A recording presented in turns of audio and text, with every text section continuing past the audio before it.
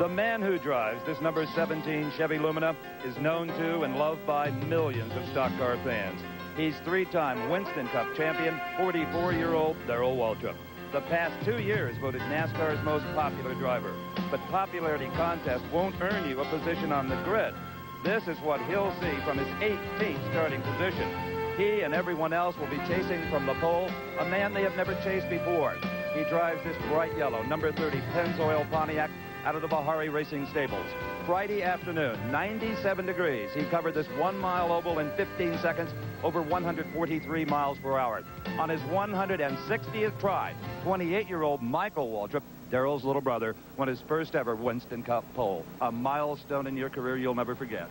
Well, it's a big part of what we do. You know, we try to win races and we try to win poles. And winning a pole is difficult. You've got to be the fastest for one lap. You know, you almost need to be perfect to do it. And it took me 160 times to be perfect, but I finally did it. So we're looking forward to the race. What is the setup today as compared to qualifying? We haven't changed a thing. I've got the same springs and shocks and gear and everything as we qualified with. We put a different engine in, but there's really no difference in the two. This one's just as strong as the other. So if we can get the handle on the Pennzoil Pontiac, we pushed a little bit yesterday in practice. It's a little hotter today. If we can get this car handling the way we want it to, we'll be in good shape. Go get him, young man. Thanks a lot, Steve. Hi, Kyle. Happy birthday.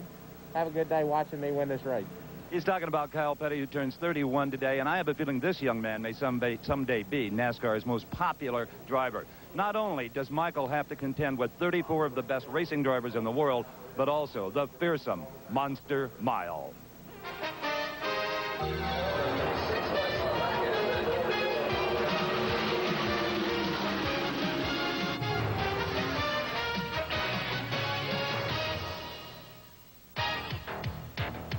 TNN Motorsports proudly presents live flag-to-flag coverage of the Budweiser 500.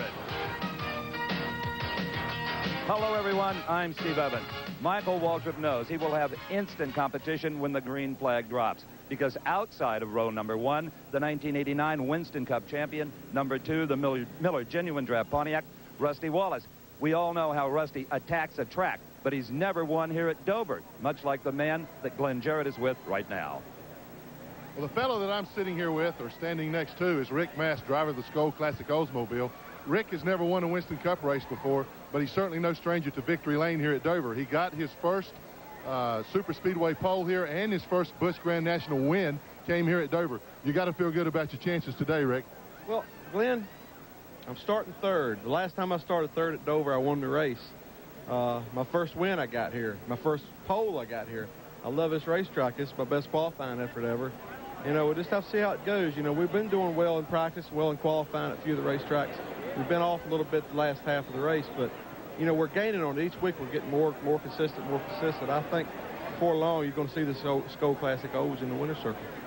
Certainly wouldn't surprise me to see that happen today. And my compadre, Brock Yates, is standing by with another fellow looking for his first win. Thanks, Brock? Glenn.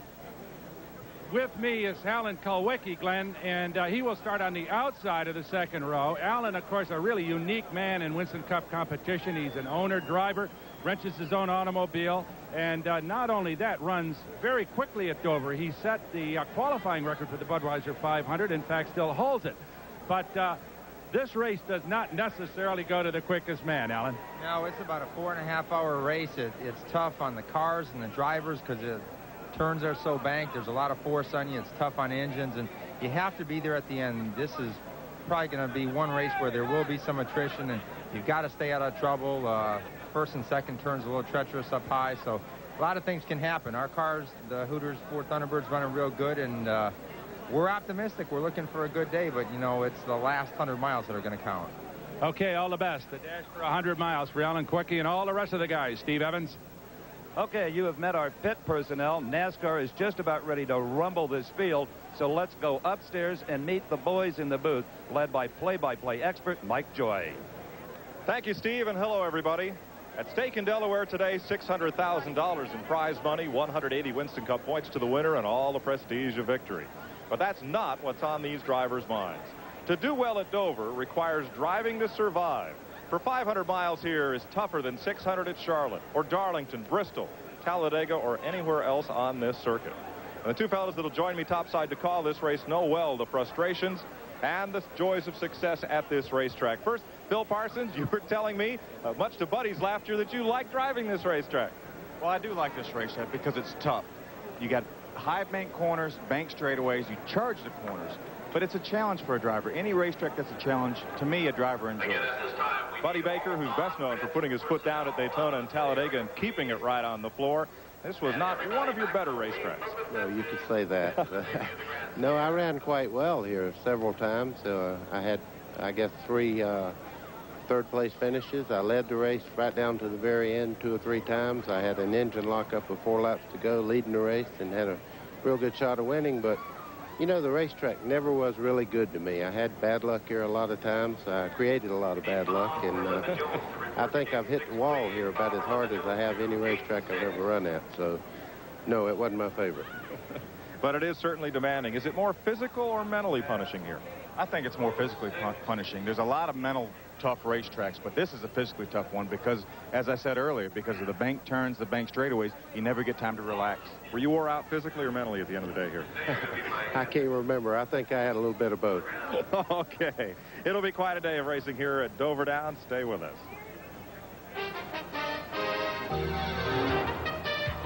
TNN's live exclusive coverage of the Budweiser 500 is brought to you by Budweiser, the king of beers with that clean, crisp, cold taste. Nothing beats a Bud. By New Haviland Formula 3 motor oil. Add more life to your car. By Goodyear, the choice of more racing champions than any other make of tires. By Ford and your Ford dealers. Have you driven a Ford lately? And by Kodak Gold Film. Show your true color.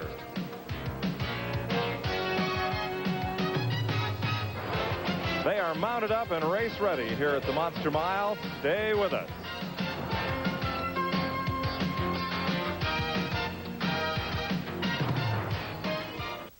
The largest single-day sporting event crowd in the state of Delaware is packing in to Dover Downs International Speedway in record numbers to see the Winston Cup stars battle it out on the Monster Mile.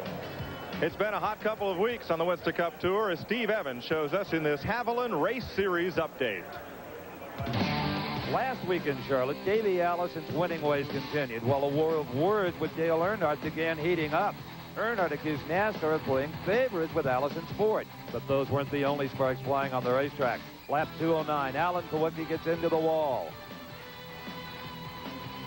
Then, on lap 265, Terry Labonte makes contact with Bill Elliott, sending the Coors number 9 spinning into the infield grass. Great driving by Elliott to get things gathered up. On lap 385, Richard Petty, fighting for 7th place, hits the turn 4 wall.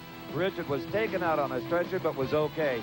Same could be said for the 43 car. Kenny Schrader would edge out Dale Earnhardt for 2nd place, and it was Davey Allison who led 264 out of the 400 laps, cruising to his first points win of the year. Dale Earnhardt continues to lead the Winston Cup points, followed by Ricky Rudd, Darrell Waltrip, Harry Gant, and Davey Allison rounding out the top 5. Well, starting right beside of Davey Allison on the outside of the 6th row is Hut Strickland, who drives a car owned by Bobby Allison, obviously Davey's father. This team has been running great of late, and Hut Strickland, I'm sure that you're probably ready to take that first trip to victory lane. Well, we really are, Glenn. You know, all the guys have really been working hard on the robustest brakes, Tic-Tac Buick for me, and, you know, it's just been a good deal for me, you know, to get with a good group of guys like I got here. And, you know, our engine program has really come around a lot this year, and, you know, it seems like we got a lot of good success going for us right now. Folks, this guy has been running great of late. Look for him to run up front all day today. Now let's go a little further up pit road to Brock Yates. Well, Glenn, as you well know, NASCAR has been extremely concerned about pit safety for the last year or so, and they've made some major modifications here at Dover. First of all, they've widened pit lane about 4 feet. You can see that this pit wall has been moved back to give everybody a little bit extra room, about 43 feet on the pit lane, so it's still quite narrow. More importantly, though, they have set a speed limit here on pit lane, both coming in and going out of the pits at 40 miles an hour. Now, how are they going to do that? These race cars don't have speedometers. On the pace lap, the pace car will lead the cars down pit lane, Everybody is going to be down in second gear. They'll watch the tachometers, about 4,500, 4,800 RPM in second gear. That will be the speed. Everybody comes in and uses the pit. They got a radar gun up here to make sure everybody behaves. And I'll tell you what, Dick Beatty and the boys, they will make people behave. Right, Mike Joy? You bet, Brock. Buddy, I'll bet you gotten a speeding ticket or two in your time, but I'll bet you never got one on a racetrack. Well, I tell you, it's a real hard thing to go out and run as hard as you have to run here and then come in the pits and govern yourself to come in that slow. I mean, you fight for a quarter of a second, a tenth of a second, a thousandth of a second, and all of a sudden you're in trouble. Here's Melvin Joseph, the board of directors, a member of the board of directors of Dover Downs.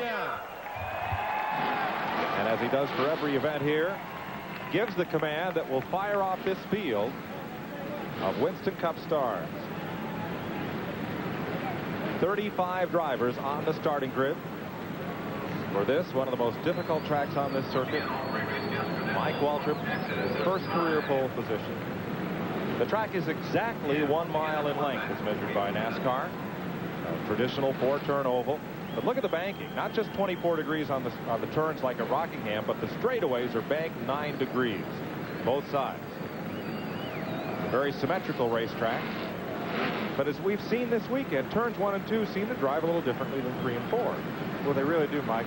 From what people have told me, there's cracks in the surface, and they put tar in the cracks to take up the space, and that's given people a lot of trouble. Here's a look at the starting lineup with the 2 Pontiacs up there on the front row. We've heard from the front 4 as they line up. Mark Martin holds the absolute speed record at this racetrack.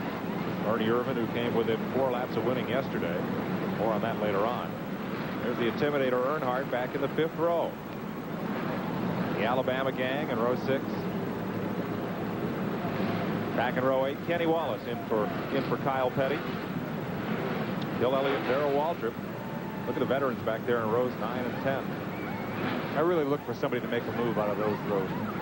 9 back to about 12. I think someone will make a move early in the race. Derek Cope, defending winner of this race.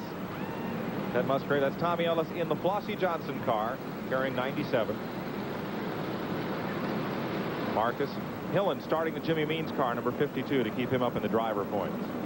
Richard Petty qualified 31st.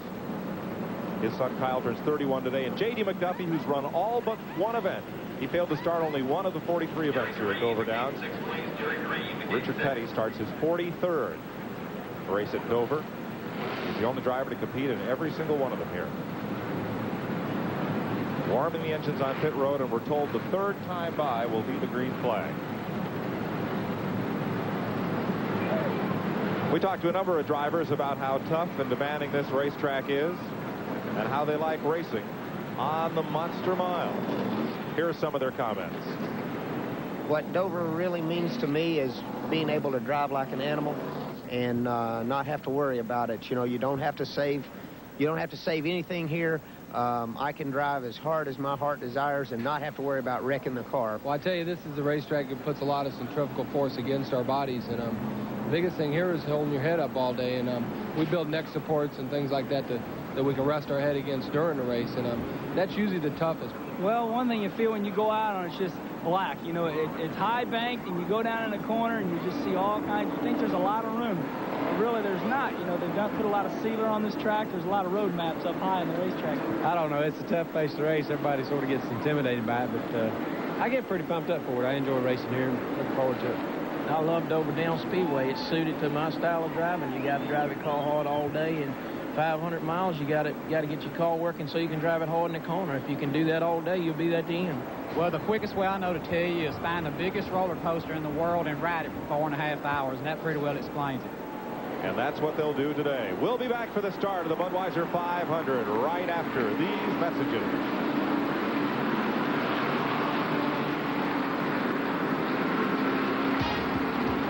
For 500 miles, 500 laps around Dover Downs. And you'll be riding along today inside 3 of these Winston Cup cars with our TNN in-car cameras. As we look at the field one more time up in turn number 3.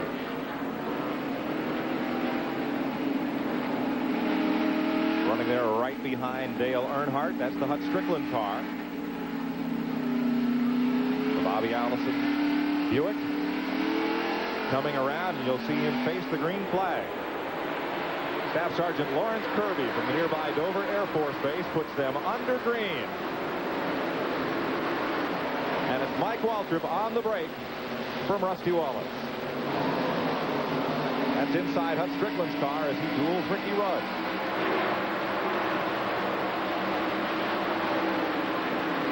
Looks like Mike is going to lead that first lap. Ernie Irvin up on the high side. We haven't seen many cars able to run up on the high side this weekend. Watching from Davey Allison's car as he runs along with Earnhardt and Ernie Irvin. Michael told me, he said, this may not be a storybook start, but I'm going to be leading on the first lap. Okay. He did just that. Give the first lap to Mike Waltrip. And now you're with Ricky Rudd, running right behind Davey Allison. Tight pack of cars, and you see how quickly they go to single file here. Now there's Irvin dropping inside the Rick Wilson car. As on the short track at Martinsville, you pass here going inside and a little bump and thump. Rick Wilson didn't want to be too far outside, so they got all too close together. Mike Waltrip leading. Kenny Wallace drifting way back in the field in the Felix Sabates car. It's not that the car is running bad. He just got on the outside groove there, and it's much slower, and you just go right to the rear if you can't get back in line. You know, the race we watched yesterday, Mike, I've never seen a second groove not worked in like yesterday. I mean, yesterday it was basically a one-groove racetrack the entire race. Hopefully today they can get a second groove worked in so we can see some good side-by-side racing. They have completely resealed the asphalt here at Dover Downs, and they've got that low groove worked in with plenty of practice here over the 3 days, but there have not been that many drivers racing in the upper groove, and nobody has been up in the Harry Gant groove this weekend, at least not by choice. I don't think we'll see anybody in the Harry Grant groove today unless they're in big trouble. Pontiac, Oldsmobile, and Ford at the front of the field, running just about the way they qualified. Mike Waltrip, Rusty Wallace, Rick Mast in third, Alan Kulwicki in fourth. Got Dale Earnhardt taking a look inside Harry Gant. There he is. That's for sixth place, and hello, how are you? Earnhardt to sixth, Ernie Irvin to seventh. That'll drop Gant, who came within about 15 laps of winning yesterday, back to seventh. Make that eighth place for Harry Gant, just ahead of Davey Allison. There's a look at Harry from the in-car camera in Davey Allison's car. You know what this reminds me of, Phil? It's like Talladega without the draft. You see the guys in the groove, and the guy gets out, he goes straight to the back. Exactly. And to me, it reminds me of Martinsville twice as big. Because if you don't run down on the bottom, you're not running anywhere. You're going right to the back. See, Harry looks like he's either a little bit too tight or he's trying to work in a second groove. If there's a way to get to the top of the racetrack here, Harry Gant will be the one to find it. Well. 7 laps in. Mike Waltrip leading Rusty Wallace. They've got about 2 car lengths on the Rick Mast, Alan Kulwicki battle. Mark Martin has now moved up into the 5th spot. In 6th is Earnhardt, 7th is Irvin, 8th is Gant, 9th Allison, and 10th Rudd. I'll tell you, Mike, I talked to several of the crew chiefs this morning, and they said, look out for that 6th car, Mark Martin. They said he was the fastest car here yesterday afternoon. He's pulled right up on the deck of Alan Kulwicki in the Hooters Ford. Here's Kulwicki going after Rick Mast. Kulwicki's been fast coming out of the corner each time there in the backstretch, but Mast seems to have the measure of him at the end of the straightaway.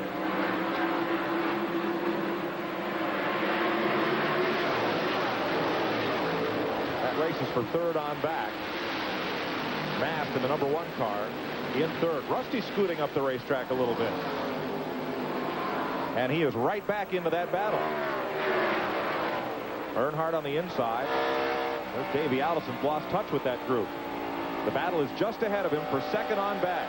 Well, Dale Earnhardt was able to get by Mark Martin, and he took, I think, Davey Allison with him, or Ernie Irvin with him. Kulwicki tries the bottom again on Rick Mast, and nothing there. Nothing but Earnhardt filling up his rearview mirror. You know what I see? Earnhardt drives so hard off into the corner. He's making his move before he gets to the corner on the bottom side, so he keeps that track position. Earnhardt in 4th place. Now Rusty's open. He gained back a little ground on Rick Mast there at second position. I think he just slipped in that corner. He got up a little bit high, a little bit out of the groove, and he just lost that much ground. Now he's able to take away from Rick Mast again and try to catch Michael Waltrip. Here's Alan Kowicki on the inside of Rick Mast for third. Kowicki is finally going for it and makes the pass. Look who's with him. Here's Earnhardt trying to get under Kowicki. Side by side. There's not much love lost between these two. They've had a couple of on-track. Kowicki wanted the inside line there, as you could tell, Mike. And he insisted on it. He's one fellow Earnhardt doesn't much intimidate. Now Dale Earnhardt passing on the outside. Well, in 3 days of racing and practice, I don't think we've seen anybody passing on the outside, and Earnhardt makes it work. You know he's fun to watch. Absolutely. That moves Earnhardt up to third, behind Mike Waltrip and Rusty Wallace. He's about 3 seconds back of the lead duo as we ride with Davey Allison. Davey, you hear him back in the throttle and then feather it a bit right on the bottom of turn 4. It's a very, very sharp exit to that corner. The unique part about this racetrack is when you get in trouble coming off the corner, it really happens in the middle of the corner. And that's where experience comes in. In the middle of the corner, if you realize you got trouble, then you squeeze back out of the throttle to get the car settled down. The people without experience don't know enough to do that, and they're really in trouble when they come off the corner. Mike Waltrip and Rusty Wallace now lead Earnhardt by about 2.5 seconds. Yeah, it was a good thing they kind of broke up that dogfight they were having in that second group, or Mike Waltrip and them would have been gone. I'm telling you, when you race side by side, you can close up in a hurry. I mean, they just drive away from you. Rusty keeps trying the Pennzoil Pontiac. Tire smoke out of Waltrip. There's Rusty. I think that tire smoke, Mike, is just from that sealer, because they haven't worn much of that sealer off. You saw Michael there back off and let Rusty go down the corner, because Rusty had the bottom, and that's definitely the way to go through turn 1, at least right now. Nobody's told Earnhardt that. He's just passing when he gets to him. So at 16 laps, the lead changes hands. From Wallace, Mike Waltrip in second. Lapping J.D. McDuffie.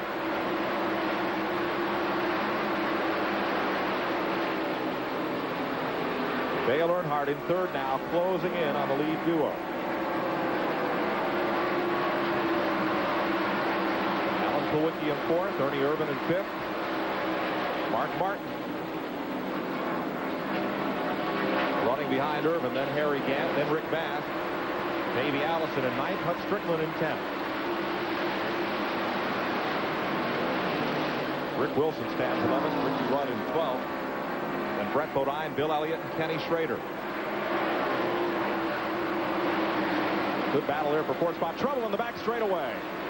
One car loose and around and sliding against that inside retaining wall. That's Dale Jarrett. I seen him get loose way back in the middle of the corner. As a matter of fact, I pointed it out to you. You thought I was talking about the race that was going on, but I seen him get sideways way back in the center of the corner. Short day for the Citgo Ford. That could be an example, Mike, of getting trouble in the middle of the corner and the result being off the corner. But Dale has enough experience that he must have gotten some serious trouble in the middle of the turn. I've noticed something. When they go up on the outside in 1 and 2, it's much more severe than it is in 3 and 4. It seems to be a wider groove in 3 and 4, but when they go high in 1 and 2, they really get out of it. I think, buddy, if we'll get a shot maybe of turn 1, there's some cracks that run parallel to the racetrack, and it's just above the bottom lane. And I think that's why you have more trouble in 1 and 2 than you do in 3 and 4. That's what one of the drivers described as being a road map, the way that sealer there, you can see the asphalt sealer up into the grooves, and it looks kind of like a road map. It's about 7 or 8 feet up from the white line, and that's where you would want at least your left side tires if you were on the outside line. Right. You can stay below it on the inside line. That's a good shot of it right there, because it's really just about parallel to the racetrack. Morgan Shepherd comes to the pit lane. So does Jimmy Spencer and Tommy Ellis. Here's Steve Evans. Well, they are poised and ready on pit road, even though this yellow came very early in the race. In comes the 97 car. Tommy Ellis driving for Flossie Johnson. We see Kenny Wallace bring the Kyle Petty number 42 car in. We are currently standing in the pits of Brett Bodine, and the Quaker State team is also standing by with tires and fuel. Would you recommend Buddy Baker coming in this early on the yellow? Anytime they throw a caution in Dover, you better come in and get what you need. Jimmy Spencer pulling out of pit road, and he is flattened up the right side of Travis Carter's car on something. We're 20 laps complete. We are under caution. Rusty Wallace leading, Mike Waltrip, Dale Earnhardt, Alan Kulwicki, and Ernie Irvan. We'll be back to Dover Downs right after this. At Dover Downs, we're under the first caution of the day, 23 laps complete, as they take Dale Jarrett's car in off the hook. Let's have another look at that incident up in turn 2. Wow, that's after he's already got in trouble and hit the inside wall. But as you notice with this high bank on the straightaway, you don't go back up the racetrack. He'll probably get into the inside. Yeah, there he goes in the inside wall again. So it's a mean place to lose a race car. That's from another angle, and as Buddy said, the damage is already done. He's already hit the inside wall, and again, the banks are self-cleaning. If you're on the racetrack, you're going to come down because gravity's going to take you down. And there he goes into the end. He's got the brakes locked up, but there's nothing he can do about it. There's a shot of the cars that's going back to the garage. 2 items on pit road during this caution. Jimmy Spencer is still on pit road. They're working on the Banquet Food Chevrolet, the Travis Carter car, which looks like he banged it up a little bit in the right rear. And Morgan Shepherd was given the first speeding ticket of the day. He was too fast coming into the pits on caution, so they brought him back in for a stop and go. That means the Budmore Motorcraft Ford will be at the tail end of the field when they get this restart. You're riding with Hut Strickland. He trails his cousin-in-law, Davey Allison, out of turn number 4 and to the green flag.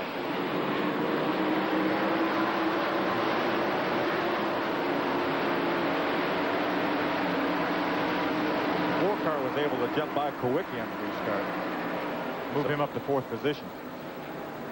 So it's Wallace and Earnhardt. Mike Waltrip at 3rd, Ernie Irvan in 4th, Kulwicki, Martin, Gant, Mast, and Allison. Mike, this was another one of the cars that they said to watch today for 3 cars. Who are they? And next Sunday. The experts. The experts. And next Sunday and the Sunday after that. Yeah. The Sunday after that. Well, Rusty Wallace is watching him real close because he's got a mirror full of Earnhardt.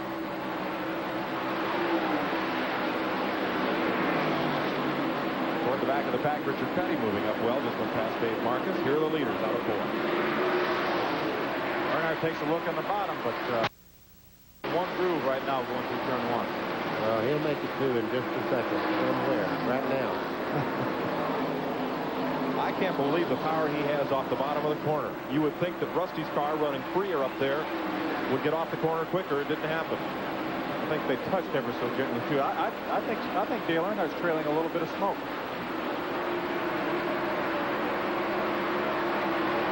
Maybe we can get a shot of the right front of the car going through the turn. I think he's trailing a little bit of smoke. Might have folded in a fender. I think he got together with Rusty Wallace with his right front, Rusty Wallace's left rear. Still, as hard as he's running, something ought to smoke. The wind as he parts it going around this racetrack. Well, it didn't take long, 28 laps for Earnhardt to get up front. 14th spot back in the field, Bill Elliott moving up past Davey Allison. Here comes Kenny Schrader and Darrell Waltrip in the Hendrick Chevrolet is on the low side. Yeah, there we go. I want to see what's happening there. It looks like he might have developed a push or something in the car because Davey's unable to stay on the bottom of the racetrack. They're passing by him. He's lost 6th, 7th position. Trailing Sterling Marlin off into the corner.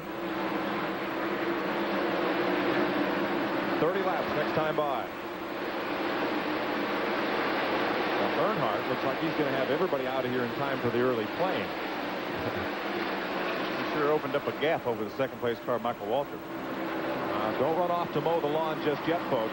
If you were tuned to TNN yesterday, if you weren't, you won't believe the finish. Harry Gant had the race won with 15 laps to go, ran out of tires. With 5 laps to go, Ernie Irvan had it won, ran out of engine, and with 2 laps to go, Davey Allison had it won and run out of gas. Todd Bodine went to victory lane in the Budweiser 200 yesterday.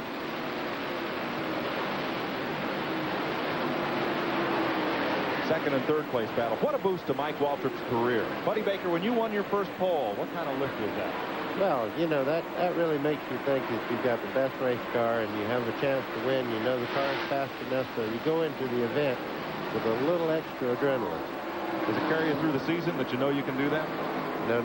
That's Just only one good event. for one race. It's kind of like when you win, everybody's happy. When you lose, they say, you know, that's history.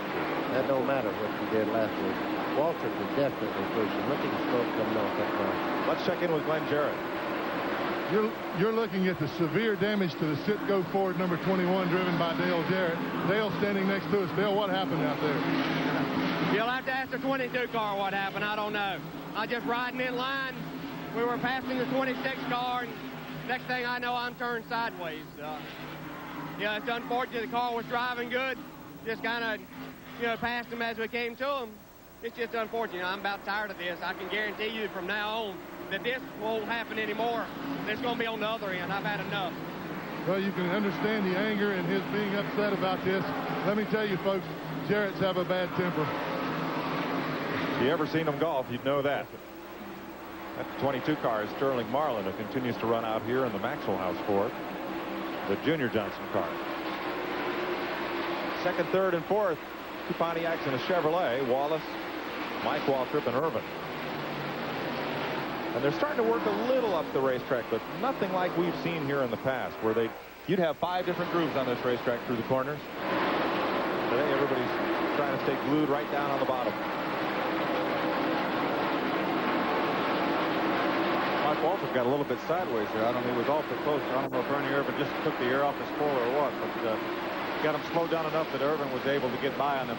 You can get underneath him and then get by, beat him in turn 1. Well, you know, when he said they didn't touch the car after qualifying and sitting on the pole, you wonder if what that kind of setup will work like for 500 miles. Works great for 1 lap. You know, it's funny. I was talking to several people this morning. Some of the people said they were going to loosen their car up a little bit because it wasn't quite as hot. Some of the people said they were going to tighten their car up because they thought it was such a long race.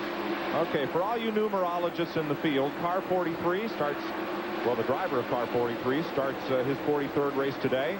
He started 31st. His son, Kyle, turns 31 today. And Richard Petty, who started in 31st position, has now climbed up to 21st. He's passed more cars than anybody since the drop of the green flag. I hope, Mike, that he doesn't finish in 31st. No. I hope you're right. 37 laps complete. And Richard Petty rolling along toward the front. I'll tell you what, there's a lot of cars in trouble right now. Good race cars are fixing to go a lap down with Dale Earnhardt. He continues like he's going right now. I see Kenny Wallace, Jimmy Spencer, Team 3. I mean, they're in serious trouble right now. Unless they have a caution, they're going to go a lap down pretty early in this race. Let's listen to that Hut Strickland car a minute.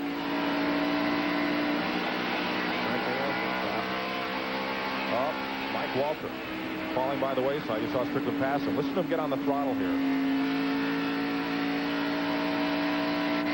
Just feathering it, then finally getting to it in the middle of the 4th corner. I don't know. It must be something wrong with the engine. As rapidly as he slowed down, got to be something wrong with the engine on that car. Said they replaced it this morning? The Ken Wilson engine? No, on the Dale Earnhardt car. They replaced the engine this morning. Well, he's passing his pit and headed for the garage. Oh, what a shame. That is a disappointment, I'm sure, to sit on the pole and have all this high expectations of what's going to happen, and the hood's up, so it's definitely another problem. That'll be a real tough break for Michael in the points. I think he was in the top 10 somewhere in the points, and it looks like he'll be the first car out if unless it's something that they can fix, fairly quickly. They're working on it, so it hadn't blown up. They're hunting something. There's something wrong, like maybe the ignition, or what are they working on there, Phil? Can you? Well, they're taking the fan shroud off for some reason. Maybe he poked a hole in the radiator or something, buddy, and the thing was just running hot. He's only failed to finish one race this year. That was the Daytona 500 when they lost a piston.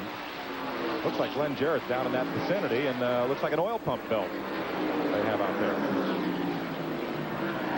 4th place battle. Alan Kulwicki, Mark Martin, Harry Gant right in it. Hut Strickland right there, too.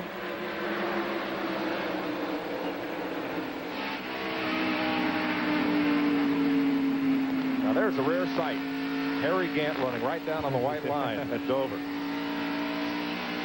I tell you, those cars that Buddy was talking about being in trouble, they are already a lap down. As fast as Dale Earnhardt's running, they're already a lap down. That's a bad sign in a 500-mile race when you run 43 laps and you're a lap down. Let's go back to the Mike Waltrip car and Glenn Jarrett. We're standing alongside me, car number 30 driven by Michael Waltrip. He's sitting in the car a little bit dejected right now. The problem is the belt has come off the oil pump, and he lost the oil pressure on the car. You can see the guys working feverishly trying to get this thing replaced. But Mike sits there impatiently waiting. He's losing time every lap that goes by. It's a tough break for him, but nothing that they can do about it except change that belt. I'll tell you, Mike. Meanwhile, Davey Allison has dropped to the 19th position in that Robert Yates Haviland Ford Thunderbird. There you're riding along with Davey. Let's check in down near his pit with Brock Yates.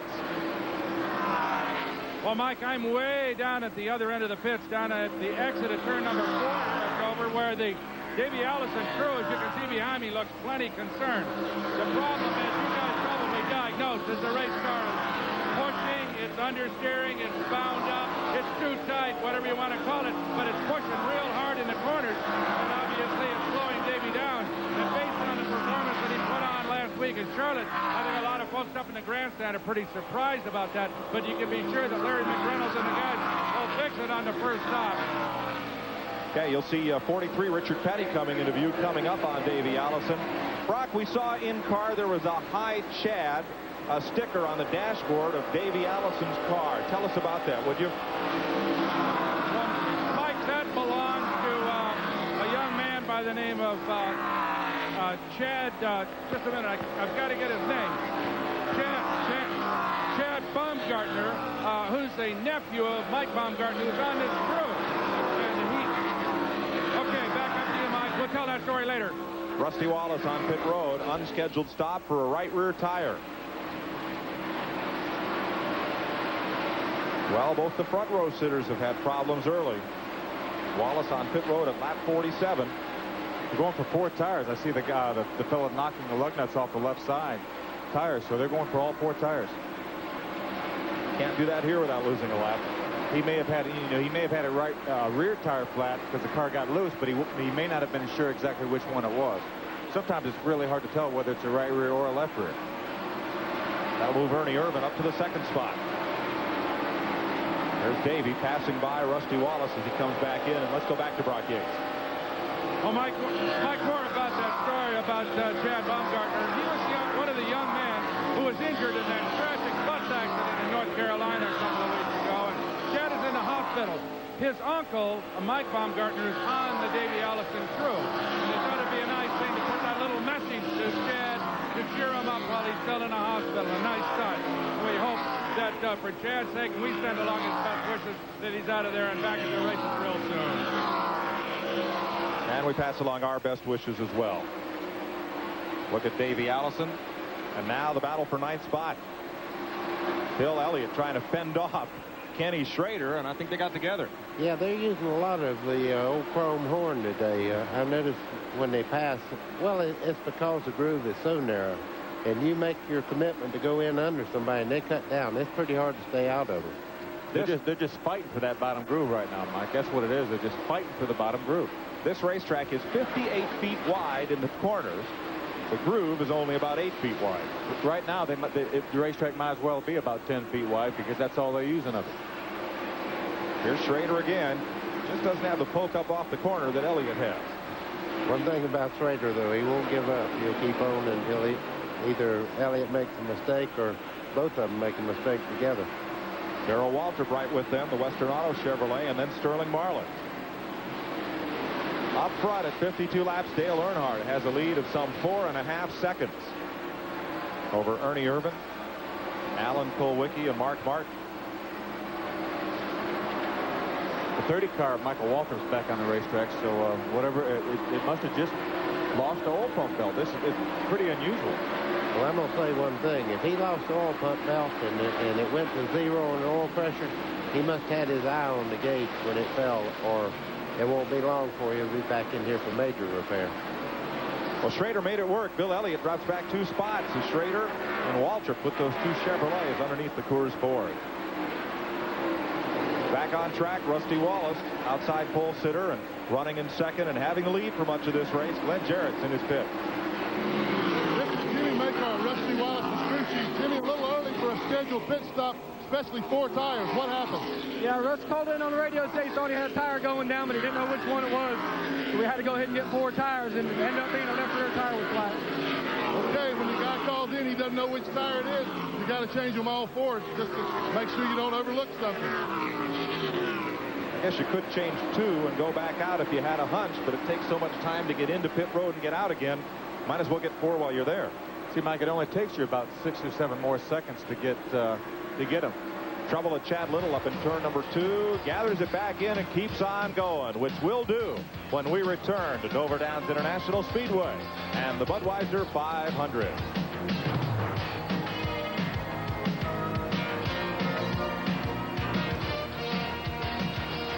Dale Earnhardt's in heavy rush hour traffic at Dover Downs. Lapping past just a moment ago 5 cars. Now trying to move up and deal with Morgan Shepherd. There are only 21 cars on the lead lap. The pace Earnhardt setting at 61 of 500 laps. Richard Petty just a bit up ahead of the leader, has climbed from 31st now up to 18th position in that STP Pontiac. Derek Cope, defending winner of this race, right behind, and Joe Rutten right there as well. Then you see Shepherd and Earnhardt top of your screen, the race leader. A little under the race record to this point. Only 1 caution flag for Dale Jarrett's crash.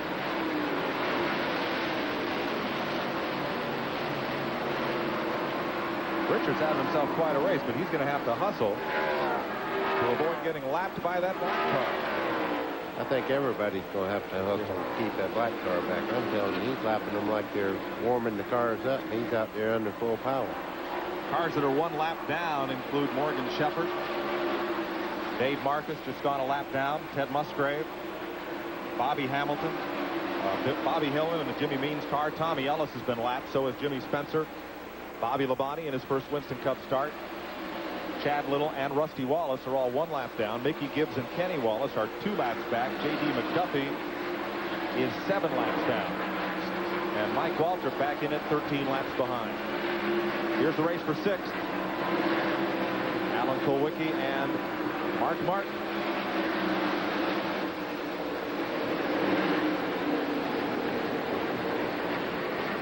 Make that for 3rd position, excuse me. Behind Earnhardt and Irvin. Kulwicki holding on to 3rd. Got Harry Gant and Hutch Strickland right behind them, too. They're also racing for position. That battle's closed way up. Jimmy Spencer a lap down in car number 98 right in the midst of that. The Bank of Food Chevrolet of Travis Carter. Spencer just gets a little up the racetrack and scoots on past. Looked like he moved over to give Mark Martin room, and he just had to tiptoe through that corner. You know, went through that area we showed before. In the 12 races Alan Kulwicki has run here, he has started in the top 5 in half of those races, 6 times. He's had 2 poles here, 6 top 5 starts, but never a top 5 finish. Now Tommy Ellis comes into view in the 97 car, the Budweiser Ford, but a lap down. There's 4th place Mark Martin, 5th place Harry Gant, going fast.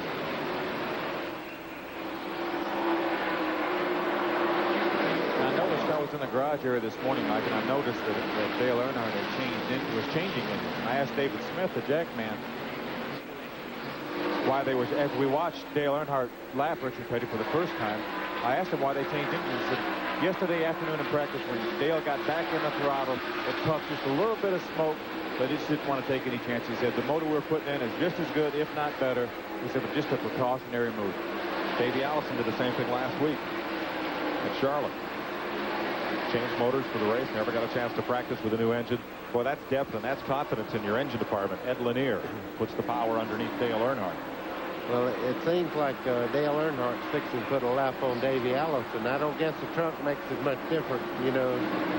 Wonder what they'll find on Earnhardt's car this week since he found the trunk on Davey Allison's pad last week. So he's making a sham of this deal right now. Fourth place car, Mark Martin. Fifth, Harry Gant. And sixth, Hut Strickland.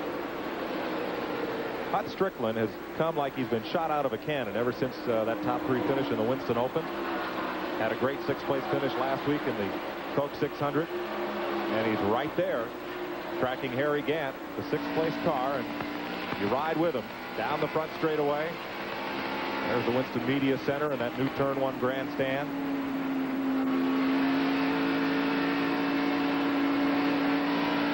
You hear that Keith Allman engine coming up to full song as he goes down the backstretch. I understand Bobby Allison's not at the racetrack today. He was in Charlotte, but I'm told he wouldn't be here for this event. So we hope he's watching. And Harry Gant looks like he's knocked the right corner of the front spoiler loose. That'll probably make him run better. He needs it. Yesterday we asked him how he's running, and he said he's probably going to park the car after he got lapped the first time. He led quite a bit of the race, if you remember. And nearly won it. You see up ahead Alan Kulwicki, and now we're at Earnhardt.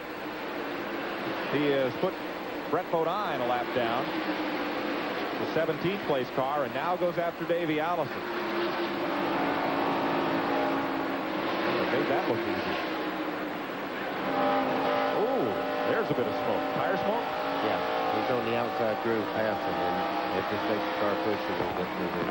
You know, the last time they resealed this track, and I remember I think it happened in Atlanta too, when they were wearing in that sealer, the smoke we'd see would be from the sealer on the asphalt, and when somebody get up high, it looked like their car had just exploded. But it was just the interaction of the tires and the asphalt sealer. It would really look like you had an engine failure. Mike Waltrip in the Pennzoil car, back running 13 laps behind. Trailing 2nd place Ernie Irvin.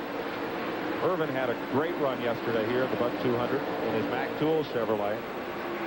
Grenaded the engine just about 4 laps from victory lane. 75 laps are complete here at Dover Downs. Dale Earnhardt leading Ernie Irvin, Alan Kulwicki, Mark Martin, and Harry Gant. Riding with Davey Allison down to turn 1. Right behind Richard Petty. That battle is for 16th position. Joe Ruttman right there as well. Dinnerbell Foods old with Bob Rahilly and Butch Mock's car. Here's Brock Yates. Okay, Mike. We're all set to go down here in the Davey Allison pit. The crew is ready. Down out of the groove. Davey Allison, they're going to take 1.5 round out of the rear chassis setting.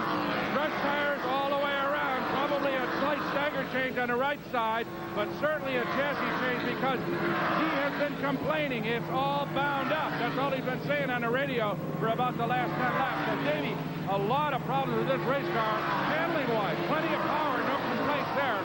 As you see, the rubber E extruder that works here. The 28 car back underway. Let's see how well he goes now. Davey Allison back on track at 78 laps at the Budweiser 500. Dale Earnhardt, your race leader. Ernie Irvin, Alan Kulwicki, Mark Martin, and Harry Gant, the front 5, as we close in on 1/5 distance. Derek Cope has been on pit road. Mark Martin just took on right side tires. You see Alan Kulwicki and Hut Strickland making pit stops. Terry Labonte is now in for his stop of the day. There's Hut Strickland pulling back out, and Dave Marcus is in the pit lane. Things get a little busy down here, and most of the cars taking on 4 tires, though Cope and Martin got only right sides. Now, Davey Allison was the first of the leaders to pit. Yeah, he pulled in a little bit early, and the danger of that, if they had a caution 2 laps after that, he would be completely out of business. He'd lose two laps almost. Ernie Irvin comes to pit lane. Let's go to Brock Yates. I'm with Larry McReynolds, who's checking over some tires in the back of Davey Allison's pit. Larry, you stopped a little early. The guys are curious up in the booth why that came as quickly as it did. Well, one thing Mexico had before, we missed the setup pretty bad today. And once we got left, there was no sense in hanging out there. Might as well get in here and get 4 fresh tires and try to make a chassis adjustment. See if we can't get it a little better. I know you were praying for a yellow, but it just didn't count. I didn't hear you. Were praying for a yellow. I know that as hard as anybody could be. Well, anytime you're a little bit off like that, you know, you always want to see a yellow flag where you're making adjustments, you know. Okay, Larry, thanks. Up to you, Mike. The leader, Dale Earnhardt, is on pit road. And the Flying Aces of Richard Childress' Goodwrench team go to work. Seth Musgrave making a stop here at lap 87. Green flag pit stops continue. Earnhardt will get 4. Lake Speed on pit road, and Bill Elliott also.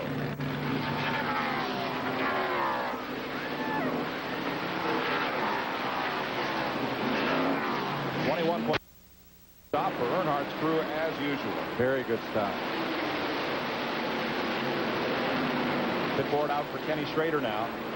Looks like Elliott got only 2 tires. And Lake Speed also only took on 2 tires. The 1 car, Rick Mast, is now on pit road. 88 laps complete. That'll put Harry Gannett into the lead. I was talking to Andy Petrie earlier. Here comes Harry in right now. And likely Schrader. Nope, Schrader will run another lap. He wants those 5 bonus points. So Schrader's number goes to the top of the board. I was talking to Andy Petrie here against Crew Chief this morning. And he said he thought they could run 100 miles, but he said we just have to play it by ear and see when we need to come in the pits. Bobby Hamilton making his scheduled stop. Here's Ricky Rudd. And back in for the second time, Bobby Labonte in the hood going up on the Slim Jim Olds.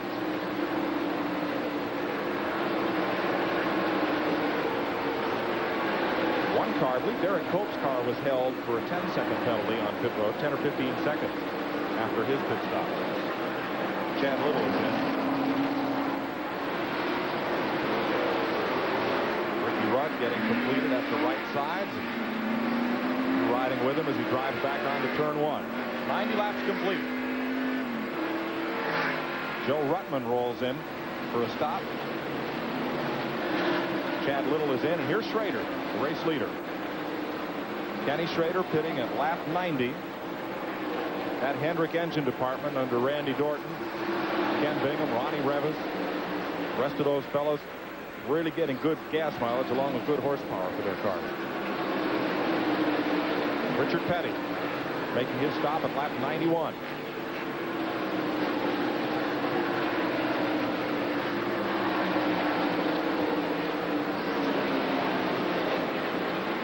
For Schrader, and the black flag is out on Bobby Hamilton. Ran over the air hose on his pit stop. Uh-oh. That was a close call right there. I'm telling you, Harry Gant did a beautiful piece of driving in this car. One coming out of the pit pulled directly up in front of him, and the other car was on the outside of him. Bobby Hamilton's numbers on the board. He'll come in for at least a stop-and-go penalty for running over that air hose. Darrell Waltrop's our leader right now. He hasn't pitted yet, so Darrell Waltrop's in the lead. Nor has Morgan Shepherd. You see, Morgan Shepherd pitted on that caution flags for Dale Jarrett's. So here comes Darrell Waltrip in the pits. So that'll leave Morgan Shepherd. That'll leave Morgan Shepherd in the lead, and he was lapped by Dale Earnhardt before Dale Earnhardt's pit stop, and now he's leading the race. But behind Shepherd are all the drivers who have made their stops. So at lap 93, Waltrip wins the first round of the economy run. And they'll put 4 tires on the Western Auto Chevrolet.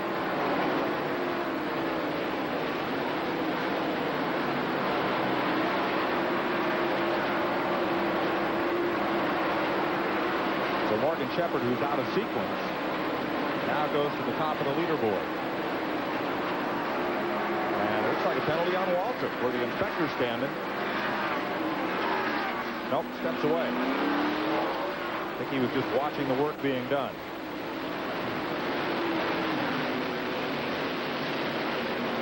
Waltrip goes back out, and that will just about complete the scheduled round of pit stops.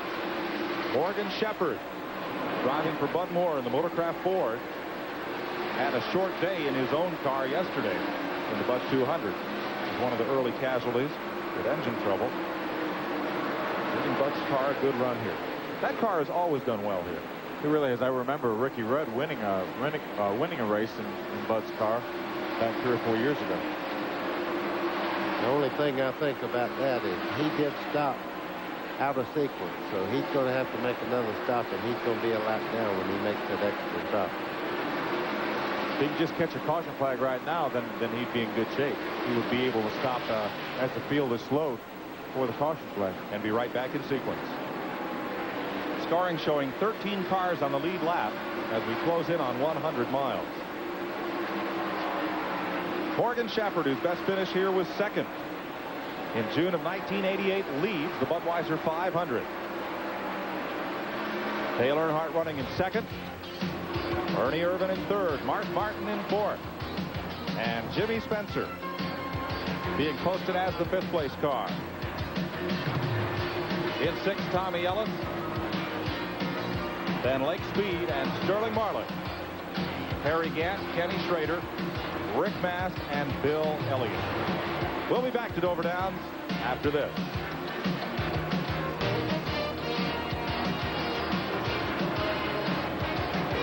Good battle going on here in midfield at Dover Downs. Watching Kenny Schrader there running behind Harry Gant and Sterling Marlin. That race is back at 9th place.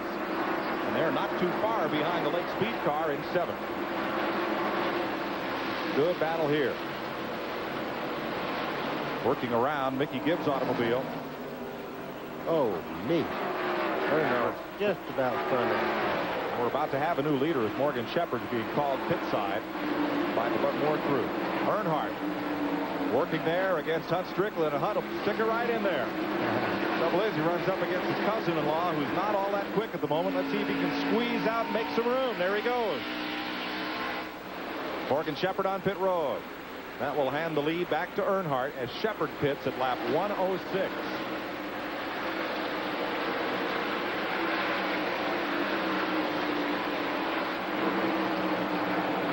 Boy, they just split Kenny Wallace's car, and Hunt Strickland got away.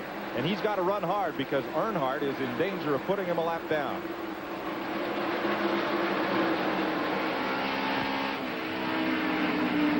Look out the back of that car in turn 1. Hunt wants that blue car of Dave Marcus to stay in between them. That's a good one. Well, it is. That's one of the best ones out there because Dave runs really hard when he's in danger of getting lapped. Not that he doesn't run hard all the time, but he will fight you tooth and nail to stay on that lead lap. Now, when we had the in-car camera in Hutt's car, you see that yellow light? I'm not sure exactly what that is, but when he got back in the throttle, the light went off. That's either oil pressure or ignition light. Let's go down to Steve Evans. Maybe he has a report on that.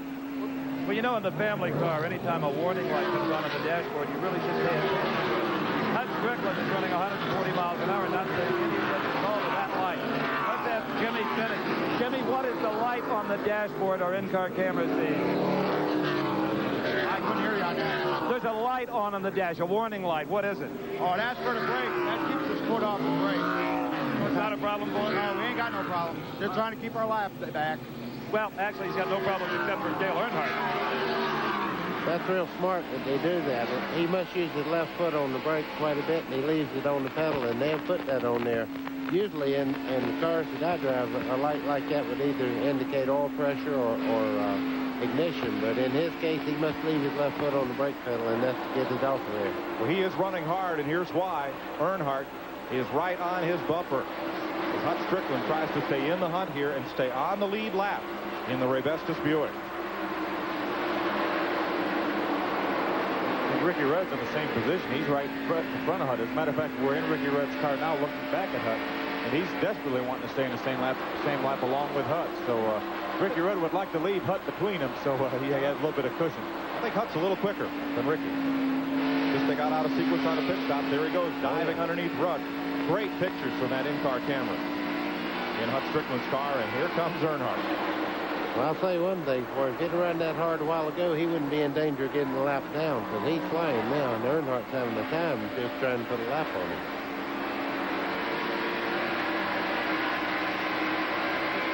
I think it's an indication of how much time can be lost on pit road, Mike, because we watched Hutt a lot earlier in the race, and he was really running well with Harry Gant and people like that. And now here he is in danger of going a lap down.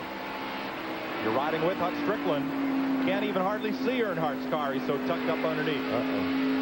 And gone. Now Earnhardt goes to work on Harry Gant. Strickland, no slouch. He was the 13th place car. And Rick Mast falls a lap back. Mast running 11th. Sterling Marlin and Harry Gant having their own private battle. Now that's for 7th place.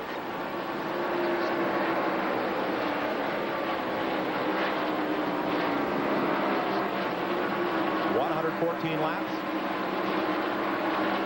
Earnhardt the leader. Irvin, Martin, Spencer. Jimmy Spencer posted in 4th. Schrader in 5th. Lake Speed in the 6th spot.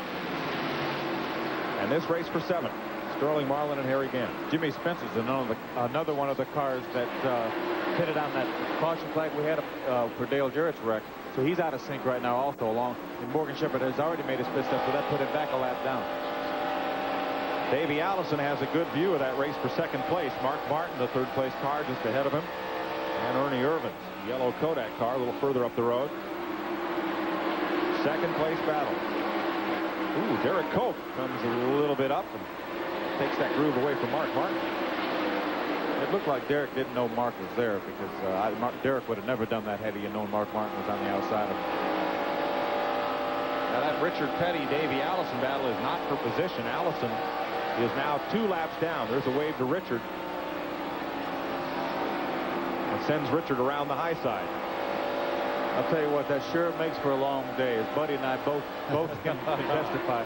When a car is ill-handled like it appears Davies is, boy, it makes for an awfully long day. Yeah, but that just shows you what a good sport Davey Allison is also. He's not just sitting there going, well, I'm miserable, I'm going to make Richard Petty miserable.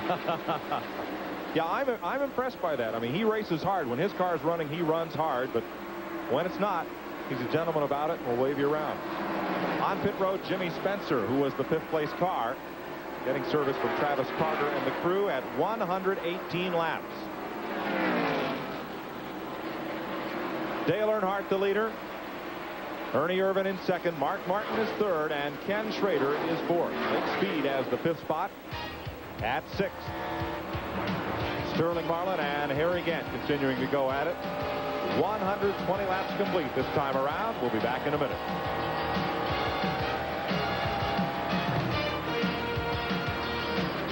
As you watch turn 1, Rusty Wallace gets a lap back from Dale Earnhardt in the Budweiser 500. Neat move.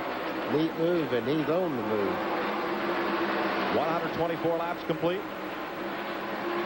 Earnhardt leading Irvin, Martin, Schrader, and Speed.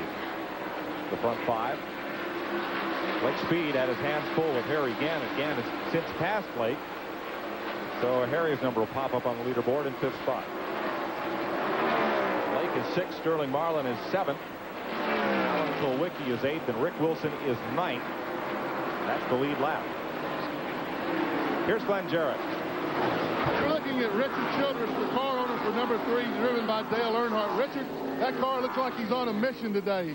Yeah, you know, his car seems to really be working good. You know, we changed engines this morning, worked with the same one yesterday, and got the car, you know, he says it's working good. He's got a little push in it right now. Doesn't look like there's much of a push. He's just leaving the field behind. Is he out to prove a point from last weekend?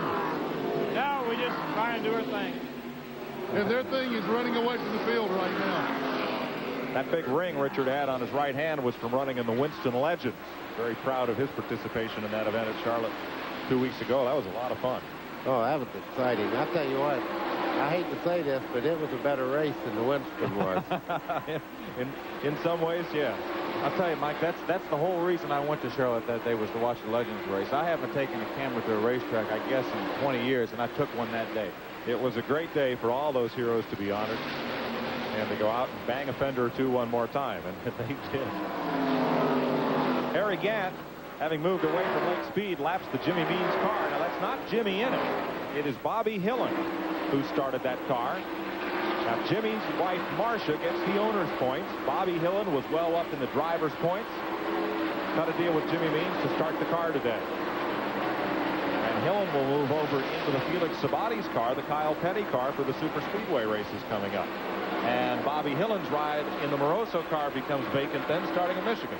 Yeah, and guess who's going to be in it? Yours truly. One Buddy Baker. I'm really excited about that. Bob Rinaldi builds a great motor, and Moroso, I drove for him in Talladega in a second car, and it was a real thrill to drive the race car, and I'm looking forward to Michigan. Vic Moroso's a great guy and should have a lot of fun with that.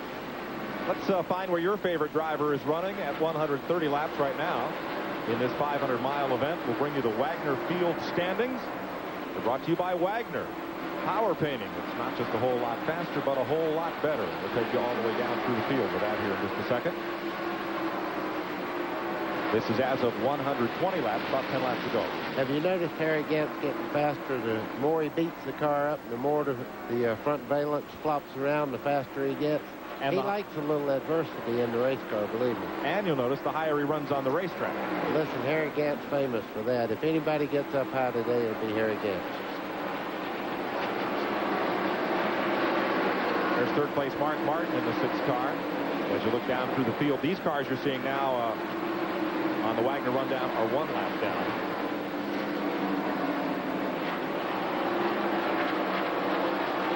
There's second place Ernie Irvin.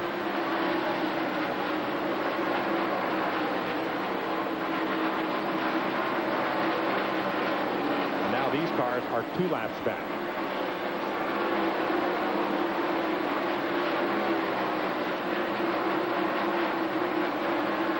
I'm showing Ernie Irvin, the 4 car there, with about a little over 9 seconds behind Dale Earnhardt.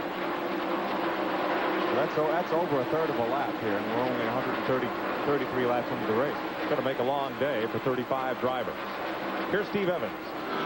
We are down in the Kodak pits. Of course, everybody watching Dale Earnhardt's Thunder. But I wondered, Tony Glover, do you guys have anything for Dale Earnhardt? Can you run with him when you want to? Well, I don't think so right now. Not at this point. He looks pretty strong, but right now we're not running wide open. You know, we're trying to conserve our tires and make it for the next stop and get 4 tires. What will you do on the next stop besides 4 tires? Any chassis adjustments to try to run with them? No, he said the car's driving really good right now, and you know, he's real pleased with the Kodak Chevrolet. Okay, that's the words from the picture number 4. Brett Bodine's slow on the back straightaway. Derek Cope is on pit road, just taking on 4 tires in the Whitcomb car. Here's Brock Yates. Mike, activity here in the Kenny Schrader pit as Richard Broom and the boys get ready with the Cracker State car.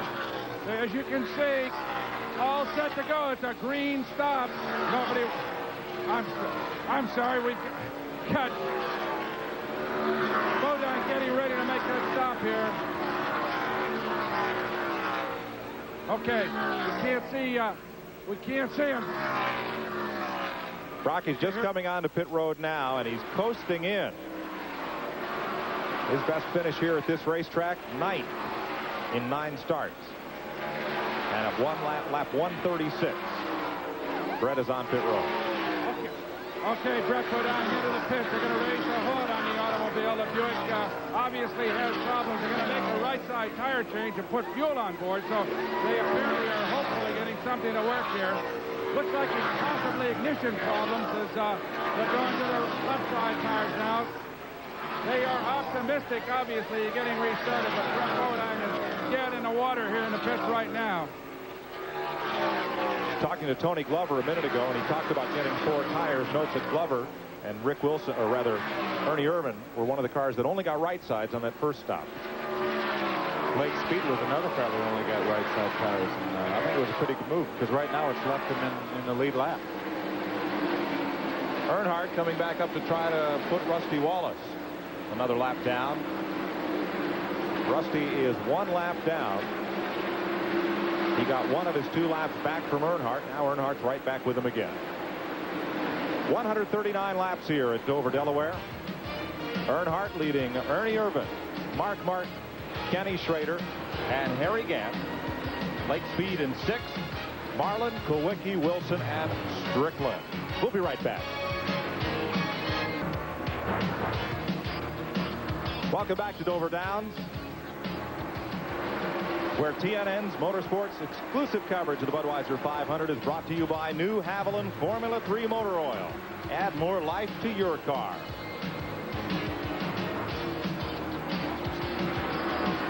Watching Ernie Irvin, the second-place car, and trying to close up on him is Mark Martin, but Irvin is working to put Bill Elliott away. Elliott is 1 lap down to race leader Dale Earnhardt.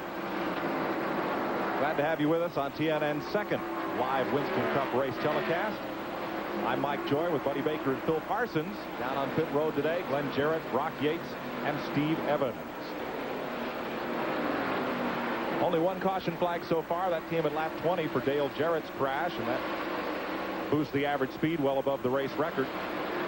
Out of the race, Dale Jarrett, Bobby Labonte in his first Winston Cup start, and they've just pushed Brett Bodine's car to the garage area. Second round of pit stops beginning to start, and here's a veteran campaigner. J.D. McDuffie has started 42 of the 43 races here at Dover. His Pontiac, sponsored in part, as it's been for many years, by Rumpel Furniture down there in Elkin, North Carolina. It's only J.D.'s second start of the season. At Darlington, he ran in the Trans-South 500, picked up 73 Winston Cup points, and was running at the finish. I tell you, J.D., you have to admire a guy with the perseverance of J.D. McDuffie. He has raced for years and years and years, and he knows when he goes out there he's not going to win, but he does the best he can do with what he has. Remember when he won a pole here on those McCreary tires? Yeah, I sure do. His only career pole. Yeah, and everybody here was happy for it. Yep, you bet. Best finish, 1970. In Winston Cup racing, 4th on the track at Malta, New York, Albany Saratoga Speedway, the quarter mile where if you went off turn 2, you'd end up somewhere way out the backstretch and into the woods. Great little speedway. Second place Ernie Irvin there in the 4 car, moving up on Chad Little. And Rick Wilson's been having a super run here today. Let's check with Glenn Jarrett. Okay, we're standing by with Brett Bodine. They're getting ready to roll the car into the garage area. Brett, what's the problem?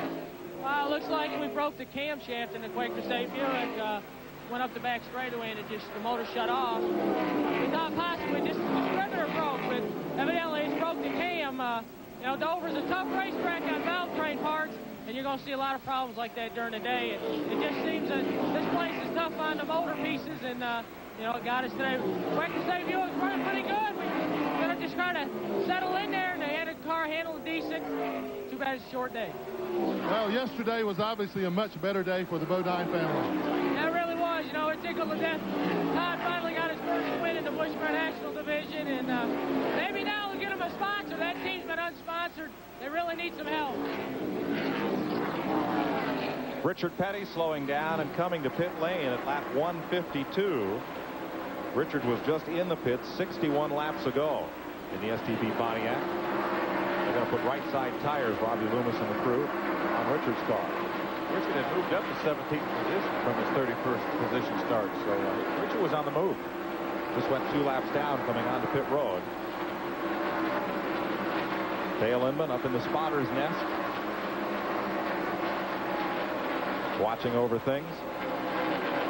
Richard's last win here at Dover, 1984, his 198th career win. There's a look out Hut Strickland's car, and there's that brake warning light. Well, when you're sponsored by Ray Bestos Brakes, I guess it makes sense to have a brake light in the car. Yeah, but if you notice something else, that's Dale Earnhardt right in front of him there. He passed him about 25 laps ago, and he hadn't pulled away from him at all. Hut's running a great race. 3rd week in a row. Here's the battle for 4th place. Ken Schrader has it. Harry Gant wants it. Harry Gant's going to get it. He's run him down from a straightaway back. And I tell you, the longer this race goes, the stronger Harry Gant gets. There he goes to the inside. Nice clean pass.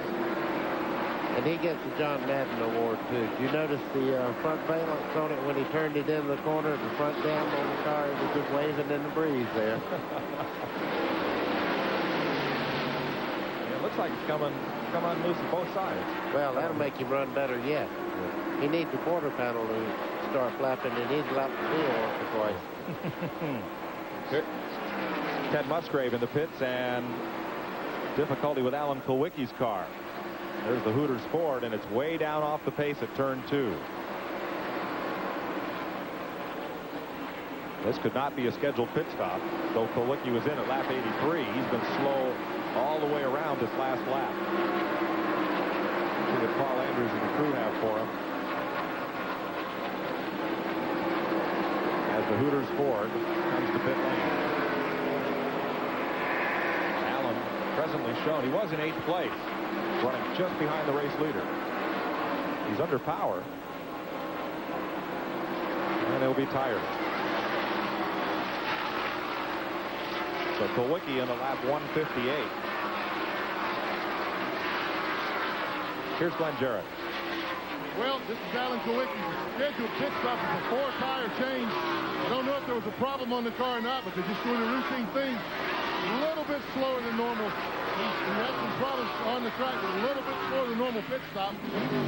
The car had died. Now he has to refire. He's down and away. It cost him a little extra time.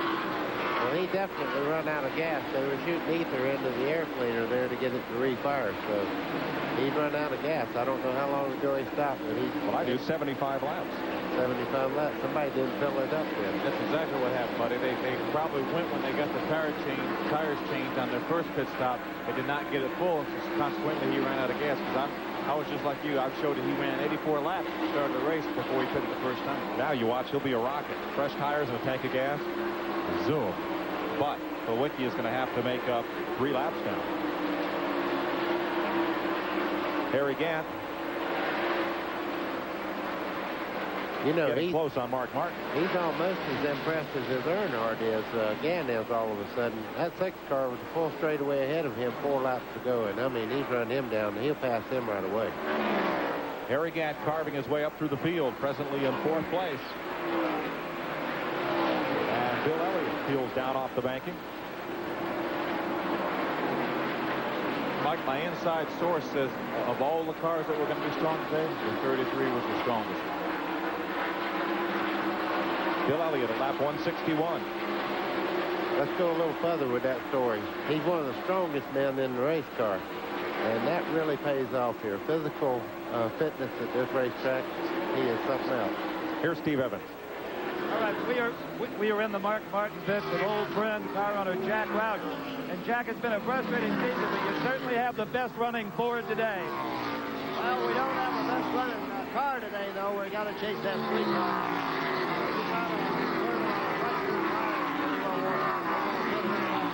And we'll be ready to go after that. All right, good luck to you, Jack Roush, main man for Ford. We're heavy into this round of pit stops. Rick Mass getting 4 tires. Davey Allison's service is completed. Yeah, we sure did. Ran out about 5 laps early. We wasn't ready to come in yet. I don't know what's going on. Not getting quite the gas amount for it. Ford's running real good. We're looking forward to a good race today. Is it possible that you didn't quite get it full the first time? No, it was full the first time. We know it was. Well, that's a little unusual for him to run out of gas that early. They'll have to keep an eye on that the rest of the day. 164 laps complete as Joe Ruttman comes on to pit road. Upcoming stops for those Chevys of Schrader, Waltrip, Earnhardt, Mark Martin in the Ford. At 165, Earnhardt continues to lead. It's Chevy, Oldsmobile, Ford, and Chevrolet here at Dover Downs. We'll be right back. Dale Earnhardt is on pit road for his 2nd scheduled stop of the day. Kenny Schrader also in the pits. Lap 170.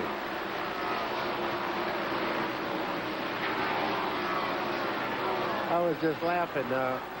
Dale Earnhardt come down pit road behind Rick Wilson, and Rick come in very slow, and I looked over at the NASCAR booth over here, and Les Richter and them were laughing their head off because he made him come in the right way.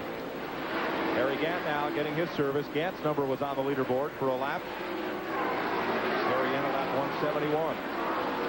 Rick Wilson was not going to get any speeding ticket for coming down pit road. And he was going to make sure Dale Earnhardt didn't either. 4 tires for just about everybody on this 2nd round of stops. Andy Petrie's crew sending Harry back out. That should put Morgan Shepherd back into the lead. Here's Ricky Rudd at lap 172. He got only right sides on the first stop, so Waddell Wilson's crew will likely go for 4.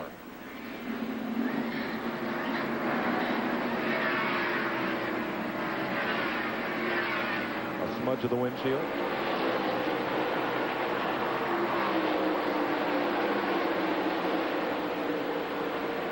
I think that's Danny Marshburn in the helmet running around those rear tires. See any chassis adjustments, so they must be fairly happy with the car. Ricky's car's not running too bad today. No, it's really, he was running pretty well. Got himself 1 lap down for Dale Earnhardt. Yeah, you can be running very well and be a lap down to Dale Earnhardt today. Easily. Here's Steve Evans. Well, guys, I can tell you, Ernie Irvin's car would never have passed any state safety inspection with the tires they took off it. Look at this one right here, and especially Phil and Buddy. Maybe you can tell us a little bit more about it.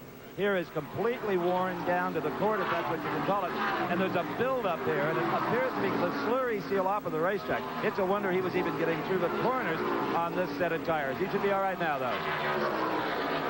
He was just fixing to test out the Dover wall, I can tell you that. When you start seeing the fabric on a tire, it's about 3 laps, and he's really making a noise around here. Bobby Hillen pitting the Jimmy Means car at lap 175. Morgan Shepherd is the race leader. Second time today that's happened. Morgan got out of the pit stop sequence and now finds himself in the front spot in Bud Moore's car. Uh-oh, we have a fire down here on pit road.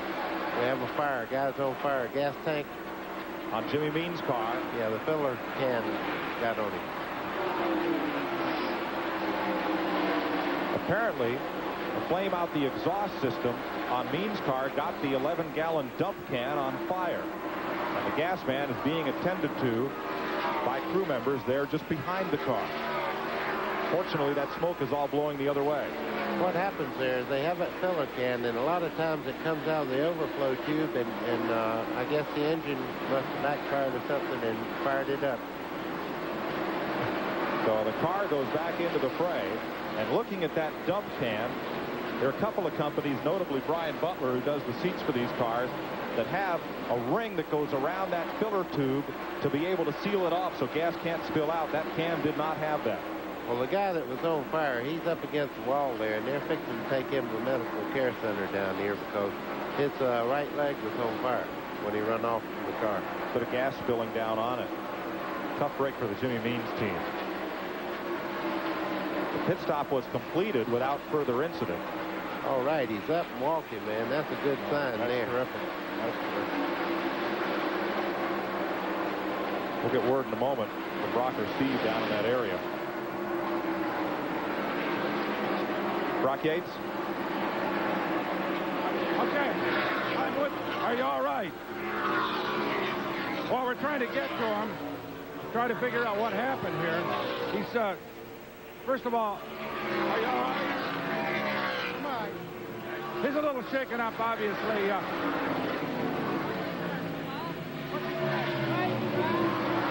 It looks like he's trying to convince the medical crew that he wants to stay in the pits. No, he's a real racer. He's telling the guy what to do on the next gas stop, the one that's taking his place. Back out on the speedway, Dale Earnhardt is posted in third, and 2 drivers who have yet to make pit stops, Morgan Shepherd and Darrell Waltrip, are at the head of the field. Rusty Wallace, a lap down, is in 6th spot, and Mark Martin is right with him now. They're running just behind leader Morgan Shepherd.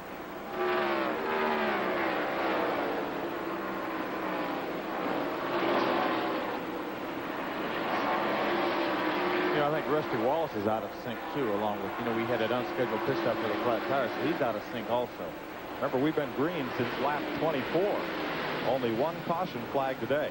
So we're still in this round of green flag pit stops with Shepherd, Waltrip having yet to pit.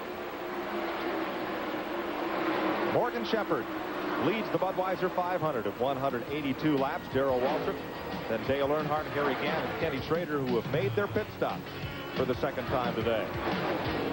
More from Dover Downs after these messages.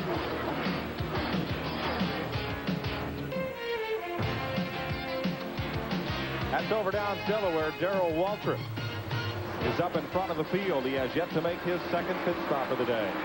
Dale Earnhardt is second. Harry Gant back in third. Ken Schrader in fourth. Mark Martin, the fifth place car. Rusty Wallace is sixth. And Ernie Irvin seventh. All in the lead lap. Morgan Shepherd has made his pit stop and drops to a lap back of Waltrip. Then it's Hunt Strickland in ninth. Sterling Marlin in 10th. Rick Wilson in the 11th spot. Lake Speed in 12th. Alan Kulwicki, Jimmy Spencer, and Bill Elliott, the top 15. Frank Dries was the crewman on Jimmy Means' team that suffered burns to his leg in that gas spill. Let's go to Brock Yates. Well, Mike, I'm with Henry Benfield, who's probably poured tons and tons and tons of fuel into race cars for Junior Johnson's team over the years. And Henry, we just saw a little fire down there, but you guys are now going to full Nomex. You're wearing, you go to a helmet, you go to everything to cover yourself up from fuel. I can remember years ago you guys used to do it in T-shirts.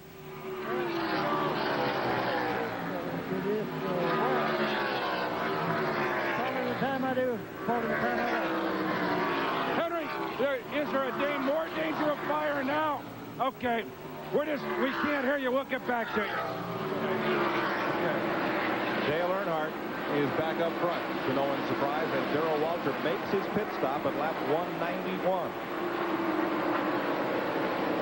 Waltrip went 98 miles on that last tank of fuel.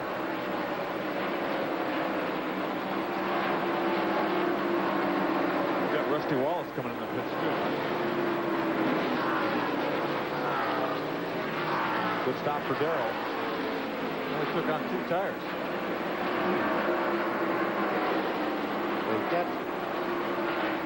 And Rusty Wallace, who was on the lead lap when he made that stop, will likely drop off it as the leaders come back around.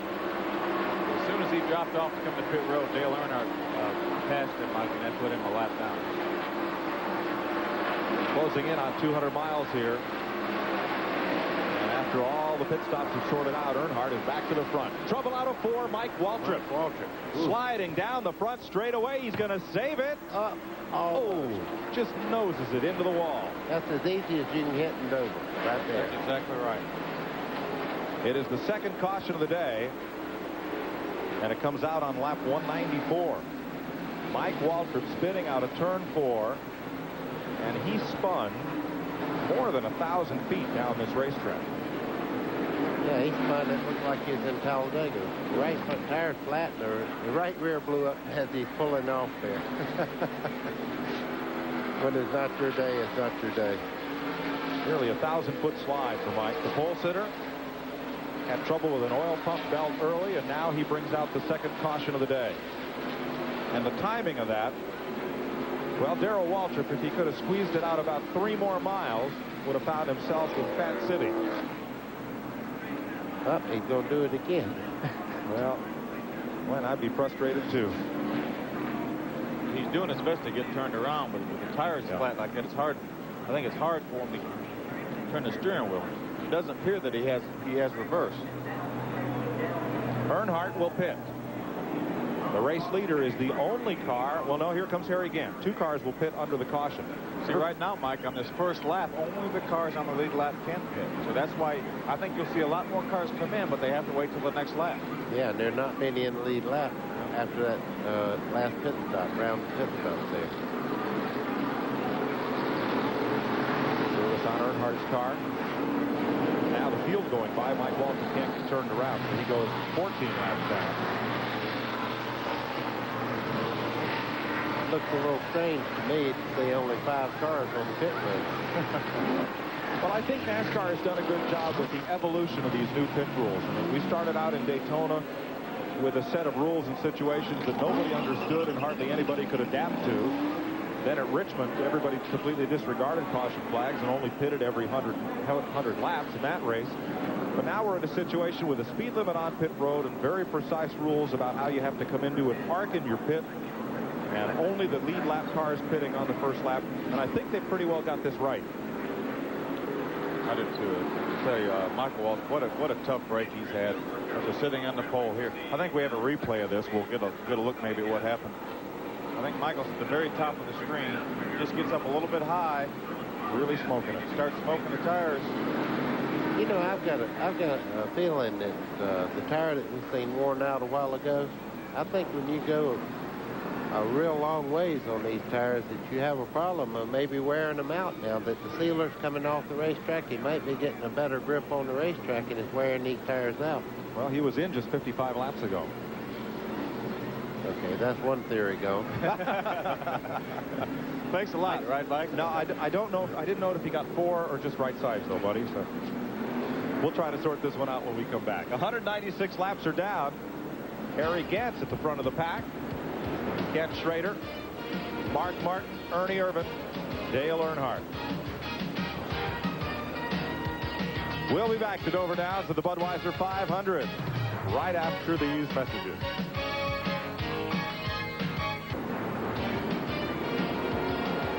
They're having a difficult time getting Mike Waltrip's car hooked up to the wrecker, so we remain under the second caution of the day.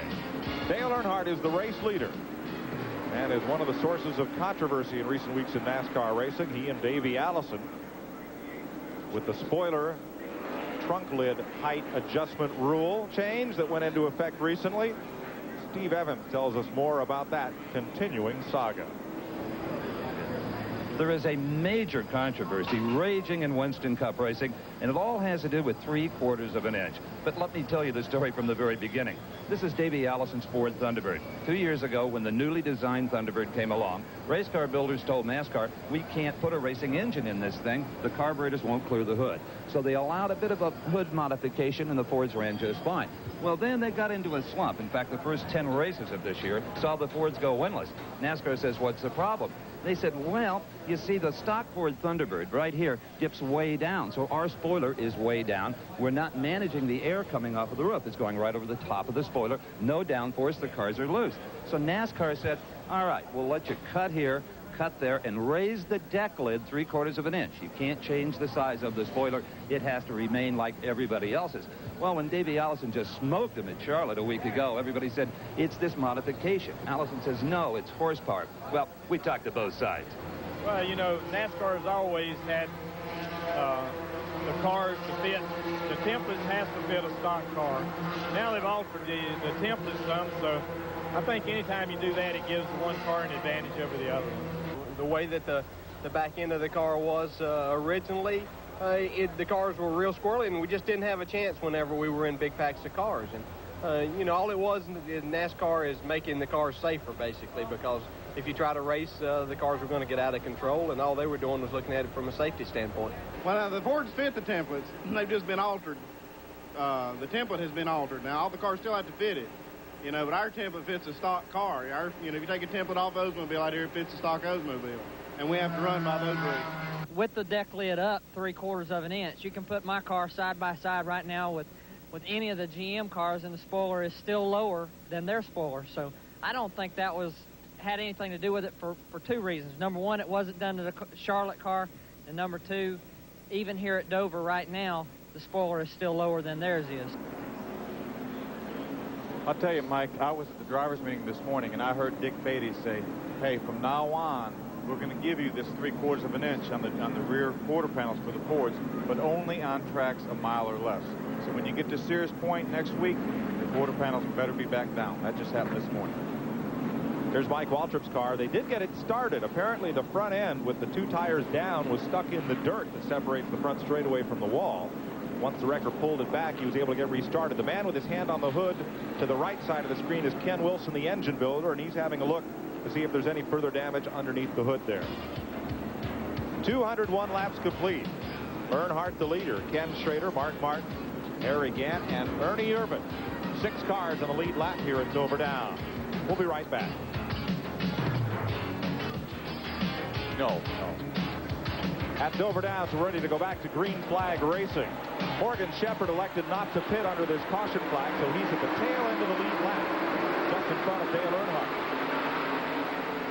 Ken Schrader in the 2nd spot. Mark Martin is 3rd. Touch and go there. Earnhardt and Shepard ran. Rusty Wallace beat Morgan Shepard through to turn 1 and 2.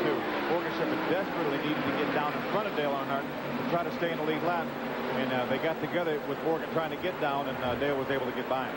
Rusty had again gone 2 laps down, so now he's just a lap back in the distance around the racetrack.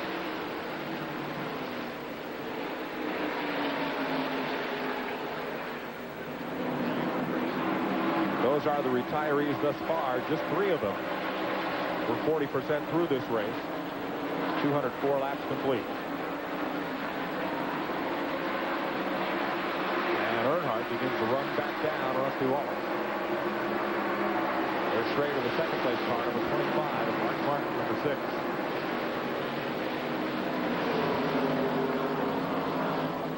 Rick Wilson on pit road. He was in at lap 170. Yeah, and that's a shame because he's been running great all day long. I hate it for Rick. He had a real good run going. Here's Glenn Jarrett. Well, Michael Waltrip, for a day that started off so great with such promise, this thing has just turned to mud. Well, we first of all chunked the belts off the engine and come in and put those back on, and I guess I just tried a little bit too hard. I felt like I was being conservative, and I got into something and spun out and hit the wall, and this is just adding insult to injury right here. It hadn't been a good day at all for this Pennzoil team, but we had a good start. That's all you can say about it. Well, I think you can rest assured that there'll be many more good days for Mike Waltrip and the Pennzoil Racing team. I think so, too. You see, he's one of the drivers going to the Formula One type balaclava, or the head sock that's made of Nomex there underneath the full-face helmet.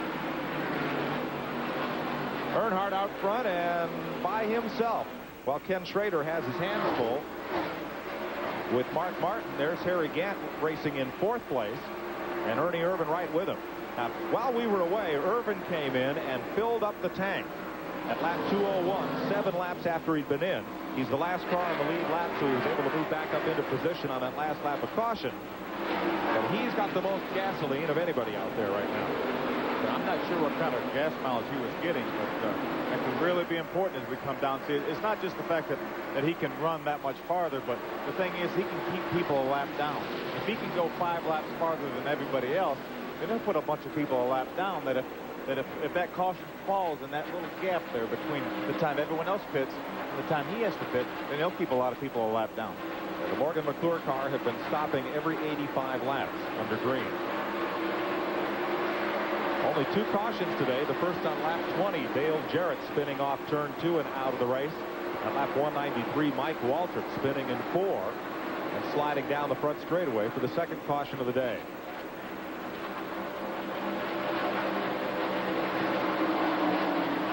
Watching Morgan Shepard duel with Hut Strickland. Both those cars are now a lap down. And Mark Martin closes in on Kenny Schrader for second spot. The car ahead of them is Rusty Wallace. Earnhardt is way gone out of the frame. You know, the outside crew does not even look like it's improving. I see a car get on the outside in 1 and 2. He's just as bad as he was on the first lap that we got out there.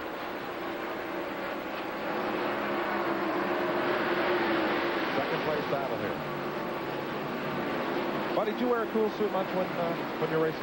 I wore it one time, and I tell you, I don't like it. I don't like anything like that. I don't like extra parts on a race car you don't need. Bill? I wore them a couple times, but I hadn't worn one in the last 3 or 4 years, so and I really don't anticipate ever wearing one again. I can tell you this, Harry Gant has never even owned one and don't plan to. Neither is Ricky Rudd. They were the big thing for a couple of years now, but now I know Rusty Wallace still wears one on hot days, but a lot of the fellows don't. Hood is up on Rick Wilson's car, the Stavola Brothers Snickers Buick.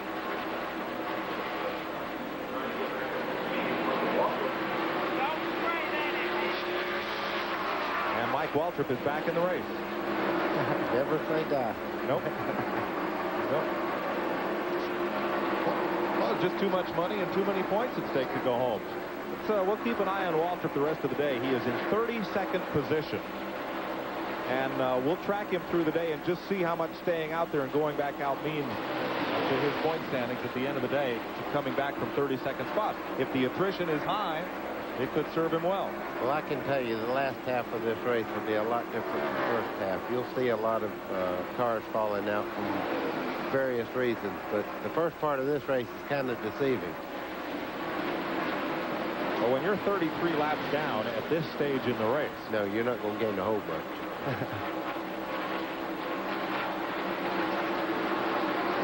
But you got half the race to go yet, you got to remember. Right. Riding with Hut Strickland.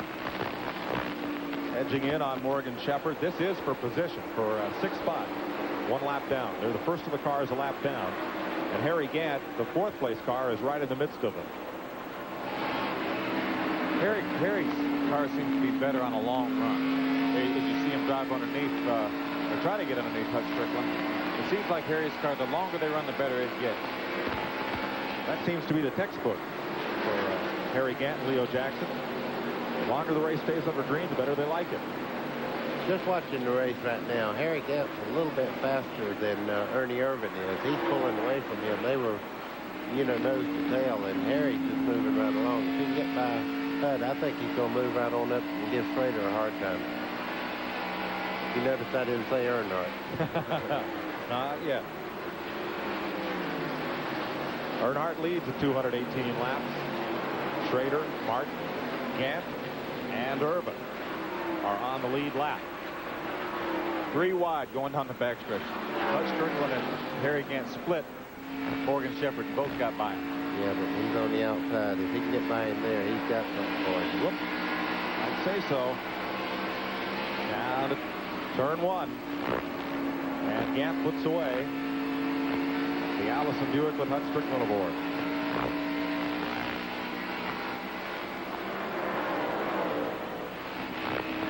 Hut would be right in there fighting for 4th spot, but Earnhardt set such a torrid pace in that second run of green flag racing.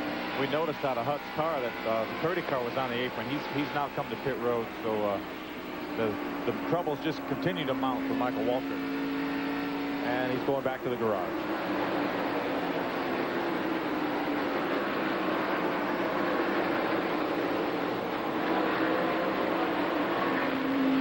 Harry Gant and Hut Strickland. And Harry's gaining on him, but not a whole lot. Aside from Earnhardt, Gant's likely the fastest car on the track right now. I think he probably is. We'll have to wait and see him 20 or 30 more laps if Harry can gain anything on Dale Earnhardt. Here's another battle for position. 8th spot is at stake here, right behind Hut Strickland. Sterling Marlin and Alan Kulwicki battling. Kulwicki having the kind of fuel pickup problems that plagued Davey Allison yesterday. Running out of gas after only 75 miles here. And that's dropped him off the lead lap.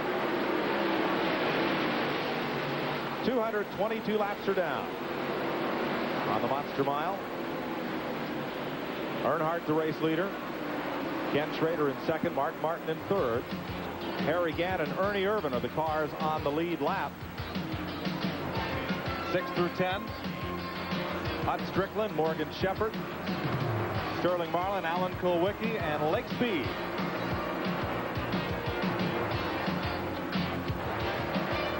They're doing that at Dover Downs, Delaware. Sterling Marlin continues to lead Alan Kulwicki in this battle for 8th place, 1 lap off the lead. Now, well, Kulwicki, is he riding? What do you think, Phil Parsons? This is the time of the race where this things kind of tend to grind along. I really don't think he's riding because he knows that he got a lap down in the early, or the first 200 miles of the race. So he knows that if he rides any at all, that pretty soon he'll see that black number 3 behind him, and he'll be 2 laps down. Yeah, the days of riding in these races. I mean, at one time at Dover, you could come up here and pace yourself, but you can't do that anymore because you have too many people like Earnhardt and Gant and those guys that never pace. That's the race for 7th. Let's pick up on the race for 3rd. Ken Schrader has been passed by Mark Martin. So Martin is now the 2nd place car, and look who's closing on Schrader, Harry Gant. Here's Steve Evans. You guys know that Harry the Bandit Gant is famous for driving a stealth Oldsmobile, sneaking through the field without the enemy's radar being able to pick him up, and that may be what he's doing today. The Bandit's trying to steal another race. Andy Petrie According to our watches, you've got the fastest car out there with the possible exception of the 3 car. I can't really hear you out. You know, the car's running real good right now. It's a long way to go. The 3 car looks pretty strong. So, you know, a lot of time left. Indeed, for Harry Gant, it's going to be a winner until this day is over. You know, Rusty Wallace is tacked right on to Gant. Rusty is now, again, 2 laps back of race leader Dale Earnhardt. Let's see how Harry's doing against that white line. Still getting pretty close down to it. Folks, for those of you that are new to watching races at Dover Down, in the middle of turns 3 and 4, see the paint way up there where that STP billboard is? That's the Harry Gant groove way up there next to the wall. He'd tick that wall about every other lap. And he'd be just as fast on the top of the racetrack as some of these guys are on the bottom. You know something, Mike? I clocked the interval between Dale Earnhardt and Mark Martin a few laps ago. It was right at 2 seconds. Now it's 1.7 seconds. So Mark Martin has picked up 0.3 of a second, say, in the last 5 or 6 laps. So for once today, we've seen somebody gain on Dale Earnhardt. And that's Mark Martin, the second-place car. I mentioned that Rick Wilson is back in the race, but he spent a long time on pit road. He is 15 laps back. Kenny Schrader, third-place car, and there is Gant right with him, just a car length back. Here's Brock Yates.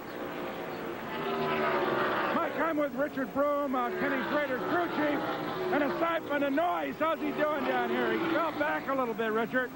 Well, right now the car's just a little bit loose. We're going to adjust it with tire stagger. I think we're going to be okay. You got a long way to go.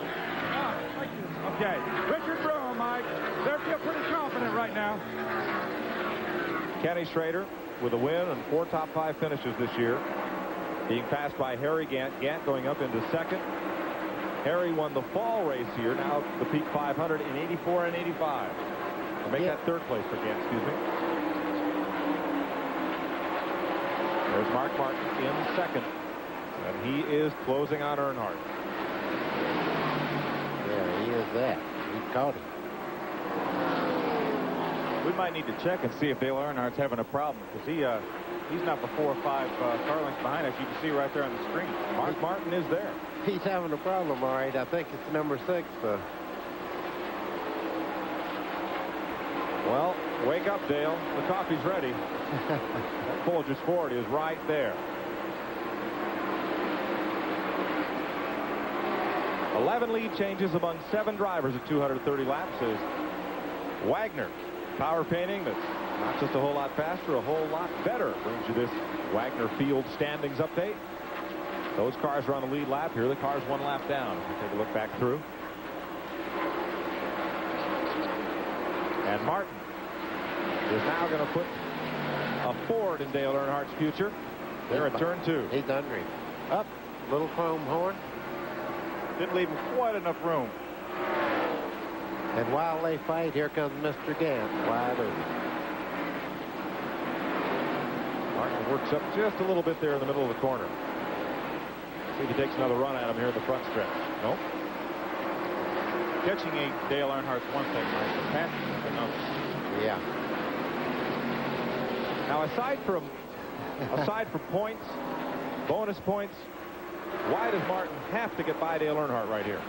I think he wants to set the tone for the end of the race. I think he wants to say, hey, Dale Earnhardt, I'm better than you right now. My car is better than you. I got news for you. Harry Gant said, let me end this. It looks like fun. He's run him down. He's right in the race now. There's Gant. And Earnhardt is in second. Look at Martin scoot away in the middle of the corner on him. I think you were right a while ago. Phil asked me if he thought that Earnhardt was having a problem. He might have a tire problem or something, because Gant's catching him. He's running up the racetrack. This thing, he hadn't fell back like that all day. Well, half the crowd loves it and half of them hate it. Harry Gant underneath Dale Earnhardt, and there goes second place. This is the best race we've had all day, Mike. This is the closest they've been all day. Now we'll see if Harry can run up and catch Mark Martin. They're both better than Dale Earnhardt right now, but now is Harry better than Mark Martin? Well, we're about to find out here. 10 laps to halfway. And Mark Martin, the young man from Batesville, Arkansas, who came so close to the Winston Cup last year and has had such frustration this season, now leads this race. Here's Glenn Jarrett. This is Robin Pemberton, crew chief on Mark Martin's car. Robin's been awfully busy here, measuring tires, checking stagger. Looks like you found the right combination finally, Robin. Well, we've been real conservative first half of the race. We've been running scuffed tires. This is the first stop that we put on sticker tires, and just trying to get a baseline for the rest of the race. All right, is there any difficulty in keeping the stagger correct on these new tires? No, these are pretty good tires for that. This is the best bias fly tire that Goodyear's got. For the same tire they run here in Michigan.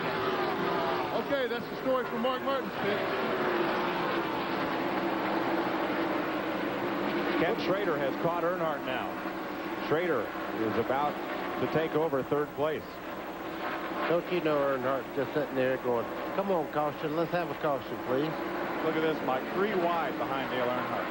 Yeah, Ernie Irvin's there. He's part of the lead lap, and Hut Strickland is trying to get back with him. Well, Schrader's up in that high groove, and that may not be the place to be. They're going to get under Rusty Wallace here. I thought Ken Schrader was getting ready to go by Dale Earnhardt, and now 2 cars have passed him. He thought so, too. Earnhardt, we're told there's activity on the radio, and he may be in a lap here. Yeah, he just pulled over to the inside and let those cars go. I think you'll see Dale Earnhardt coming to the pits this time. He's not they have the tires up on pit road. They're coming in definitely. He's not going to wait to get lapped. Earnhardt was last in the pits 53 laps ago. So they clearly did not get the setup on that car. Ernie Irvin is now going past Earnhardt. That'll drop him to 5th. Mark Martin and Harry Gant 1 and 2 go off into turn. Earnhardt's in the pits right now, Mike, at lap 245.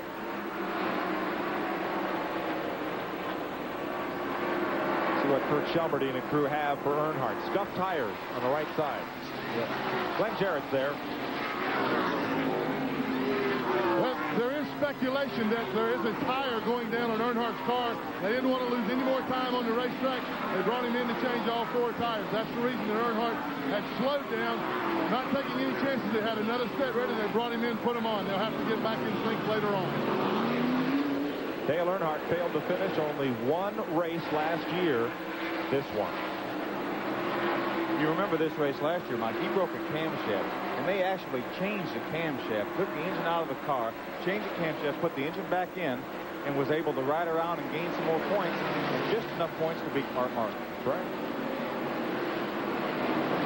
Harry Gant. Now, apparently, that distance is stabilized from Mark Martin, 1st to 2nd. We now have Dale Earnhardt 1 lap down. Dale Earnhardt is really something when he's playing catch-up. And that will change if we stay under green here at the next scheduled round of pit stops. And that should come for the race leaders about 40 laps from now. We are 2 laps from halfway in the Budweiser 500 at Dover Downs, Delaware. There you ride with Davey Allison. Mark Martin puts the Ford out front. Harry Gant in 2nd. We'll be back in a minute. Mark Martin puts the Ford out front. Harry Gant in 2nd. We'll be back in a minute.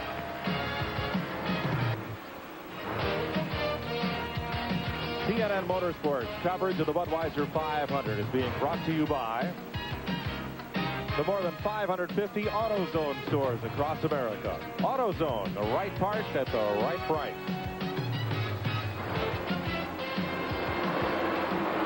Harry Gant tracking down race leader Mark Martin. That's Gant on the right side of your screen as Martin moves up to lap past Tommy Ellis.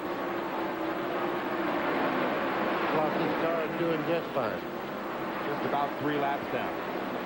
Ellis, who runs well on this racetrack, having a pretty fair day here. Currently posted in the 20th spot. And that allows Gant to close in a bit as they work past John Delphus McDuffie.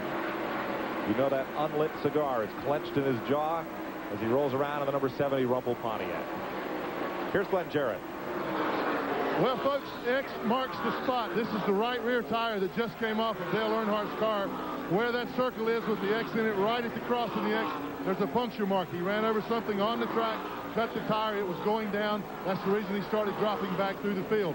Earnhardt's car is able to work extremely well on used tires. But like everybody else, as the sealer wears off of this racetrack, the tire wear gets worse and worse. And I think that's the reason that we're seeing the cars have to come in a little earlier each time. They can go maybe 100 miles on gas, but the tire wear won't get them 100 miles. So this track is really changing, buddy. Yeah, I noticed that when I seen Ernie Irvin's tire a while ago, worn out. That happens at Darlington a lot of times. The further in the race you go, the more tire wear you have. We're at lap 257. At halfway, Mark Martin was the race leader. The average speed at halfway, 124.8 miles an hour. That's 3.5 miles an hour shy of the race record for halfway. 12 lead changes among 8 drivers. 4 cars running on the lead lap. We've had only 2 cautions for 18 laps. Back up front, Harry Gant in 2nd place. Mark Martin, the race leader, in the Jack Roush Folgers Ford. And let's have a look at the interval. There it is. Martin working Joe Ruttman down the front straightaway. Boy, this run has to feel good for the Jack Roush team, Mike. They've struggled somewhat. I mean, not as bad as people think. I mean, they're still up there in the points, and they've run well. They've had a pole or two, but this run really has to make them feel good. This has been the best run they've had all year. What a difference 100 miles makes. They interviewed Jack Roush just a little while ago, and he said, we certainly don't have the best car here, and now they're leading the race. This thing's changed 3 or 4 times before this race is over. Martin has 2 pole positions this year, Martinsville and Charlotte, but his best finish has been 4th at Darlington and Bristol. Only led a total of 66 laps in the first 10 races this year, and now he's out front.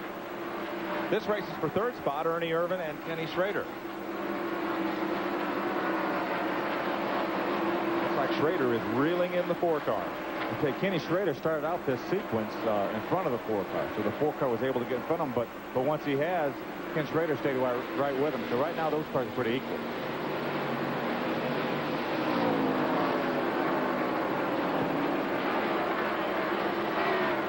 I'm going to take this time to say hello to somebody down in Gastonia, North Carolina, over at Casey's over there.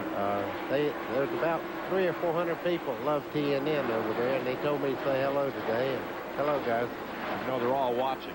Well, oh, yeah, those guys watch the race now. I'm going to promise you. They even got a place in there called Pit Road. Is that right?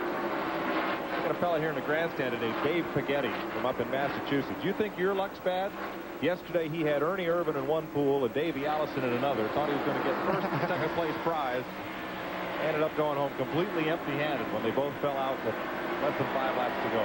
You know, if that had been a 300 lapper yesterday, I'm afraid that Elmo would have won his 2nd race this year. In the pace car. In the pace car, exactly. Could be. That's Harry Gant sweeping past Davey Allison. What a difference a week makes. Yeah, that's just what Buddy was saying at the top of the show. You win that race, and that's great. But I think it was Roger Penske who popularized the saying that at the end of the day, the clock winds back to 0. Next week, it's a whole different deal all over again. Yeah, that's like 2nd. You call your boss and say, we run 2nd today. He says, great, what else happened? That happened to you, didn't it? Yeah, several times. Oh, when you win, they call you. That's the difference. That's it. That's it. And Davey up on J.D. McDuffie, and then right behind him comes Joe Ruttman. Wasn't that when you were first starting to drive for Chrysler Corporation?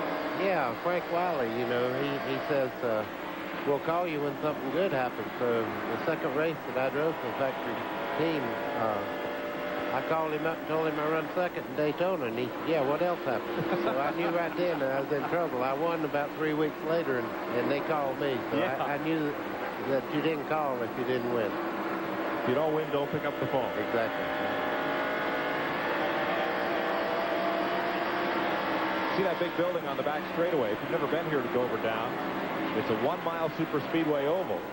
But that building on the backstretch is an enclosed grandstand that's used not only for these Winston Cup events. You'll see it when Mark Martin rounds out of 2 here. And into that back straightaway. But that's the front stretch for the horse race track that's inside the asphalt oval. The dual-purpose facility here.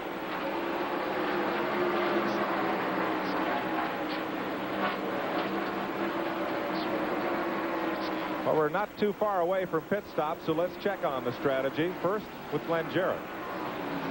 Well, you know, everybody's been chasing Dale Earnhardt all day long until he had that tire problem. They've got that tire problem corrected now. I still think Dale Earnhardt can be the dominant car. He's not gonna give up. He's very tenacious. When you get Dale Earnhardt down, that's when he's at his toughest. I think Dale Earnhardt still is a factor to be reckoned with. Brock Yates? Well, Glenn, I think the same thing is true of Kenny Schrader. I just talked to Richard Froome, and I asked him about the tire wear and this possible breakup of the racetrack with the sealant coming off, and he is unconcerned. He said, I don't think we're going to have any problems with it. Racetrack, he thinks, is going to stay just about the same, and tire wear will remain pretty constant for the rest of the way. So there's a debate down here, I think, between the various teams. How about you, Steve? Well, I am in the Harry Gant pits, and all I get from all the guys in the green and white is this. Thumbs up, everything's just fine. You really have to wonder for the physical condition of these drivers. It is over 90 degrees right now. The humidity is a story.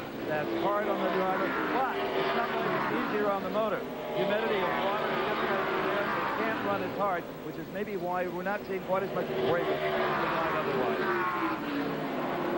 All right, gentlemen, Alan Kulwicki just got tires, and there's trouble in the backstretch. It is, J.D. McDuffie. Whoa. And the field will split him in the middle of that straightaway. King did a great job there. When I say King, I mean Richard Petty. I have to remind myself when I'm on television, I have little things that I call people. Richard come very close to turning him just then. Even Kyle, when he's talking about it, calls him King. The King did this. Lake Speed ran out of gas just moments ago under green, coasted in, and the hood is up on the Cale Yarborough car that Phillips Trabart in Pontiac. He had gone 105 laps without a stop, and you see the crews ready for pit stops. Third caution of the day at lap 271 for J.D. McDuffie's spin in the backstretch. That's Kenny Schrader's through. And here's J.D.'s Pontiac. Wow, that was really a tough break for J.D. See, he's got this sponsor Rumpel furniture he's had for a long time, but they always put Rumpel on the part of the car that doesn't get rumpled. Then again, Dale Jarrett's car for Saturday's the Nestor's Crunch Pontiac, and we've seen that thing wadded up a couple of times. Crunch. Yeah, that car's pretty well hurt there. J.D. qualified at Darlington, ran the whole race. The only Winston Cup start he's had besides here this year. And here come the leaders to pit lane at lap 273.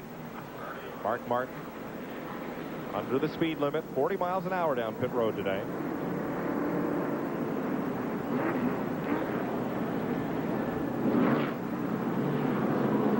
And the one car, actually that's everybody on the lead lap that's in now.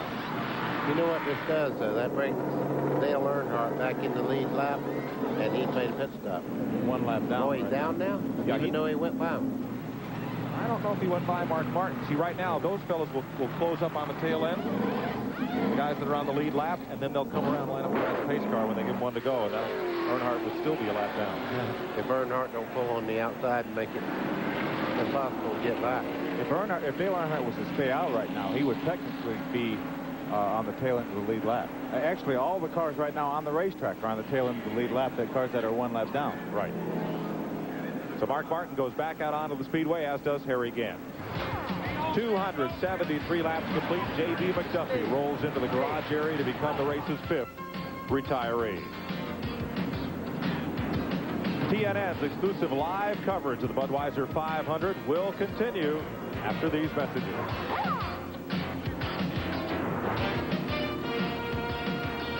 275 laps complete. We're working the third caution of the day for J.D. McDuffie's crash that's knocked the Rumpel Furniture Pontiac out of the race here at Dover Down.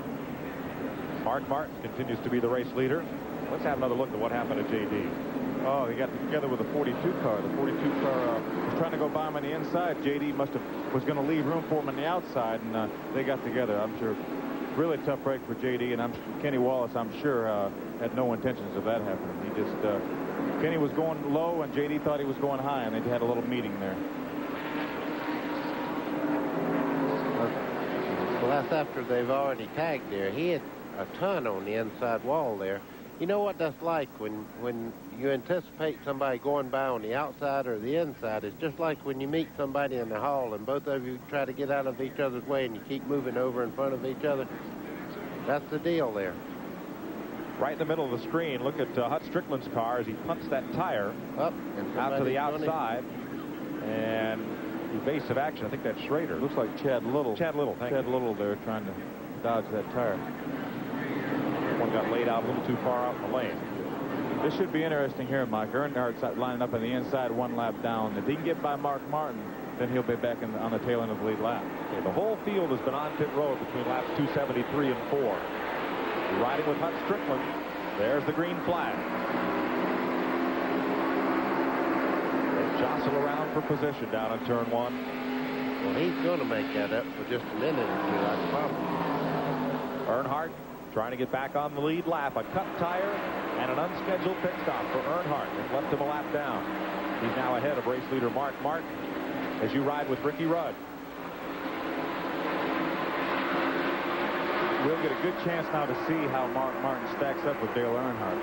Because obviously when Mark caught and passed Dale Earnhardt, he had a tire going down. So we'll get a good chance now to see if Jack Roush was right, that they had the second. They did not have the best car here. Ernie Irvan outside of Ricky Rudd there, trying to come up to challenge Ken Schrader. Irvan in the Kodak Film Chevrolet. They're just ahead of Ricky Rudd, our camera car. Irvan is 4th. Schrader is 3rd. You see Dale Earnhardt just ahead of Mark Martin at the head of that pack. Great pictures. Great picture. I was just fixing to say, if you guys want to know what it looks like to a racer, that's it right there. Those cars really do move around up there. They move around a lot, and if you can just imagine if that whole pack turned sideways in front of you, how much room you would have to avoid it. Little to none. You say little to thud. Yeah, that's it. Mark Martin, the leader. Earnhardt is just that shy away of being a lap down. Ricky got way out of the throttle that time as that whole pack of front just kind of eased off and the whole field sort of accordions there.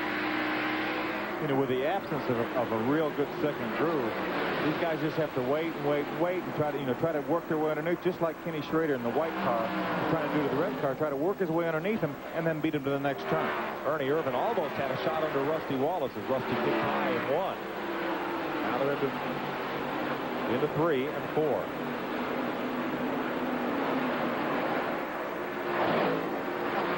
Record crowd here at the Monster Mile as they just keep adding grandstands and grandstands, and the fans respond. There's Rusty up high, and Ernie can't get down there. Ricky Rudd's coming on the bottom.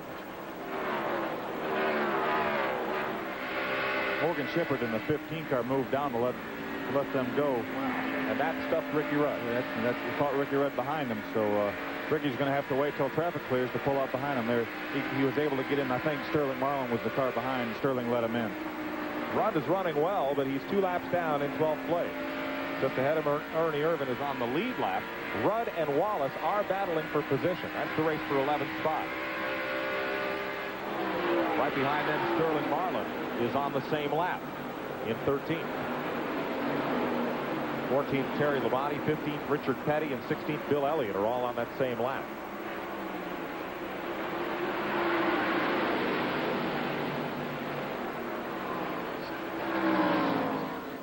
Let's check in with Glenn Jarrett. Well, this is the rumpled fender of the Rumple Furniture Pontiac driven by J.D. McDuffie. J.D., I know you didn't want to be here right now. What happened out there? I don't know. I got bumped coming off 2 over there, and I got into the inside wall and banged it up pretty bad. It doesn't look like you're going to be able to get her back today. No, I bent her in house and all. That's too bad. What's your next show? I know running as an independent, a little tough on you to make these shows. If something like this happens, when's your next race? I couldn't make out what you were saying. We're going to Pocono. All right, life is tough on an independent driver, really, especially so when you have something like this happen. J.D. McDuffie will be back at Pocono. I hope there's somebody listening, watching up in Pennsylvania today, who'd like to sponsor that car, get J.D. along, and call Pocono Raceway, and they'd be happy to set you up. You know, that's one thing about J.D. Did you notice he had a grin on his face, even though that come out of his pocket? That wasn't factory money or money from a sponsor or anything else. That's J.D. McDuffie paying for the damage. And he didn't get out and say, this guy knocked me where or anything. Just seen somebody may have bumped him. Well, you know that you got to admire a guy like that. Absolutely. Well, both Earnhardt and Mark Martin have been up there in that little groove. smoking the sealer off of turn number 4, much more so than turn 2 here. Watching this time, Martin keeps it way low, and Earnhardt is right down there to keep him solidly in the mirror of the 3 car. And you have the next car behind that group was Harry Gant, who was in 2nd place, and then Hud Strickland, who was a lap down, I believe, in 6th position. Let me tell you one thing I've noticed. Jack Roush may not have the best car, but he's got the fastest one, because he's caught Earnhardt again, and he's working on him. And as you said, Handsome Harry's on the move. Hey, Mark Martin would dearly love to get by Dale Earnhardt and keep him a lap down. If you can keep Dale Earnhardt a lap down the whole race, then obviously you have a good chance of winning. There's Gant, the 2nd place car. Kenny Schrader is 3rd. Ernie Irvin is 4th. They're on the lead lap. So is Earnhardt in 5th. Hut Strickland runs in 6th. Morgan Shepherd is 7th. Darrell Waltrip currently posted in the 8th spot. And Jimmy Spencer in 9th in the Travis Carter car. Those cars are 1 lap down. Alan Kulwicki is 10th. 11th, Rusty Wallace. 12th, Ricky Rudd. And 13th, Sterling Marlin. That's quite a battle as well. I'll tell you, Jimmy Spencer's doing a great job in that car because he really hit the wall on the back straightaway. The whole right side of that car was pancaked at the first of the race. And to have that car that high up in the standings right now, he's doing a great job. Jimmy's come a long way since he first came to Winston Cup racing and since he drove for you folks. The greatest thing that ever happened to him was Travis Carter. He listens to Travis, and Travis probably knows as much about how to make a race car driver do the right thing. He's a good coach, and he's doing Jimmy, you know, Jimmy believes anything he tells him, and it's really helping him along. Here's a look at Darrell Waltrip, who's running in 8th position. Behind Morgan Shepherd, but ahead of Jimmy Spencer. And 1 lap back. Here's Brock Yates. Okay. Well, Mike, you know, down here, it's like standing around in a very noisy pizza oven. It's just almost unbearable. I would imagine the temperature is probably about 90 degrees in the pit. There's no relief. A lot of sunshine bearing down on everybody. But I am in the Darrell Waltrip pit, not for any particular reason other than Kenny Schrader's right next to us. Darrell's hanging in here, of course, not in contention. But what he's got is this, a portable air conditioner. How about this? Now, you'll watch the guy slide over here and get a little brush of fresh air, periodically. It's a terrific device. But do me a favor, Mike, don't tell Jared and Evans about it, will you, please? No, I imagine you'll be locked right there all day, Brock. Just so you know, inside of Hut Strickland's car, it's 111 degrees. No air conditioning there.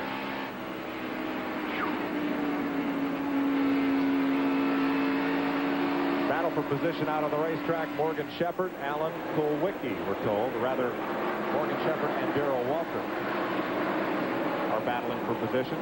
And Harry Gant's beginning to close on our leaders. This race is for 7th spot, Shepherd and Waltrip. Steve Evans? I don't usually listen to Brock Yates' pit reports, but I happen to hear that one. I'm darn glad I did. Yates, this could be the nicest thing you ever did for me. But don't tell Glenn Jarrett, because there's only room for us.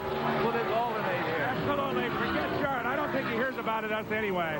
He's too busy getting that good report stuff down in the garage area. He is doing that. All right, well, we got to go back to work, but it was nice while it lasted. Find out for me if they sell those things at Western Auto and get one up here to the booth, will you? 296 laps complete. 4 away from the 300 lap mark. Here's your race summary as of lap 285. Just about 5 minutes back, Mark Martin was and is the race leader. He's led 47 laps. That's almost as many as he's led the whole season. 5 cars are on the lead lap. 12 lead changes among 8 drivers. Average speed dropped by that last caution to 122.8 miles per hour. Only 3 cautions today, covering 18 laps of the nearly 300 we've run so far. Here are your race leaders. Mike Waltrip led from the pole. Outside pole sitter Rusty Wallace took over. They've since both had problems. Dale Earnhardt piled up some more of those hard charger points, 143 laps. And Mark Martin has been out for the last 47 out front.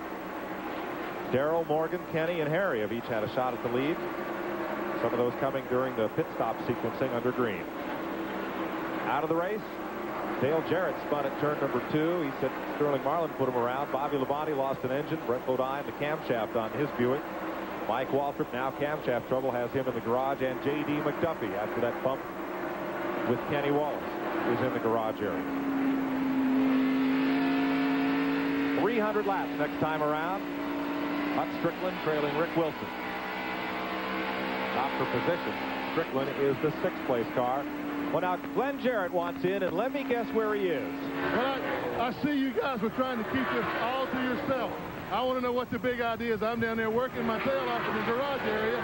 You guys are standing up here in front of a fan. Now, what's the big deal? What's the idea? I want to know how you found out about it. Hey, I pay attention to the broadcast. I pay attention to the broadcast. Well, if we can interrupt you guys for just a second, we may have a change for the lead here. Harry Gant has caught Mark Martin. You watch the next televised race, every pit will have an air conditioner. Don't tell those guys, Mike, but it's about 70 degrees up here. Don't tell those guys in the pit. Pass the shrimp, will you? A lobster bisque? That's it. Yeah. Well, there's Earnhardt. He doesn't have time for a snack. He's busy trying to stay on the lead lap and hoping for a caution. No brothers or no fathers and sons in this race, right? We're not going to see like Indianapolis and one of these anybody need a caution kind of deals. Well, Andretti could have everything but a stepdaughter in the race. There were 4 of them. No, that was a tough thing and a tough call, I'll tell you. But we're 302 laps into the Budweiser 500. Mark Martin leading. Harry Gant in 2nd. Kenny Schrader 3rd. Ernie Irvin in 4th and Dale Earnhardt 5th, all on the lead lap. We'll be back to Dover Downs after this.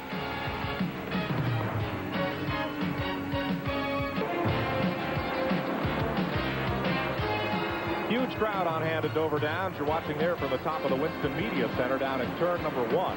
And that front stretch grandstand used to be all the seating there was here at the Monster Mile on the outside. And the horse track enclosed grandstand. And look at what they've added here just in recent years. Turn grandstands, high grandstands all the way around turn 4 and into turn number 3. Just newly added, and they are full today. And there's a brand new highway, Delaware Route 1, that's being built all the way down from Wilmington down to the shore, and it's going to run right behind the racetrack. Be an exit right nearby and make getting in and out of this racetrack a lot easier for the fans. Dale Earnhardt, the Goodwrench Chevrolet number 3, is on the tail end of the lead lap. Mark Martin has him in his gun sight, but Martin has a mirror full of Harry Gant, where he is busy full time. Mark doesn't want to get too aggressive to try to get by Dale Earnhardt, because if he does, Harry Gant's right there to stick his nose in there. Of the 10 races so far this year, Mark Martin has only led 3 of them. So it's got to be a great feeling for the Jack Roush team to be out front and running so well here today. Davey Allison watching on that battle.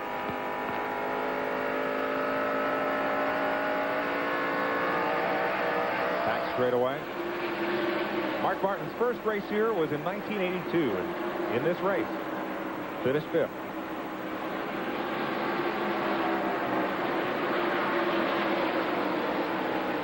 Buddy, who are you more concerned with in this situation if you're Mark Martin, Harry Gant, or Dale Earnhardt?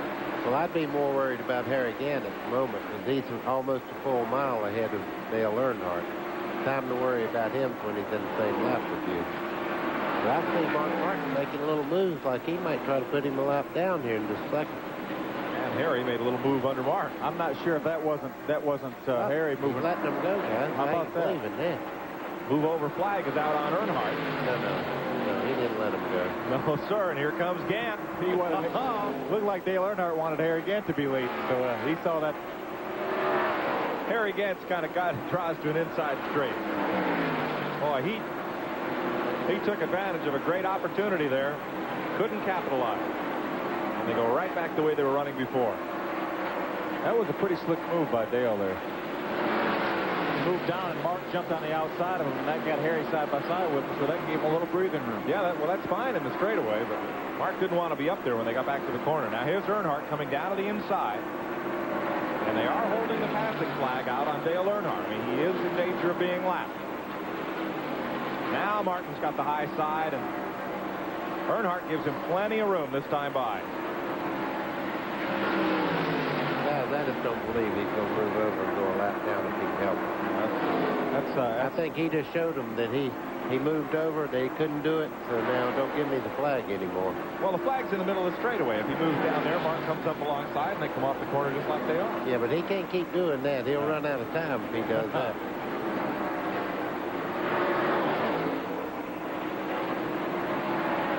I noticed they didn't wave the flag that time. That's an aggravating flag anyhow. I think that's a supreme insult to a race car driver, especially like Dale Earnhardt, to see a Passover flag. Lead car is running right at the 26-second range. 26:05:07. Gant tries the bottom again. He's got Mark Martin up there. Got a pretty good run at him right now, Mike. Got the side-by-side. He can beat him down in turn one. He's got the lead. Looks like he did. Oh, yeah. I guarantee you let Harry Gant go. He'd rather Harry Gant do battle with Earnhardt than him take a chance of something going wrong. That gives Earnhardt a little breathing room in his efforts to stay on the lead lap. Just for a minute, I would say. See if Gant can reel him in here. 317 laps complete. If you joined us late, just 5 cars on the lead lap. Harry Gant in front, Mark Martin in second, Ken Schrader, Ernie Irvan, and Earnhardt. I'm going to take this second one. We got a little quiet here and wish Mark and Leslie all the happiness in the world. My neighbors are getting married today. You mean they're not watching the telecast? They taped it. See, they're getting married today, so okay. They're taping it. Yeah. Well, I guess that's a legitimate excuse. Dale Earnhardt started that again, moving down, Mike, down the front stretch. I really don't quite understand what that's all about. Well, if he's going to protect that low groove going into the corner and make Harry go around him, it's going to be real tough for anybody to lap him. See if Doyle Ford has the passing flag out this time. Saw Harry Gant wiggle a little bit in the middle of that turn. It didn't cost him any time, but his car definitely wiggled. 180 laps to go. 2 more pit stops.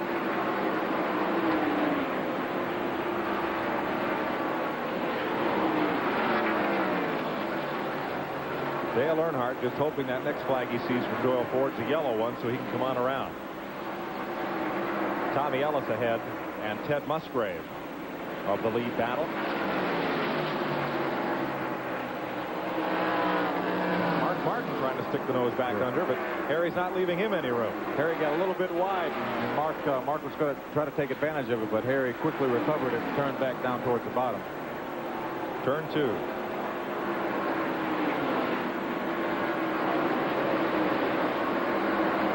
You know, this is just about the part of the race that you reach in your extra bag of help here and say, how bad do you want to win? Because right now the seat's a little uncomfortable, the floorboard's a little hotter, the air seems a little more stagnant, and that's where you find your winners. Harry got down to the inside, but Earnhardt drove it in no corner extra hard to beat him down on the turn. I want to show you next time they come out of turn 4. Look at the top right of the screen near the Union Ball. See that white line that runs down the screen, the scoring line? That paint is only worn off right near the bottom of the racetrack. That shows you just how narrow the racing groove is. That's all of the track they're using. We'll see it again when they come off the corner out of turn number 4. They lap past Ted Musgrave and Kenny Wallace. Now here's that white stripe coming in from the left side of the screen. And that's all it's worn, is right down there at the bottom of the racetrack. That's amazing. This is the first race ever at Dover, Mike, where you haven't seen cars running 3 and 4 grooves up from the bottom of the racetrack. Here's Glenn Jarrett. Well, with all the wonderment about what Dale Earnhardt is doing, I went down to NASCAR under Richard Childress. He looked at me and said, Glenn, I don't know. He said he won't talk to us on the radio now, so we don't know what he's doing. I have an idea, though, that what he's doing is the car's working real well down low, and he's showing NASCAR that, hey, I'm giving these guys the groove out there. If they want to go by me, let them go by me. He knows full well that they're going to have an awfully tough time making it, so he's just making them run their cars as hard as they can up there in the outer groove where they don't get quite as good a traction. I think he's just playing middle games with them. And Harry Gant is scratching and clawing his way around Earnhardt the hard way, the highway. That's the most impressive thing I've seen all day. Harry Gant stayed with him on the outside all the way through the corner in both corners. I tell you what, that shows a lot of muscle there. Mark Martin having the door open from underneath, trying to slide through. It might send a little message to Dale Earnhardt if Harry Gant's able to go ahead and make this pass and get in front of him. Harry Harry sweeps up off the corner. Earnhardt got a little waggly there. Wicked. Or waggly. That too. He did them both. This is one heck of a battle right here. And Mark's saying, I got it made either way. Yeah. Harry Gant right now is on the outside that we know is not the fast way around this racetrack, but yet he's able to stay side by side with Dale Earnhardt. Harry Gant's always been fast on the outside here at Dover. And plus, the neat thing here is they're working in that second groove. And that is going to help somebody, likely Harry Gant, later in this race. He's got a good run right now coming off the corner. Yeah, that's the best. Well, here comes Earnhardt. Mark won't get up there and try that line. He's staying right downstairs with Earnhardt. As Buddy said earlier, Harry is probably wearing his tires a little more than those other guys because he's got greener racetrack up above that bottom groove. So now Harry's said, that's enough of that. Let me get back inside here. Maybe I can get him on the inside. I think Harry give him a little chrome horn then. And I'll tell you who's staying right with him is Ted Musgrave, the rookie point leader in DJ Ulrich's car, having a super run here today. 3 laps off the pace. We're 3:29 complete of 500 at the Monster Mile. Harry Gant is trying to tame it with Mark Martin, Ken Schrader, Ernie Irvan, and Dale Earnhardt. We'll be back after this. Harry Gant worked that high groove in, and now Mark Martin's going to try it. Gant has put Earnhardt a lap down, but Martin is unable to follow him through. Yeah, but Harry Gant is just long gone. He's almost full straightaway ahead of Earnhardt. I just wonder if Earnhardt may be having a little tire problem again. Mark Martin working up the top side for the last 10 laps. The daily paper here in Dover isn't too thick. I mean, it's not the New York Times, but you couldn't have slid it between Gant and Earnhardt there. And it was 10 laps of just clean side-by-side racing. I'm going to tell you, Mike, it was a textbook pass by Harry Gant. He worked him on the outside, worked him on the outside. He got a run at him coming off turn 4. Earnhardt got a little bit sideways, and he just drove away. You know, you hear so much about Earnhardt being dirty and doing things to people. This shows you that he's not that type of race car driver. He is a hard-nosed competitor, but he don't just run over people. No, he gave Harry all the room in the world to pass him on the outside, and Harry finally made it work. Well, now Mark Martin's got to be concerned with Kenny Schrader. Second place is at stake here, and Schrader is saying, Mark, you spent too much time upstairs. He says, I'm going in the cellar window. 4 cars moved in there, too. Ernie Irvan coming up. There's Irvan, top of the screen. And Mark Martin is smoking him up there in the high groove. Ooh, too high, way too high. And there's Irvan right with Mark Martin. Ted Musgrave's getting himself a heck of an education right here. He's got an eyeful out the front windshield. And he is running quite well. I'd say after that slip that Mark Martin just made, it took him all the way down the backstretch to get his breath back. There's Schrader driving around the outside of Earnhardt. Now we've got 2 grooves in this racetrack now. Thanks to Harry Gant. No one surprised. I tell you, Ken Schrader sat behind there, watched Harry Gant work Dale Earnhardt, watched Mark Martin work Dale Earnhardt. He come up, he had cool tires, and the first time he got on the outside, he just drove by. Bill Elliott made a pit stop at lap 340. And these would-be scheduled stops beginning a little early, but we should see everybody in within the next 20 or so. 4 cars is flying. Ernie Irvan right up on Earnhardt now. As they work Rusty Wallace. Wallace is a lap down. You know what the deal is right now? Just what he said just a second ago. They've raced so hard now. The guys that race lap after lap after lap, their tires are used up more. And Ernie Irvan looks like he's just flying, you know, catching them up. And if you notice, Schrader's pulled away quite away from Earnhardt now, too. And he never had to battle to get by. I tell you, buddy, you know, it's been, what, 10 laps since Harry Gant passed Dale Earnhardt, maybe less? Yeah. Right now, he has a 4.2-second lead on the second-place car of Ken Schrader. Let's check in with Glenn Jarrett. Well, guys, you know, there's a lot of head-scratching and grumbling going on down here in Mark Martin's pit. They don't really know what's going on. Why that Earnhardt would let Gant Schrader go so easily and race Mark so hard. I asked Robin Pemberton if Mark was saying anything about that. Robin shook his head, grinned a little bit, and he said, yeah, he is, but he's not very happy about it. So they really don't know what's going on. Earnhardt's still running that bottom group. Mark just simply wasn't able to get by him, but it doesn't look like that Earnhardt extended the same courtesy to Martin that he did to Ganton Schrader.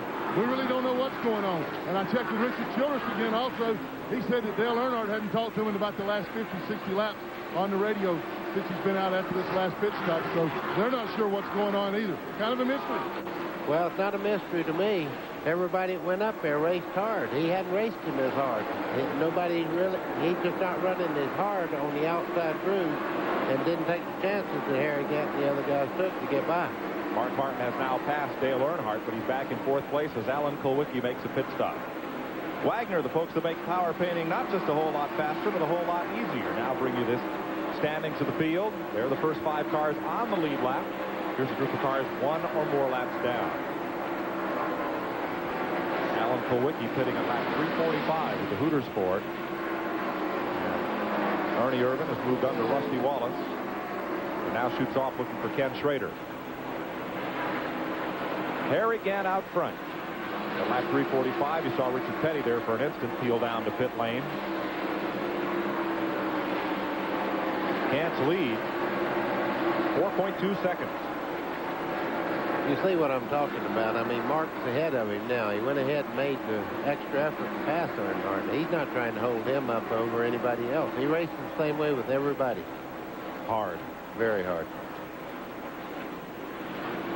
You suppose he was laughing or frowning running Harry Gantt side by side like that for 10 laps? Dale Earnhardt smiles a lot if he's got you in a bad situation. He's got a little bit of gremlin in him. Yep. And he did then, but Gantt has passed him and gone on now to lead here at 347 laps. Kenny Schrader in 2nd. Ernie Irvin in 3rd. Mark Martin in 4th. Dale Earnhardt in 5th. We'll be back to Dover Downs in a minute.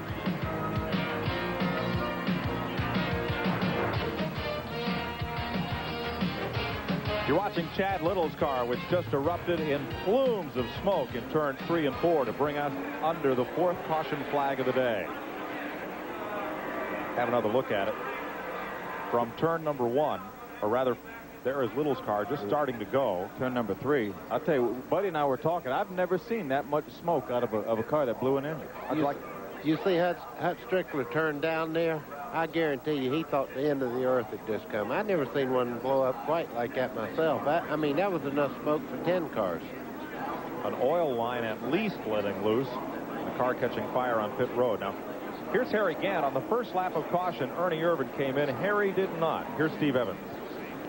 Well, apparently there's a problem in the Harry Gantt pits. Andy Pitcher, the crew chief, was furious as to why Harry didn't come in. Apparently they didn't allow him to come in for some unknown reason. We're trying to get word with the NASCAR official who's down here. The noise level, as you can hear right now, is a little bit too intense. But this crew was very unhappy with something that prevented Harry Gantt from coming into the pits when he wanted to. And I think we can tell you what it was. I think, Mike, what happened was the pit road, when Harry came by, he was the leader of the race. The flag man was holding the red flag with a yellow cross saying that pit road was closed. And then obviously, after Harry went by, they must have opened pit road for the rest of the field to come in. Just at the head end of pit road, down past turn number 4, there is a flag man standing with a flag that tells you when pit road is open and when it is closed. Here's Brock Yates. Well, there you see Richard Brown, the crew chief of Kenny Schrader. I just talked to him. They had a 20.9-second pit stop. Very routine. No problems whatsoever. Tire wear good. And Richard said, Kenny says things are just perfect out there. So he got the break that Harry did not get, Mike. Andy Petrie not happy and going to talk about it with Pete Babb, one of the senior NASCAR officials. And so Harry Gantt is coming back in for service once again. Now, the flag man that indicates when pit road is open and closed has to be in a position of safety. But where he is, the position where he's at when the pit sign changed from pit road closed to pit road green, might have been after Harry had gone past too far to be able to see that. Most people don't realize how serious the problem that is for Harry, though. I mean, track position here is very important. So Harry Gantt, instead of coming out with the lead, will be at the tail end of the lead lap. in 4th position. And that discussion is still going on in the pit lane. I've got to get. They may let him go back up to the front. It would only be fair. I mean, the flagman had the red flag out and wouldn't let him in the pits, and then they let the other cars come in. That's just not right. Maybe we can get somebody down there, Mike, to see what what happened and why. Ask Andy Petrie why he could not get in the pits the first lap. Here's Steve Evans.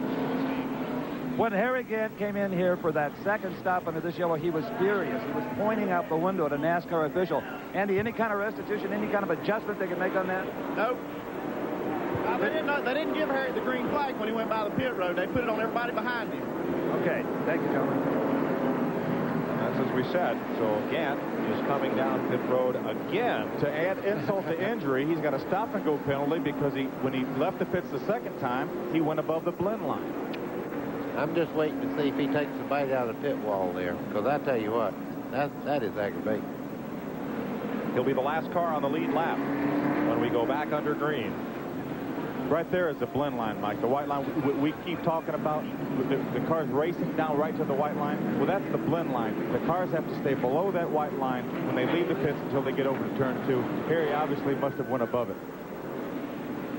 Harry trying to scoot back up into position with the other cars on the lead lap. You think he won't be able to get out of the way so he can get back up first? I don't think he's going to be able to get there.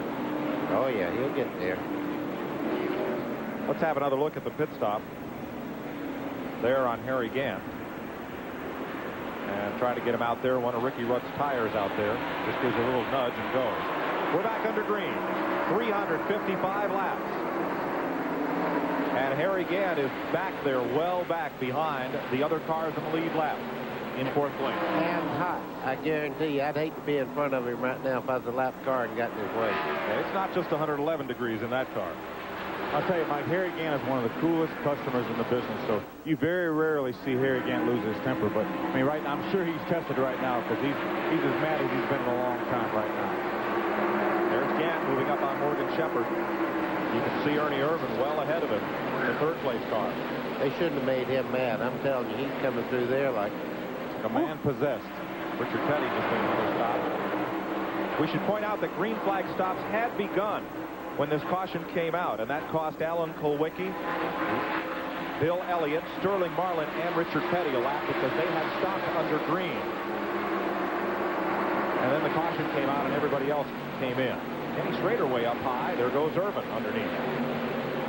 And there goes 2nd place. Harry Gant. You don't want to be in Harry Gant's way right now, Mike. I think Schrader just moved up. Ernie Irvin becomes the 9th different leader today. Mark Martin now to 2nd, and Schrader dropped to 3rd.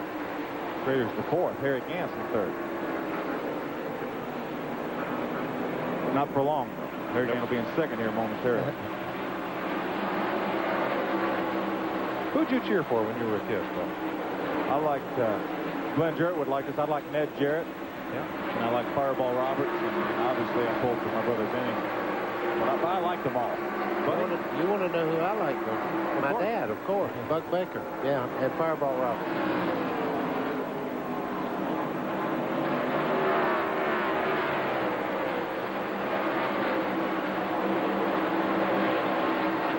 Harry. Yeah, Harry definitely won't lose there.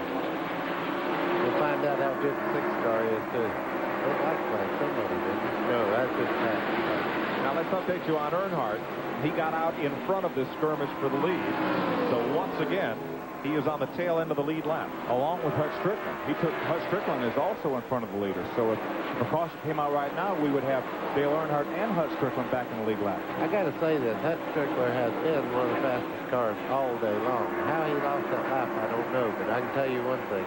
He's giving Earnhardt all he can stand right now. He lost that lap because on his 2nd set of tires, he wasn't nearly as good as Earnhardt when Earnhardt was carving up the field. Yeah, and that's Earnhardt all put it him a takes lap down. one bad set.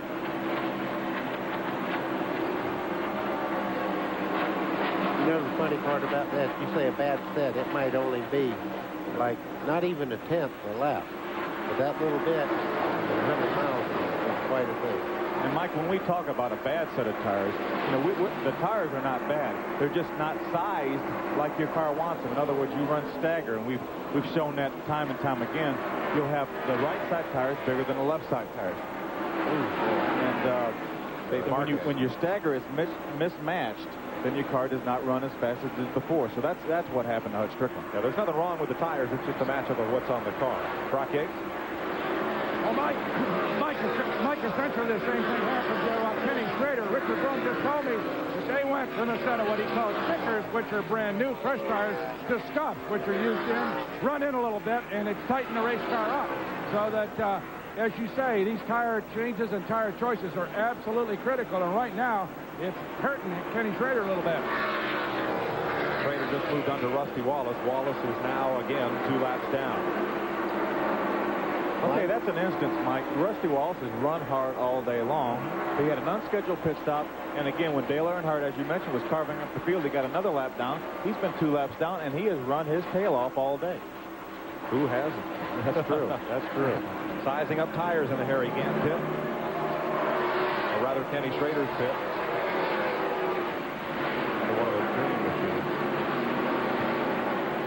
There are your leaders. Just up ahead of them, Dale Earnhardt and Hut Strickland are taking off. But this is the battle for first, second, and third.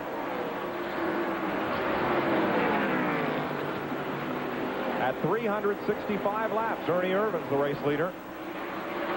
Mark Martin is second. Harry Gant is third. Fourth is Kenny Schrader. Fifth is Dale Earnhardt. And sixth is Hut Strickland. They're all on the lead lap here in the Budweiser 500 on TNN.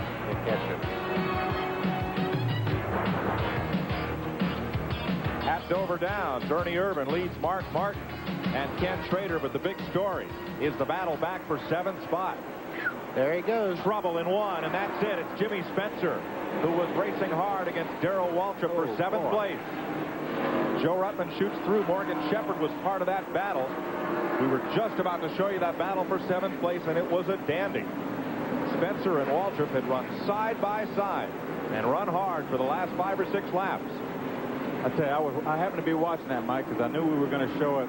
Darrell Waltrip and Jimmy Spencer were side by side. They went down in turn 1. Darrell Waltrip got by him. Jimmy Spencer tried to move down. Jimmy Spencer tries to move down to get behind Darrell, but Morgan Shepherd's there. Yeah. Morgan's right on the bottom. Jimmy Spencer tries to move down behind Darrell, and nothing for Morgan to do. We just got into Jimmy Spencer, turns Jimmy around, and up into the wall he goes. And Jimmy did a great job of holding that car still in the middle of the racetrack, because he had cars going down under him. And you notice when he gets back over right along here, he releases the brake a little bit and holds that car up. You can see the cars going down behind garage area there. Joe Ruttman would have nailed him. If he'd have come down, I mean, he would have really got smacked. Joe Ruttman would have clocked him. He was right there. Spencer is okay. Taking off the helmet. Let's have a look at it from a different angle. Yeah, same situation. Jimmy Spencer has just come down the racetrack to try to get in behind Darrell Waltrip, but Morgan Shepherd was there. Morgan did a heck of a job keeping his car under control. Spencer's first start, June '89 at Dover. And this will put Dale Earnhardt and Hut Strickland back on the lead lap.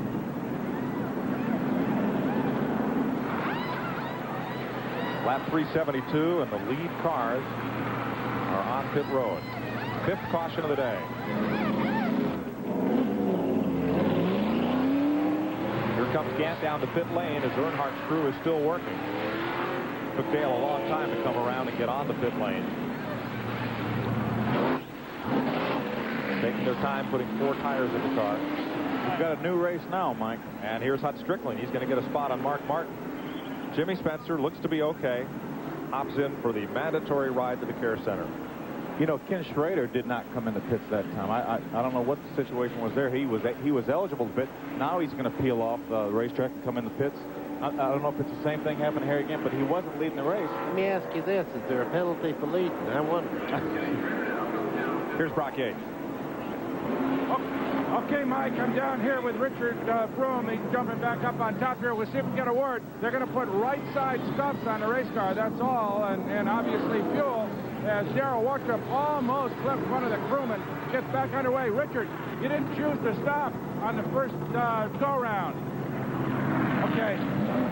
Why did you not come in the first lap? Well, we didn't think the leaders was going to come, but the leaders did come, so it forced us to come in. Okay, there was a gamble that Kenny Schrader missed out. He benefited on the Gann incident and obviously paid a penalty on this one, Mike. Well, the gospel according to Buddy Baker is when the caution comes out, come in. Let that paper fly. Yes. When he says let the paper fly, he's talking about the paper on brand new tires. The stickers. Right. Or even scuffs. In this case, scuff tires, the same difference. A lot of work for Travis Carter and the team. Yeah, and that's a shame. He was really running well. They had a string of 4 top 10 finishes in a row earlier, just prior to Charlotte. The wall doesn't move. Did you see how far the rear end housing was moved over in that car? Well, you saw why. Look how thick that wall is.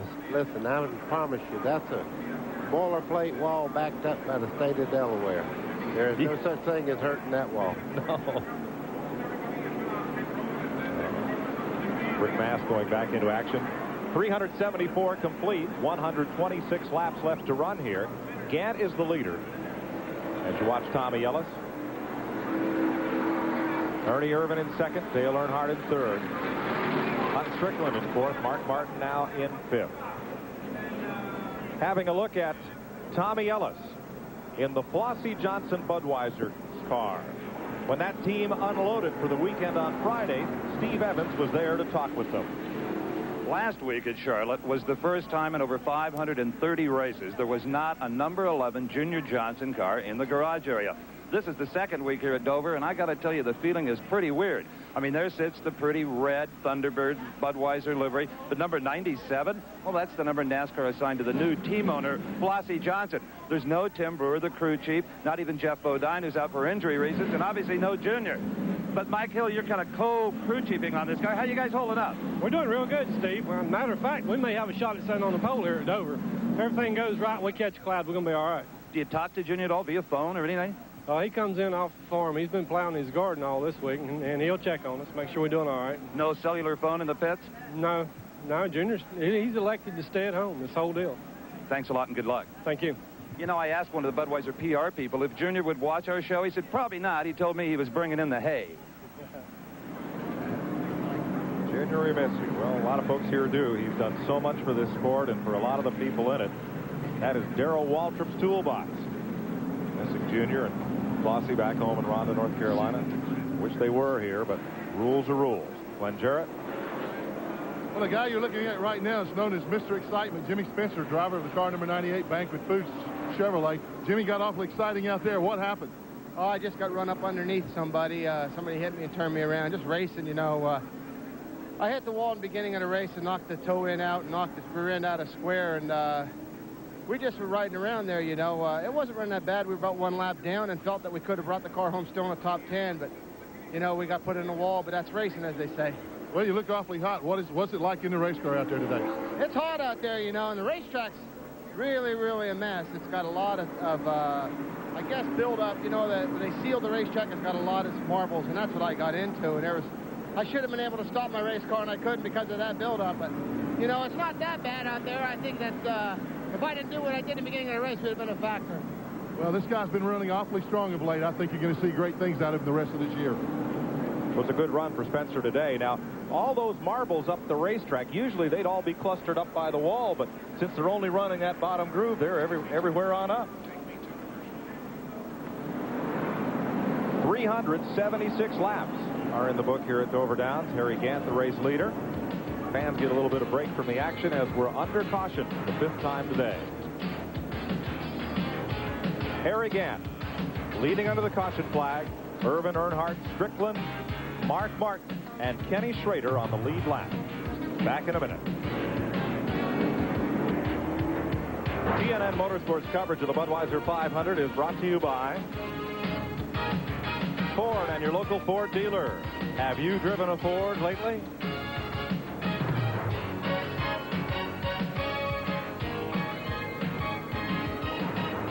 We're getting ready to go back to green at lap 378 with 6 cars now on the lead lap. Harry Gant up front on the outside. Ernie Irvin right with him. Dale Earnhardt, Hunt Strickland, Mark Martin, and Kenny Schrader to duke this one out for the next 120 laps.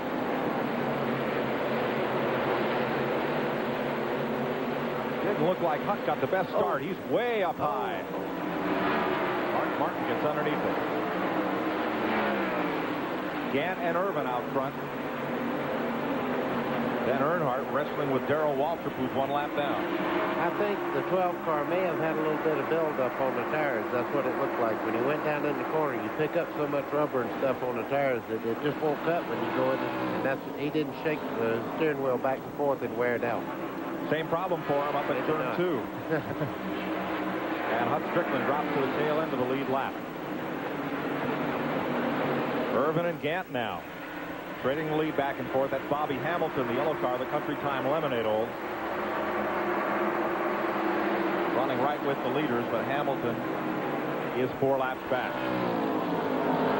I've seen 2 or 3 cars take off up the racetrack. There might be a little bit of fluid left from Jimmy Spencer's car from where he hit the wall or something over there. That's the 3rd car I've seen him push up the racetrack. You're right, buddy. Hutt Strickland did it 2 laps in a row, but yet he looked okay in turns 3 and 4. So I think you're right. And each time he came into that first turn on the outside. Earnhardt behind Bobby Hamilton. That lap car separating him from Harry Gant, then Waltrip. And then a ways back to Mark Martin.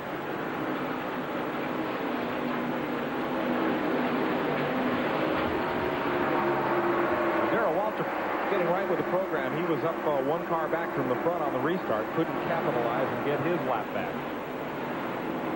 1 lap down, Waltrip, Morgan Shepherd. 2 laps back, Rusty Wallace, Ricky Rudd, and Terry Labonte. 3 laps down, Derek Cope. 4 back, Bobby Hamilton, Alan Kulwicki, and Sterling Marlin. This thing just about ready to get exciting again. I see Earnhardt moving right back up on Gant. This thing's going to get real exciting here in just a moment. There's a look at Schrader with Rusty Wallace separating he and Hutt Strickland. First and second, there's the separation. Irvin to Gant. And Earnhardt's coming right behind Harry Gant. Waltrip with him. Then Mark Martin. They move past the Bobby Hamilton car.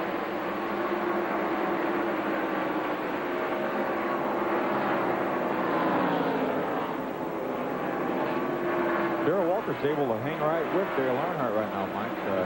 He's got his car about the way he wants it, I think. If he'd been stronger the first part of the race. But he got caught a lap down, as everybody did. For the charge of Dale Earnhardt in the first 150, 200 miles.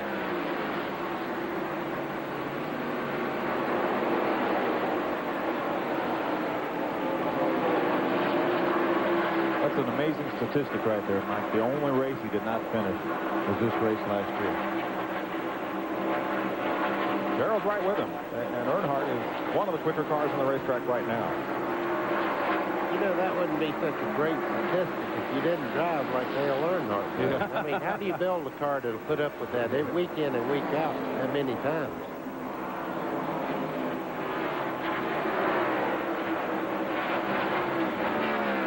Gant in second. Earnhardt third.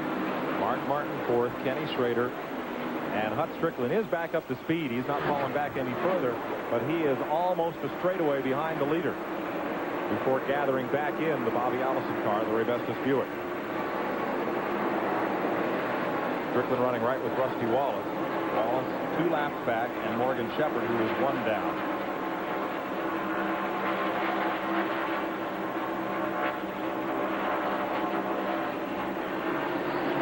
Bill Elliott running right behind Strickland has not had the best day. He is 5 laps off the pace.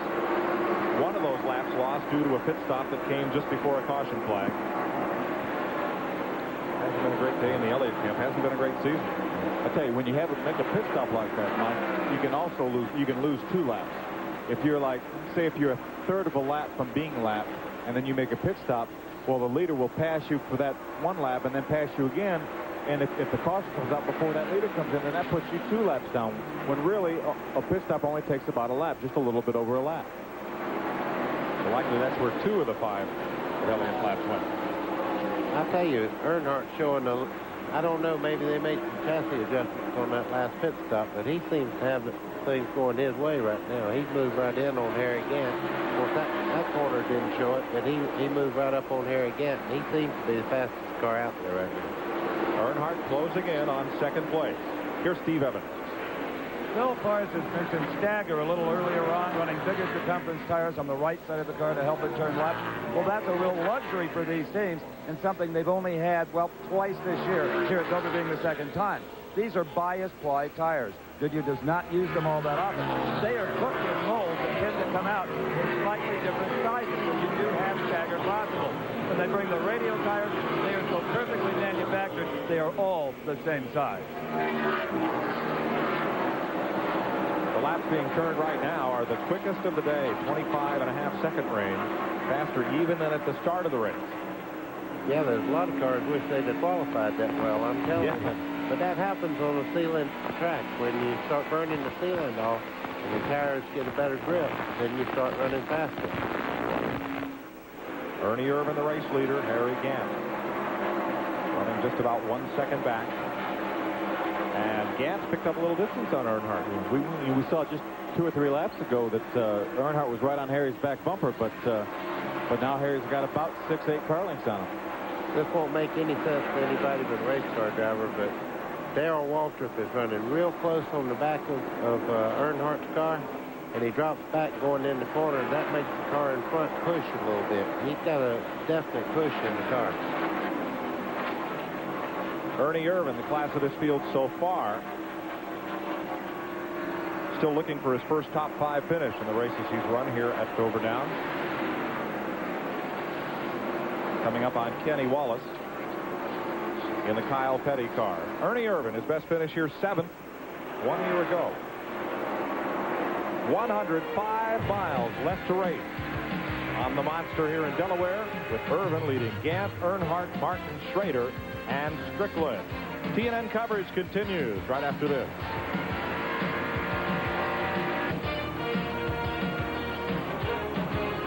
There might be a sale on Intimidator T-shirts at the Dale Earnhardt booth after this race. Darrell Waltrip's just driven underneath and around Earnhardt, although they are not racing for position. Here's Glenn Jarrett. Well, Richard Jones and Bill had to fight long and hard to get that thing back in the lead. I love that. What do you think that's going to Well, the track's gotten tighter on us about all day long, and we just hadn't been able to get the car freed up for the track. As it wears the sealer off the racetrack, it's just gotten tighter. Are you going to be able to make those adjustments? What? Will you be able to make those adjustments? We get another caution we can. Wrecked on the back. Okay, trouble in turn number 2. Derek Cope's car, the defending champion of this race, has been bitten by the Monster and spun to the inside. Now, Ernie Irvan is leading Harry Gant back around to the finish. Here comes Waltrip into the picture, trying to get a lap back. Darrell is hustling it hard, but he's going to fall short. And will hold with 6 cars on the lead lap. Caution is out, lap 404, 6th time today for Derek Cope. I see Derek, he's already taken the, you can see his hands moving inside the car. He's already taken his window net down, so I think Derek's probably okay. Let's have another look at it.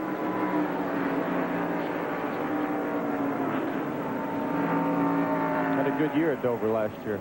Yeah, that turn 2 has bitten several drivers. Top of your screen, there he goes. He's already sideways. He backs up into the outside wall, and that just, as we've talked earlier, the bank just sends him back down into the inside wall. Oh, and here comes traffic. Tommy Ellis, Rick Mast. See, as Buddy said earlier, he let off the brake to go ahead and get out of the way, so that kept Tommy Ellis, Rick Mast, and Bobby Hillman from being in trouble. We have another view of it, Buddy. Oh, boy. I tell you, he clouded the outside wall there. You can't hit much harder than that on the outside. Look at that car. The damage on that thing is unbelievable. But he was smart enough to get out of the way and let the brake off. That inside wall won't hurt you nearly as bad as the oncoming race car. Bob Whitcomb owns that car. His son Greg resigned this weekend as team manager to pursue a career as a professional golfer. He's going to go run the Hogan Tour down in Florida and hopes to qualify for his PGA card for next year, and we wish him luck. Pit stops. Now this will be tricky. 95 laps to go. This may be the last stop of the day. Could be. But it's stretching. I tell you, most cars hadn't been able to go that far. The race off pit road. Well, it's either Irvin or Earnhardt. Dale Earnhardt beat him to the white line, Mike. And that's part of champion's choice. The Winston Cup champion has his first choice of pit position. Richard Childress always chooses the last pit down the road, and that's why. All Earnhardt has to do is pop over the line ahead of the other car, and that's how they're lined up. That's right. He doesn't have to be at speed. As long as he gets his nose of his car to that white line, he could be running 5 miles an hour, and the rest of the guys running 40, and he still beats them. Here's Steve Evans. You know, most race car drivers' sons yearn to follow in their father's footsteps and drive as fast as they can at places like the Monster Mile. Well, Rick, Mass' young son, Ricky, he wants to be a starter. And to every race, he brings his flag. And he gets right opposite the flag stand, and whatever flag he sees, he waves over here just to get into practice. Wave your caution flag for me, Ricky. All right, let me see a passing flag. You got a passing flag?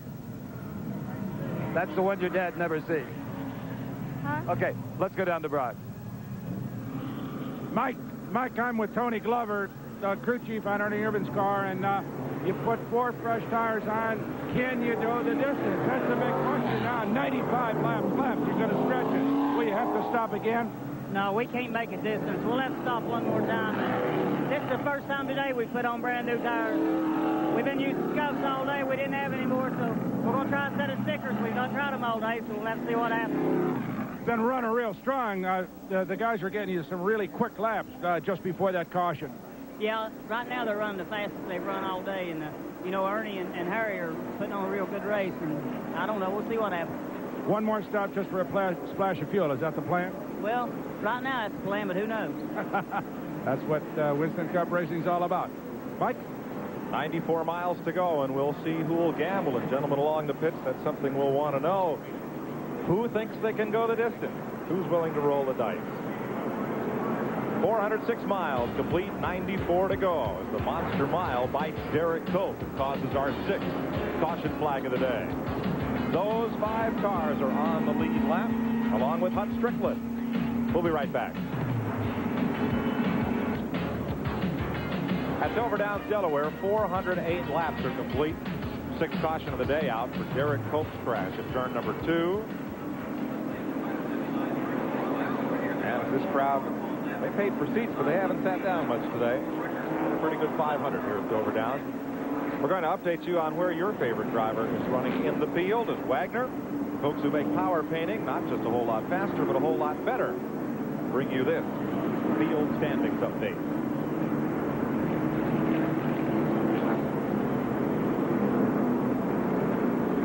Hut Strickland, he's the last of the cars on the lead lap. 1 lap down, Waltrip and Shepard. 2 laps back, Ricky Rudd. Okay, we haven't talked much about Terry Labonte. We just saw him go by in 10th position. He's 2 laps down, but he's had a pretty good run today. Had a lot of tough luck yesterday driving his brother's car in the Budweiser 200. Sterling Marlin there, 4 laps back. Ted Musgrave is 5 laps down, but he's the leading rookie, racing against Richard Petty today. Bobby Hillen in the Jimmy Means car, going to be posted 6 laps down, as is Rick Mass. Dave Marcus is down 10. Kenny Wallace 15 laps behind. 27 cars still running of the 35 that started.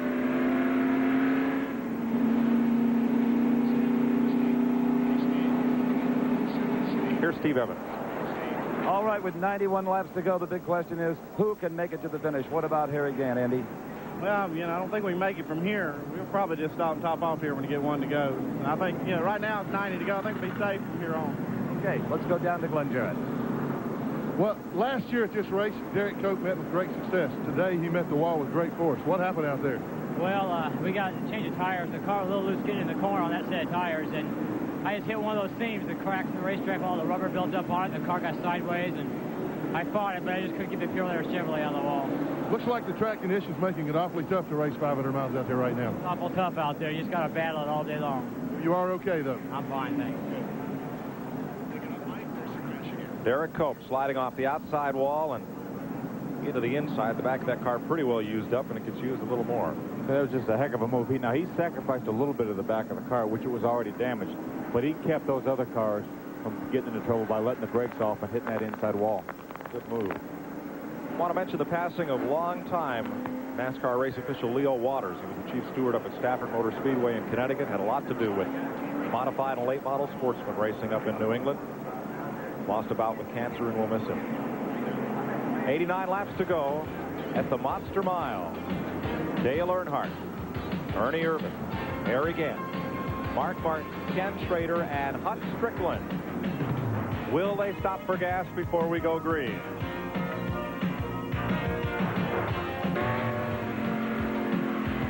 Riding along with Ricky Rudd at 412 laps. You're inside the Tide Chevrolet. As they get 1 lap to go, all the leaders came to pit road and topped off fuel.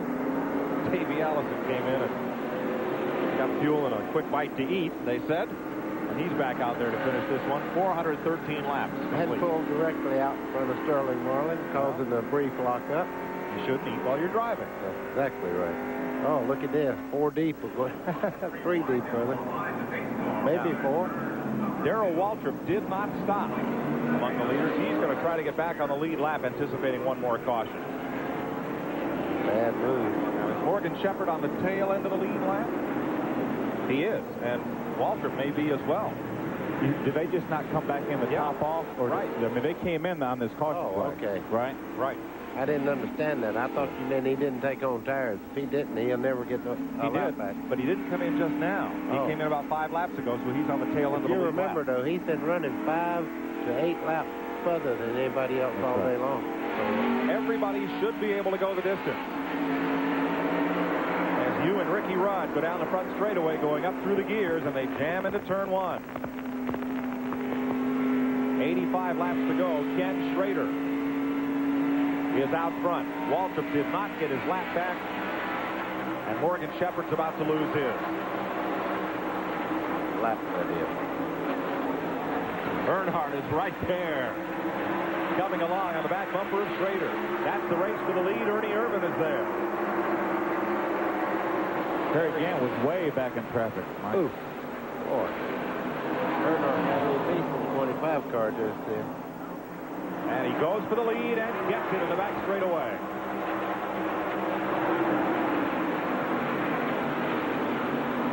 Whatever Richard Children adjusted on that car, it worked. Earnhardt is back to the front.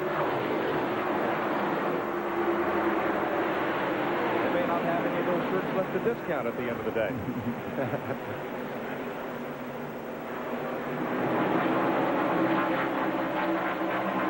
84 laps to run. The field can go the distance under green.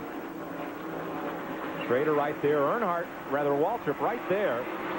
But on 2 occasions now, unable to get back on the lead lap.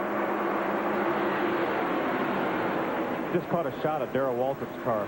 He has 4 yellow wheels on that car that you know they came from his brother's car. So a little brotherly love. That's kind of neat looking. It looks like one of those little Tonka toys or something. Hot Wheels. That's it. Dale Earnhardt, a winner at Richmond and at Martinsville. There's Hut Strickland and Harry Gant battling. But they are almost a straightaway behind. 5th and 6th place. And there's your 4th place car, Mark Martin, in 6th. The Folgers Ford running in 4th. Ernie Irvan is in 3rd. All by himself on the racetrack. This pack trying to run him down. Okay, right now is not the time to hold back, Mike, because you don't know that you're going to get another caution flag. And right now, everyone's planning, I think, on going the rest of the way because they all came in the top off. You know, I noticed Harry Gant's car. They pull that piece of flapping front valence off of that car. That may hurt him a little bit down the straightaway. Even though it was flapping, it was still there, shielding the tire a little bit. He may have a little bit of lift in this corner there. 2 leaders are tied together. Schrader not giving Earnhardt any breathing room. And now that battle for 4th on back has caught Ernie Irvan. Schrader's going to make a run at Earnhardt here. He took a look to the inside. You know, he told his crew chief everything was wonderful. Here we go. He's going to reach for that cookie once again. Looks like Dale Earnhardt's push came back. You know, he ran a few laps when the tires started getting hot. Looks like he's got that little bit of pushback from the turn. If it gets much worse, Ken Schrader will stick his nose up underneath him, and we'll have a new leader. And Schrader will do that, too, by the way. This is like Noah's Ark. Harry Gant's gone past Huck Strickland. They're all 2 by 2 by 2. Here comes Schrader again for the lead on the bottom of the racetrack, and everybody's on their feet. Kenny Schrader back in front. I just noticed he didn't do like Harry Gant done him a while ago. He didn't stay on that outside very long. He didn't run lap after lap after lap. So his car must just handle right on the bottom of the racetrack. How did he get under Earnhardt? Earnhardt wasn't leaving any room. He was pushing up 2 laps in a row. He pushed up over in turn 3 and 4, and Schrader started to get on the inside the first time and got on the inside the second time and got by him. Bill, I can tell you one thing. Darrell Waltrip was going to make his lap back up. That man gets a lap down this close to the end. He gets a little nervous, and he's running very well now. It's a great move by Schrader to go to the inside, but, Buddy, how much of being a great race driver is recognizing opportunity? Well, that's the whole idea. That is the difference. Being able to know when to do it and how to do it, and making them both work at the same time. You know, one try and not knowing what you're going to do, you can get yourself in a lot of trouble on a racetrack like this. Well, opportunity knock. Schrader opened the door, delivered the mail. Got underneath Earnhardt and into the lead, and there's Dale pushing up the racetrack once again. And smoking the tires. And there's Darrell. Getting hungry. It looks like Earnhardt's driving in the corner very deep, and that's pushing the car up. You know, he may be better, and I'm not here to second guess him, but if he went in the corner a little bit easier, he may be able to keep the car down better. I got a theory. It might be the yellow wheel. They run real fast on Michael's car, too. Let's go to Glenn Jarrett. Okay, I talked to Richard Childress about the problem. He indeed does have a push in the car. They have been using scuffed tires all day long. And there were tires that they had already broken in, and they had them matched up stagger-wise. This time they had to put 2 new ones on there because they had run out of used or scuffed tires, and they got the stagger off a little bit, and the car developed a push. There's nothing they can do about it right now except hope for another caution and get back in here to correct that stagger. Schrader running off from Earnhardt now. Waltrip right there. Dale doesn't have a little brother in his race who has Cup tires for him. Richard Childress has a lot of friends in this race. Sir. Yeah, and there are a good number of cars out of the race, 9 or so, that they could get tires from. Here's Steve Evans. Well, Richard, there's no slacking off now, not with Dale Earnhardt right on Kenny's bumper. See, I have enough gas to go the distance if he runs as hard as he is right now. Yeah, he can make it all the way.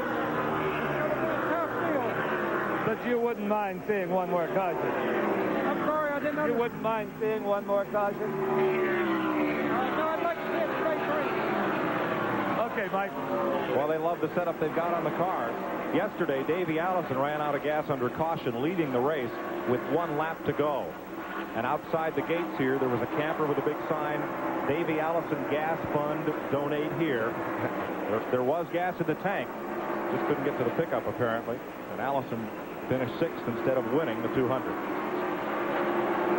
Ernie Irvan right there in 3rd spot with Mark Martin and Harry Gant. Chevy, Ford, and Oldsmobile trying to reel in Schrader and Earnhardt. There they are, top of the screen. Your front 5 cars all within a straightaway. And Huck Strickland back there, not all that far back. He is in 6th, right where he was when he finished Charlotte last week, a career best for Huck Strickland. No, actually, Huck Strickland finished 4th at Michigan a couple years ago in an Australian car. It was a fuel mileage deal. He was able to make it, and a lot of people had to stop and pit. He was able to stay out, and he finished 4th.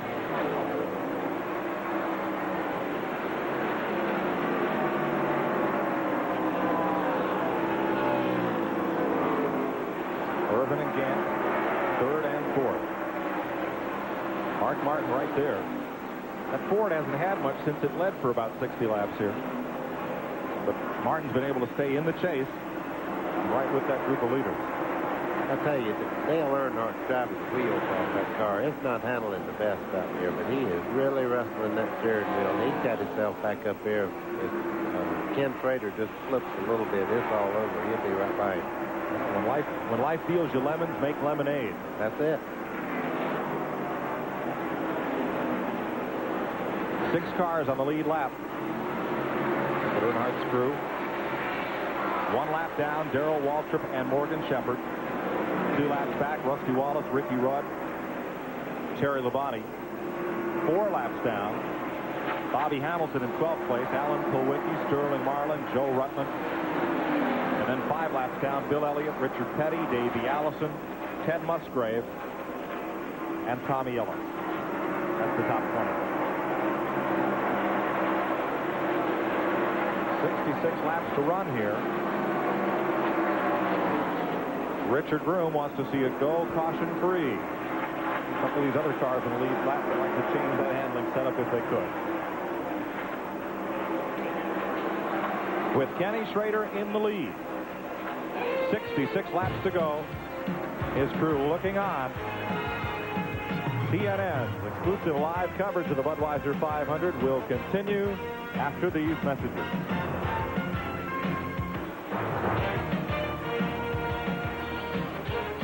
Laps to go at Dover Down. Terry Gant has gone past Ernie Irvin and now closes in on Dale Earnhardt. Terry Labonte has slapped the wall. We stayed under green as Labonte came pit side for service once and now again with the Sunoco car. He drops to 20th position in the running order. I think Harry Gant must have smelled the roses just a few seconds ago. Buddy, he'd really turned the wick up on that car. He's running Earnhardt right on down, and right now if he can get by Darrell without any problems, I think he's the fastest car out there. I like Harry's chances. If this thing goes green the rest of the way, as Richard Groom is hoping for, Ken Schrader's crew chief, I like Harry Gant's chances because his cars seem to be the best on the longest of runs. Gant now in third. Won at Talladega, the Winston 500. Sets him up for that $100,000 bonus from R.J. Reynolds if he can win it. Darlington. Here's Brock Yates. Oh, Mike, I'll tell you what, Mike, the Harry Gant's crew is very optimistic. They feel that, just as Buddy said, that car starts to run out here at the closing stage of this race. The race car is running perfectly. Gant is feeling good in the race car, and Andy Petrie just said, as long as the man in the black 3 doesn't give us any problems, he thinks we can run down Schrader. Well, we've got 56 laps to find that out. Harry Gant's season has been hot and cold. He has the win at Talladega, 2/3, a 4th, and a 5th, and the rest of his finishes have been junk. One Easter famine for Harry. That's it. We move back to the 4th place battle. Ernie Irvin has Mark Martin closing in on the 4 car.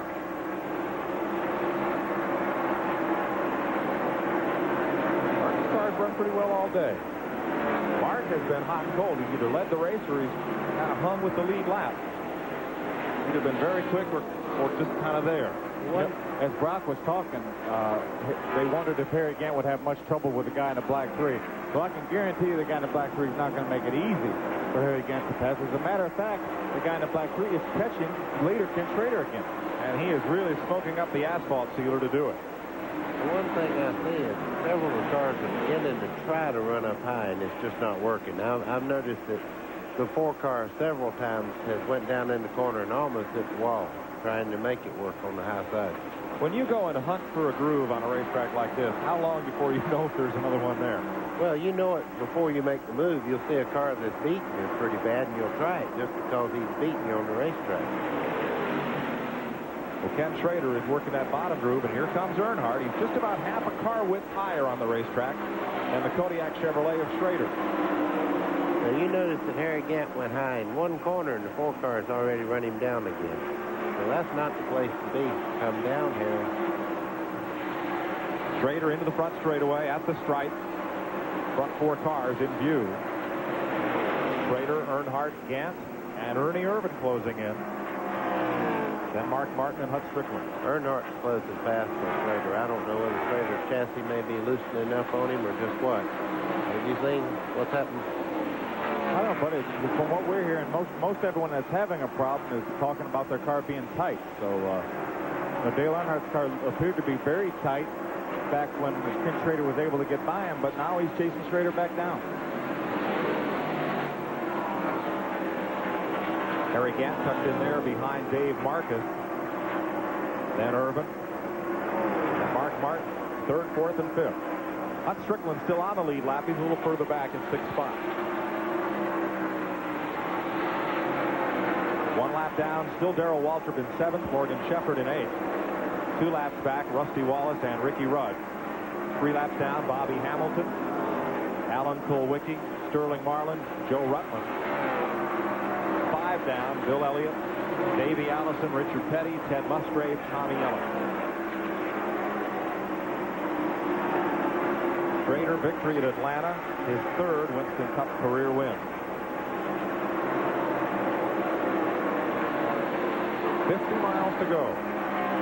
If this was a Budweiser 450, he would have got his 4th career win. But we know after yesterday, it doesn't matter what happens at 450. 500 is what counts. Or 499. I can't figure out what's going on here. One car will look like he's really catching somebody a lot, and then all of a sudden he'll be half a straightaway back. I don't know whether they're changing the line on the racetrack or whether the tires are real good and then they get a little bit greasy and you back off and let them catch back up. But something's happening. We'll check that out and try to get some insight on that for pit road when we come back. 452 miles complete as the sun begins to set. There on those windshields. 47 miles of racing to go at Dover Down. 6 cars on the lead lap, another 2 1 lap back in the Budweiser 500.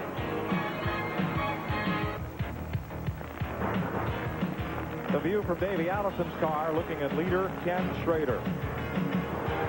Schrader and this team have had a season much like Harry Gant. Victory at Atlanta, a 2nd at Rockingham and Charlotte, a 5th place finish in North Wilkesboro, and 2 other top 10s, and the rest of his finishes were well down the list. He's looking good right now, though. Schrader is 41 laps away from the checkered flag. Dale Earnhardt holds on to 2nd place. Let's check in his pit with Glenn Jones. Well, you know, Buddy, you were wondering about some of the problems everyone's having. There's a lot of inconsistency concerning tires out here right now. The cars having to go to the bottom groove of the racetrack, the sealer being worn off and so forth, is causing a lot of inconsistent tire wear. Dale Earnhardt's car has loosened up considerably now, almost to the point that it's too loose. So he went from a push at the beginning to being too loose. Mark Martin's car, on the other hand, is way too tight. So all the adjustments they made all during the race to get them to this point, right now, they don't really know where to turn just because of the inconsistency on the surface of the racetrack. It's a battle they're all having to fight. Some of them guessed right, some of them didn't. Kenny Schrader probably guessed the rightest. Earnhardt in 2nd, Gann in 3rd, Ernie Irvin in 4th, Mark Martin 5th, and Hutch Strickland all on the lead lap. The Flossie Johnson car going 7 down. The leader, Kenny Schrader. I'm going to give you something scary to think about. If the yellow come out right now, do you think the leaders would come in with this short a distance to go? I think they would. The ones that didn't would lose, I can tell you that. Yeah. What's Buddy Baker's old adage? If the caution flag waves, pit. Yep. If the yellow comes out, come in. Right. Back in 3rd place, Harry Gant, who came within about 15 laps of winning yesterday. Let's check down the road toward his pit. Here's Brock Yates. Okay, Mike, there's trouble here in the Harry Gant pit as far as the handling is concerned as well. Buddy, and you guys were talking about how the cars seem to come and go on, and especially the tires, and now this car is tightened up a little bit. Andy Freaky just told me that Harry's talking about the race cars inside. So he was running just perfectly about 10 laps ago, and now his tires seem to be going away on him.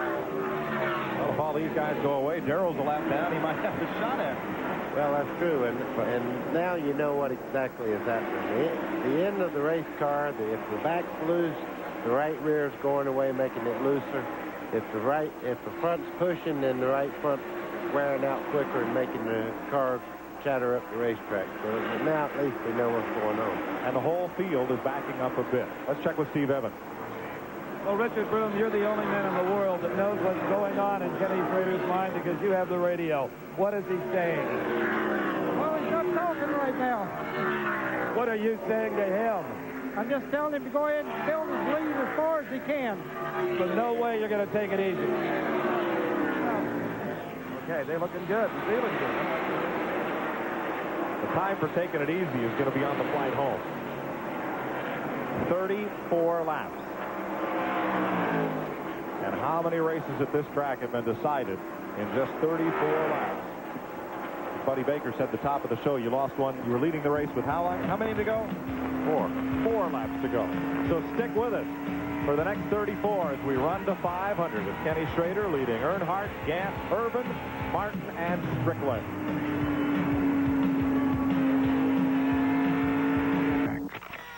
The genius is in the details. TNN Motorsports live coverage of the Budweiser 500 is brought to you by Extar Film from Kodak.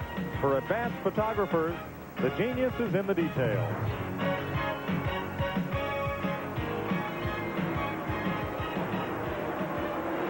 Ken Schrader, the leader. Harry Gant in third place. And Ernie Irvin, the Kodak Film Old, or Chevrolet rather, has been closing in on Harry Gant, but now that gap begins to widen again. Yeah, well, if he's holding anything back, he might as well let it go now, because I'm going to tell you, in 25 laps, there's not enough time to make a decision on what you're going to do. You have to turn it up wide open and let her go. 6 cars on the lead lap, and the lead advantage of Ken Schrader increasing. 2.5 seconds now over Dale Earnhardt. You know, we sat here and talked about this in the Sportsman race yesterday, the Busch Grand National race, and I tell you, we thought the race was over. And folks, you wouldn't believe what happened with 3 laps to go if you didn't even get to see it. We seen 3 cars fall out on the next to the last lap. TNN's going to replay that race toward the end of June, and you folks who didn't get a chance to see it, check your local listing. It was one of the most unbelievable days we've seen in racing. But I will say this, the eventual winner, Todd Bodine, did a superior job of driving yesterday. Congratulations to him today. Yeah, there are folks in the garage who will say he lucked into it. But as Richard Petty has long said, the best you can do on any particular day is keep your car in a position to win and then hope things go your way. That's it. They did. I'd like to have 4 in a row just like that. Yeah, absolutely. How about 1 in a row just like that, buddy? Oh, yeah. Yeah, I'd just like to win right now. Kenny Schrader has 24 laps to go. Traffic ahead. He owns 3 Winston Cup victories, all for this Rick Hendrick-owned team. Look at that crew watching him. You think they're worried a little bit when he gets in a pack of traffic? I know at least a couple of them are sitting there on the pit wall driving the car. They're former racers themselves. Well, he seems to have things in hand right at the moment. That can change in 1/2 a lap. This is a tough pack of traffic he's in. See if Earnhardt can gain some ground here. Schrader moving up against Ricky Rudd. Ricky gives him plenty of room. And then Earnhardt has to pull up first on Alan Kulwicki, then Rick Wilson, then Rudd to have any shot at Schrader. That'll help Ken Schrader right now, having those 3-4 cars. That's got to slow Dale up just a tick. And right now, just a tick is all he needs. Doesn't it depend a lot on where he catches them? It really does. If you catch the cars coming off the corner, they'll move over before you just drive by them. If you catch them going in the corner, more than likely you might have to follow them through the corner, and that'll hurt his speed. Here with Ricky Rudd, Alan Kulwicki just went by the 5 car. That's not for position. Rudd is a couple of laps ahead of Kulwicki. And here's Earnhardt on the outside of Rudd.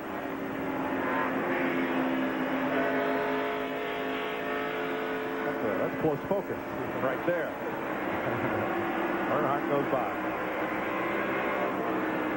480 laps, 20 to go. 6 cars on the lead lap. Still Earnhardt and Morgan Shepherd 1 lap down. Rusty Wallace is on a lap by himself. He's 2 laps back. Ricky Rudd's on a lap by himself, 3 laps down. Bobby Hamilton's all alone, 4 laps behind. Then 5 laps down, Alan Kulwicki is ahead of Sterling Marlin and Joe Rutland and Bill Elliott. That's the top 15. 16th, 6 laps down, Davey Allison. So is Richard Petty and Ted Musgrave. Tommy Ellis is 8 laps off the pace. So is Bobby Hillin and the Jimmy Means car and Rick Mann. 9 laps down is Lake Speed. Spent a bit of time on pit road. Dave Marcus is 11 laps back. Terry Labonte still running after slapping the wall. And Labonte is down 23 laps. And further back, still running, Rick Wilson and Kenny Wallace. Each of those cars a little more than 20 laps down. Harry Gant moving past Ricky Rudd in pursuit of Dale Earnhardt.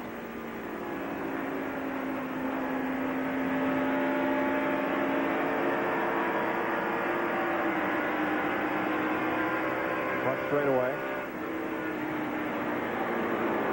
Just a little over 2-second advantage right now. It was, you know, when we talked about it before, it was like 2.5. So Dale Earnhardt's picked up a half a second in the last 6 or 8 laps, but you know, that could have had a lot to do with traffic and how they caught traffic and how quick they got by traffic. So Dale got through that pack of traffic a little easier than Kenny Schrader. I think he did too. He really did. Most of the time, Dale Earnhardt gets through a pack of traffic a little bit better than somebody else does. They see that black car. I mean, that's 2/10 right there.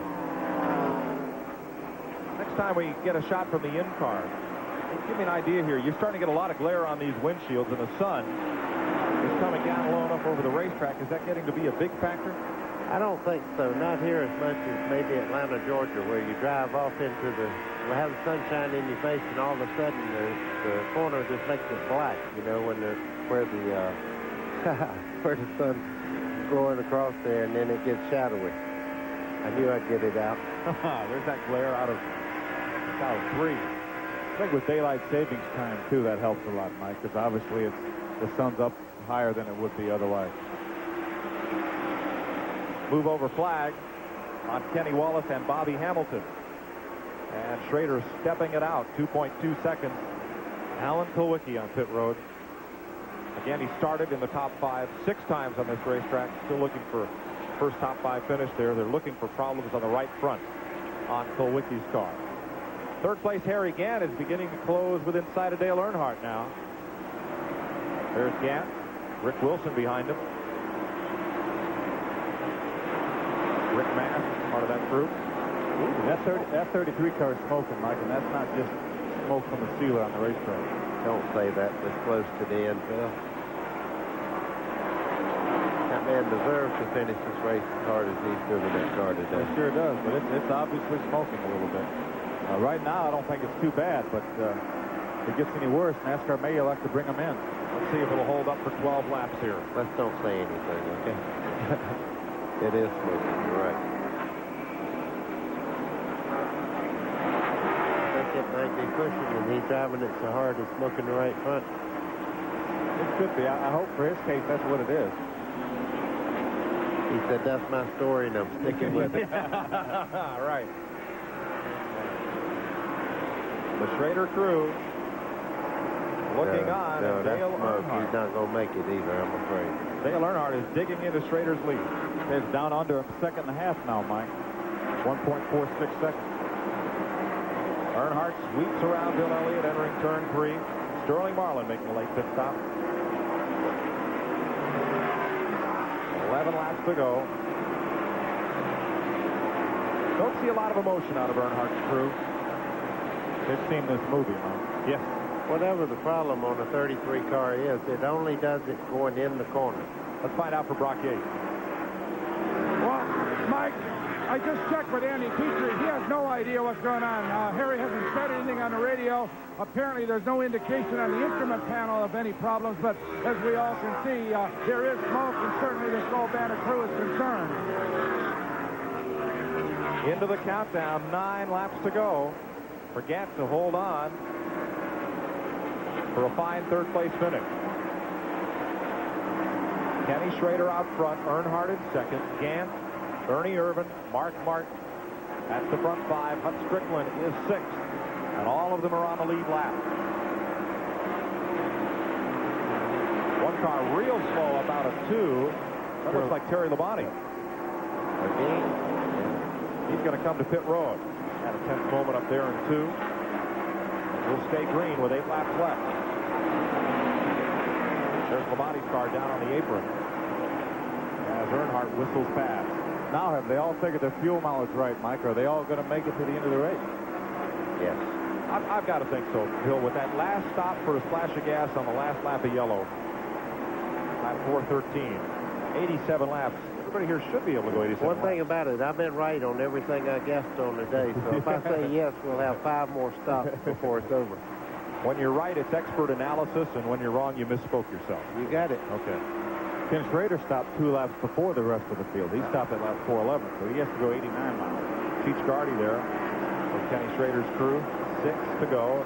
Terry Labonte gets right side tires and he's back out. Before I finish up, I want to thank my dad for giving me the weekend off of Vector Driving School to come up here and work with you guys. It's been fun. I have to come down there and see if I can learn anything. I'm sure you could. Now, let's get back to the thing we come up here for. It's staying about a second and a half, the interval between Ken Schrader and Dale Earnhardt, so he's not gaining on him right now. And he's got plenty of buffers of lap traffic between himself and Earnhardt. 5 laps to go. May seem like it's over, but anybody who was here yesterday knows that's far from the case. Joe Ruttman right behind Schrader. Ruttman 6 laps back in 12th spot. There's Earnhardt, second place. Gant holding on to third. Have a look for Ernie Irvin's car.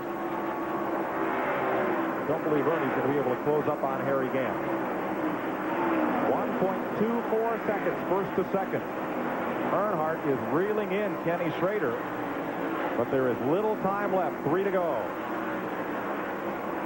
Schrader's crew taking off their headsets, putting things away. Their job, they hope, is done. It's up to the men in those cars right now. You know, I was watching Gant's car. It looks like he might have brushed somebody and pushed the fender in. It's right in the hardest part of the corner that was booked. 1 second. First to second. Earnhardt is coming at a quarter second a lap. 2 laps to go as they flash by the start-finish line. Earnhardt has Ruttman separating himself from Schrader. Out of turn number 2, 15 car lengths. First to second. Earnhardt dives past Ruttman into the corner. He'll have 1 lap. That cost him 1/2 a second getting caught behind Joe Ruttman that time. And Ruttman gave him room. 1 to go. Kenny Schrader out of turn number 2, seeking his 4th Winston Cup victory, all on Super Speedway. Dale Earnhardt into turn number 3, knocks it down to about a dozen car lengths, but it won't be enough. Ken Schrader wins the Budweiser 500. Dale Earnhardt finishes second. Harry Gant is third, and Ernie Irvin holds off Mark Martin by 2 car lengths for 4th. At the line, Waltrip and Shepard were side by side. Well, give it to Darrell. Ricky Rudd on the 5 car. Oh, that one. Guys, come on. We went all day and you got me. We had such a good race there. Forgot who that was. That orange car. He could keep putting him in the orange car. Ken Schrader will be going to victory lane. Make no mistake about that. Rick Hendrick, Richard Broom, and the rest of the Kodiak crew with a well-deserved victory. Earnhardt second, Gant third, Irvin 4th, Mark Martin, Hut Strickland 6th for the second week in a row. Darrell Waltrip finishes 7th, Morgan Shepard is 8th, 9th to Rusty Wallace, and 10th to Ricky Rudd. 11th is Bobby Hamilton, 12th Joe Ruttman, 13th Bill Elliott, 14th Alan Kulwicki, and 15th Sterling Marlin. Cold Budweiser. He'd like a cold Budweiser. And you're not getting either. I'll give him a kick. Steve Evans. Well, Kenny Schrader joins Dale Earnhardt as the only repeat winner this Winston Cup season. And I'll tell you, I guarantee you, he badly needs some refreshment on this day. He should be crawling out of the car. It's a mob scene, as you might imagine. Here in Winter Circle, he got here very, very quickly. A cold tower. And look at this man, how refreshed he looks as compared to Todd Bodine yesterday, who ran only 200 miles. This is an athlete, a man who spends over 200 days a year in a race car of one kind or another. Kenny Schrader coming out. The winner of the Budweiser 500. If he can get out. He may be a little more tired than I thought. Kenny Schrader the Cognac beer was just too strong for him today. I don't know about that, but they put us in a position to win the thing right there at the end, and we'll take it, you know. I can't say enough for guys. This team's come around so much in the last couple of years, and they're just doing a heck of a job. Wise hand going into the victory lane. Was there a point where you said, all right, I got him now. This needed to happen for me? Well, they did the fuel mileage deal. They said, let's get in and get out before everybody else. Earnhardt come up behind me, I messed up, let him go by. And I tried to use my head for once, and I followed him for about 6-7 laps, and I saw we were stronger, and I saw where we could get him, and I wanted to get by him one shot and then just take away. Any question in your mind as to fuel left in the tank at the finish? No, I tell you what, Ken Howes and Jim Wall and all the guys at Hendricks Motorsports, you know, this deal's come around so much this year. And they told me we didn't have to come in and top off that time. I said, guys, it's one spot. We're fifth now. There's 600 left. Let's do it anyway. I'll say this is one lady that had her fingers crossed so hard you probably lost the circulation in them. Well, I'll tell you what, 2 weeks we were the bridesmaid, this week we're the bride, and we're just really excited. And we want to say hi to Dorothy, our little girl in Concord, and Monica, who's taking care of her today. All right, a fourth career Winston Cup victory. Let's go to Glenn Jarrett. Okay, we're walking along with Dale Earnhardt. Dale, awfully tough run out there. He came up just a few car lengths short. Well, we tried them hard, you know. We was lucky to get our lap back, and everything's working pretty good there, but just couldn't catch Kenny. A little strong. Well, it wasn't because of a lack of effort on anybody's part. Well, that's true. You know, I'd like to say hi to all the kids back home and wish Kyle Petty a happy birthday. I missed him today. How was it out there? Real tough at this place for 500 miles. Well, it's always tough up here, Glenn. And, you know, it's just one of them Dover days. I tickled death finished second. That's last year. Okay, he's happier this year than last. Let's go to Brock Yates. Well, Mike, I'm with Ernie Irvin, who was up amongst them all day long and then seemed to go away a little bit on you at the end. Well, we were running short on fuel. We get real bad gas mileage, and we knew we couldn't make it running hard, so the last 50 laps, I just tried to save fuel the whole time, and it run out on the last lap a lot better than yesterday. Yeah, at least it got the checkered flag. That's true. You know, these guys gave me a great car, all the Morgan McClure Racing and Kodak and Chevrolet. And, you know, Chevrolet's finished 1, 2, 3, so I guess can't ask for a better day than that except for the 4 car to be up front. Ernie, the racetrack seemed to kind of give it to you a little bit, everybody. And then it did take it away from you as far as the tires were concerned. It did. You know, this car ran real fast on scuff tires, and we ran out of those and had to run stickers after that. And we still ran fast on them, but, you know, Schrader come up there at the end, and, you know, he was just the dominant car at the end. Okay, Ernie, good show. We'll see you down the road. We know there are better days ahead. There sure is. We keep looking for this Kodak team. Okay. Mike?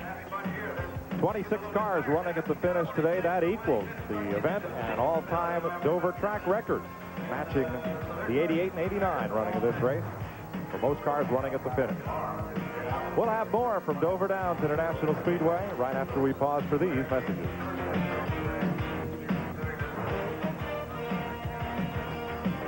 We'll get a word with the winning strategist in this 500-mile chase, but first, let's go meet the third-place finisher with Glenn Jarrett. Well, you're looking at Harry Gant, and, you know, folks, he looks amazingly calm and collected and kind of cool after 500 miles here. Hey, looks like he maybe just came off the golf course for 18 holes instead of 500 miles of racing here. Well, the car works so good, the Skull Band Oldsmobile, you know, and all day long it wasn't any tiring, and the car wasn't very hot inside. It's a good race for us. We just kind of got a tight set of tires on to last, and just had too much push in it. All right, earlier in the race there when you were leading and the pit flag was not out, or they didn't open the pit road when you came by, did that have any real bearing or any outcome on things? Well, they give up track position at the last, but probably not. I don't think so. You know, I think I was getting on Earnhardt there pretty hard. If I could have been a little close to him on the start, maybe, but it just our mistake. You know, the pit road guy didn't. He had it closed and he opened it real quick, and I'd passed it. So, just our misfortune. All right, you're one of the oldest drivers in the field out there. I know you've heard this time and time again, but a lot of folks would think a place like this would be tougher on you. You seem to thrive on places like this. Well, yeah, you know, I don't lay around the house or on the golf course all week, you know, like these younger guys. In the morning, I'm putting roofing on in the morning. I put roofing on 2 days before I come up here. In fact, right to the minute to leave, put roofing on. So I'm going to be putting roofing on tomorrow and Tuesday. It's not like you need the money. Well, I just like to do it, you know. It's just a change, and it feels good to get up there in that good 95-degree breeze on the roof rather than this 150 stale there in this race car. Folks, that's an unusual way to condition yourself, but it works for Harry Gant. Well, winner Kenny Schrader continues to receive the accolades here in Victory Lane. Before it's over, he'll wear enough hats to probably recede his hairline a little bit further. But I'm with Richard Broom, the crew chief, the man that orchestrated this victory.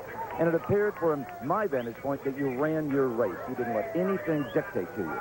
Well, we did. In other words, we just went in it with a strategy that we're going to just, try to cool it there for the first half of the race and try to run hard in the end. And that's what Kenny done. And I'll tell you, the guy done a super job. Now, I'm ecstatic. I can't say enough about it. With a lot of race car drivers, the crew chief has to get on the radio and say, now, calm down now. You don't need to be running this hard this early. Do you have to do that with Kenny? No, Steve, I didn't do anything. I just left him alone, let him do his own deal. And, there's talk sometimes about all the cars he runs, dirt cars, sprint cars. He'll race on asphalt pavement 200 and some odd days a year. Rick Hendricks has always approved of that, even though he could get hurt, because maybe that's what makes him this judge. Well, I think it is. He's driven everything, and the guy's just got talent that I can't praise him enough. In other words, he's got a feel for a car, and we've had a rough time the first year that we was together, and I didn't know whether it was going to gel or not, but everything is clicking, and I got one super crew. I just wouldn't trade any member of it. I tell you, they wouldn't trade you off either. Congratulations again. Well, thank you. I'm a little emotional about it. I can tell. You deserve to be. Let's go back up to Mike Joy. I'll bet there's a tear or two behind those sunglasses on Richard Broom, former drag boat and automobile drag racing champion. There's a look at the point standings. Dale Earnhardt tops the standings, to no one's surprise. Ricky Rudd hanging on to second there. Darrell Waltrip with a good finish here is third. Harry Gant and Ken Schrader up into the top 5. Schrader from 6th a week ago. We'll be back to Dover after this.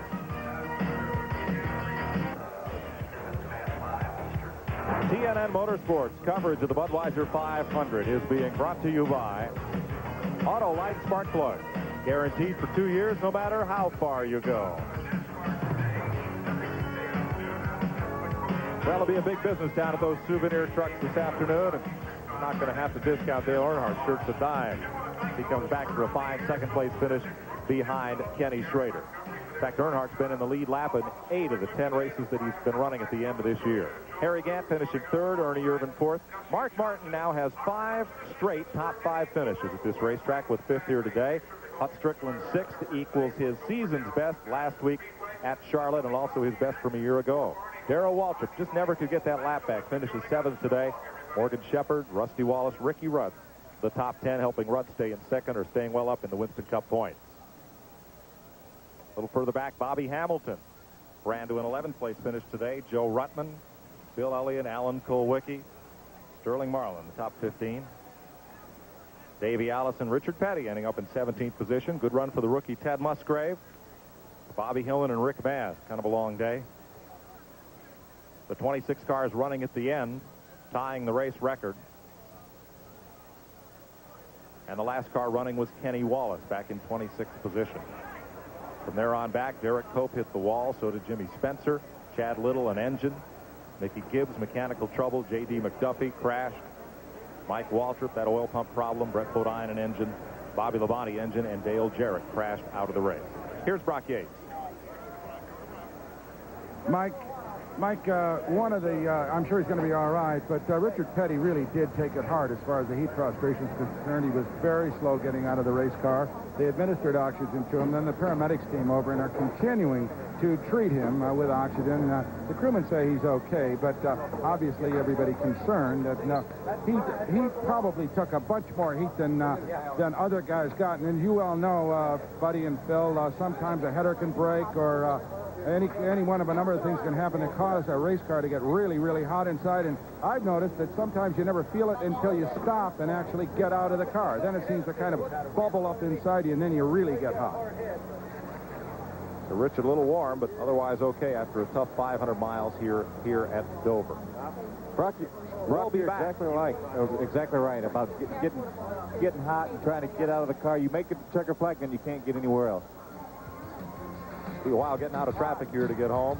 Record crowd at Dover Downs, and we'll be back with more from the Budweiser 500 right after we take this break on TNN.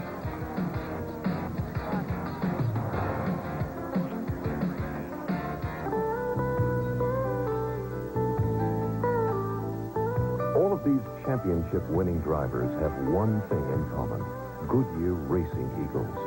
The race-winning technology that's found in the Goodyear Racing Eagles can also be found in the world's best-selling line of high-performance street tires, Goodyear Eagle Street Radials. The champions know, and it's why we say the best tires in the world have Goodyear written all over them. Delaware.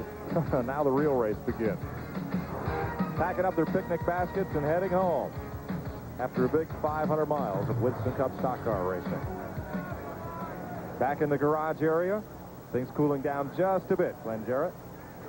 Well, here's another guy that looks awfully calm and collected, especially for the kind of day at the office he had. Davey Allison. Last week you were unbeatable. This week just wasn't to be. Well, we just missed something in the setup, Glenn. You know, our Texaco Haviland Thunderbird just drove like terrible all day. I don't know any other way to describe it other than we just couldn't get hooked up to the racetrack. We tried changing some things under those cautions.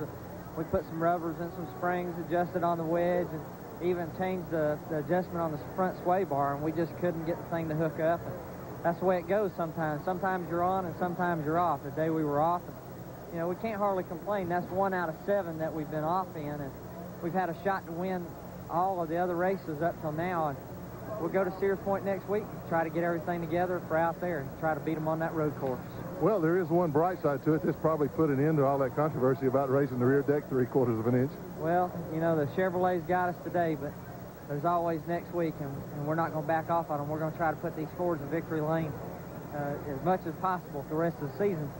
But I'd like to say congratulations to my sister today. Carrie graduated from college. They had her graduation party today, and my grandfather's at home watching, and we had a tough day, but we'll go back and get them next week and say hi to Liz and Krista. Oh. Davey Allison. Looks like he's done counting all the money from Charlotte, some $400-some-thousand over the last 2 weeks. Yeah, he had a good season if he don't do anything yeah, else. Right. He's already had a good year. Tough day today, but they'll be right back at him next week.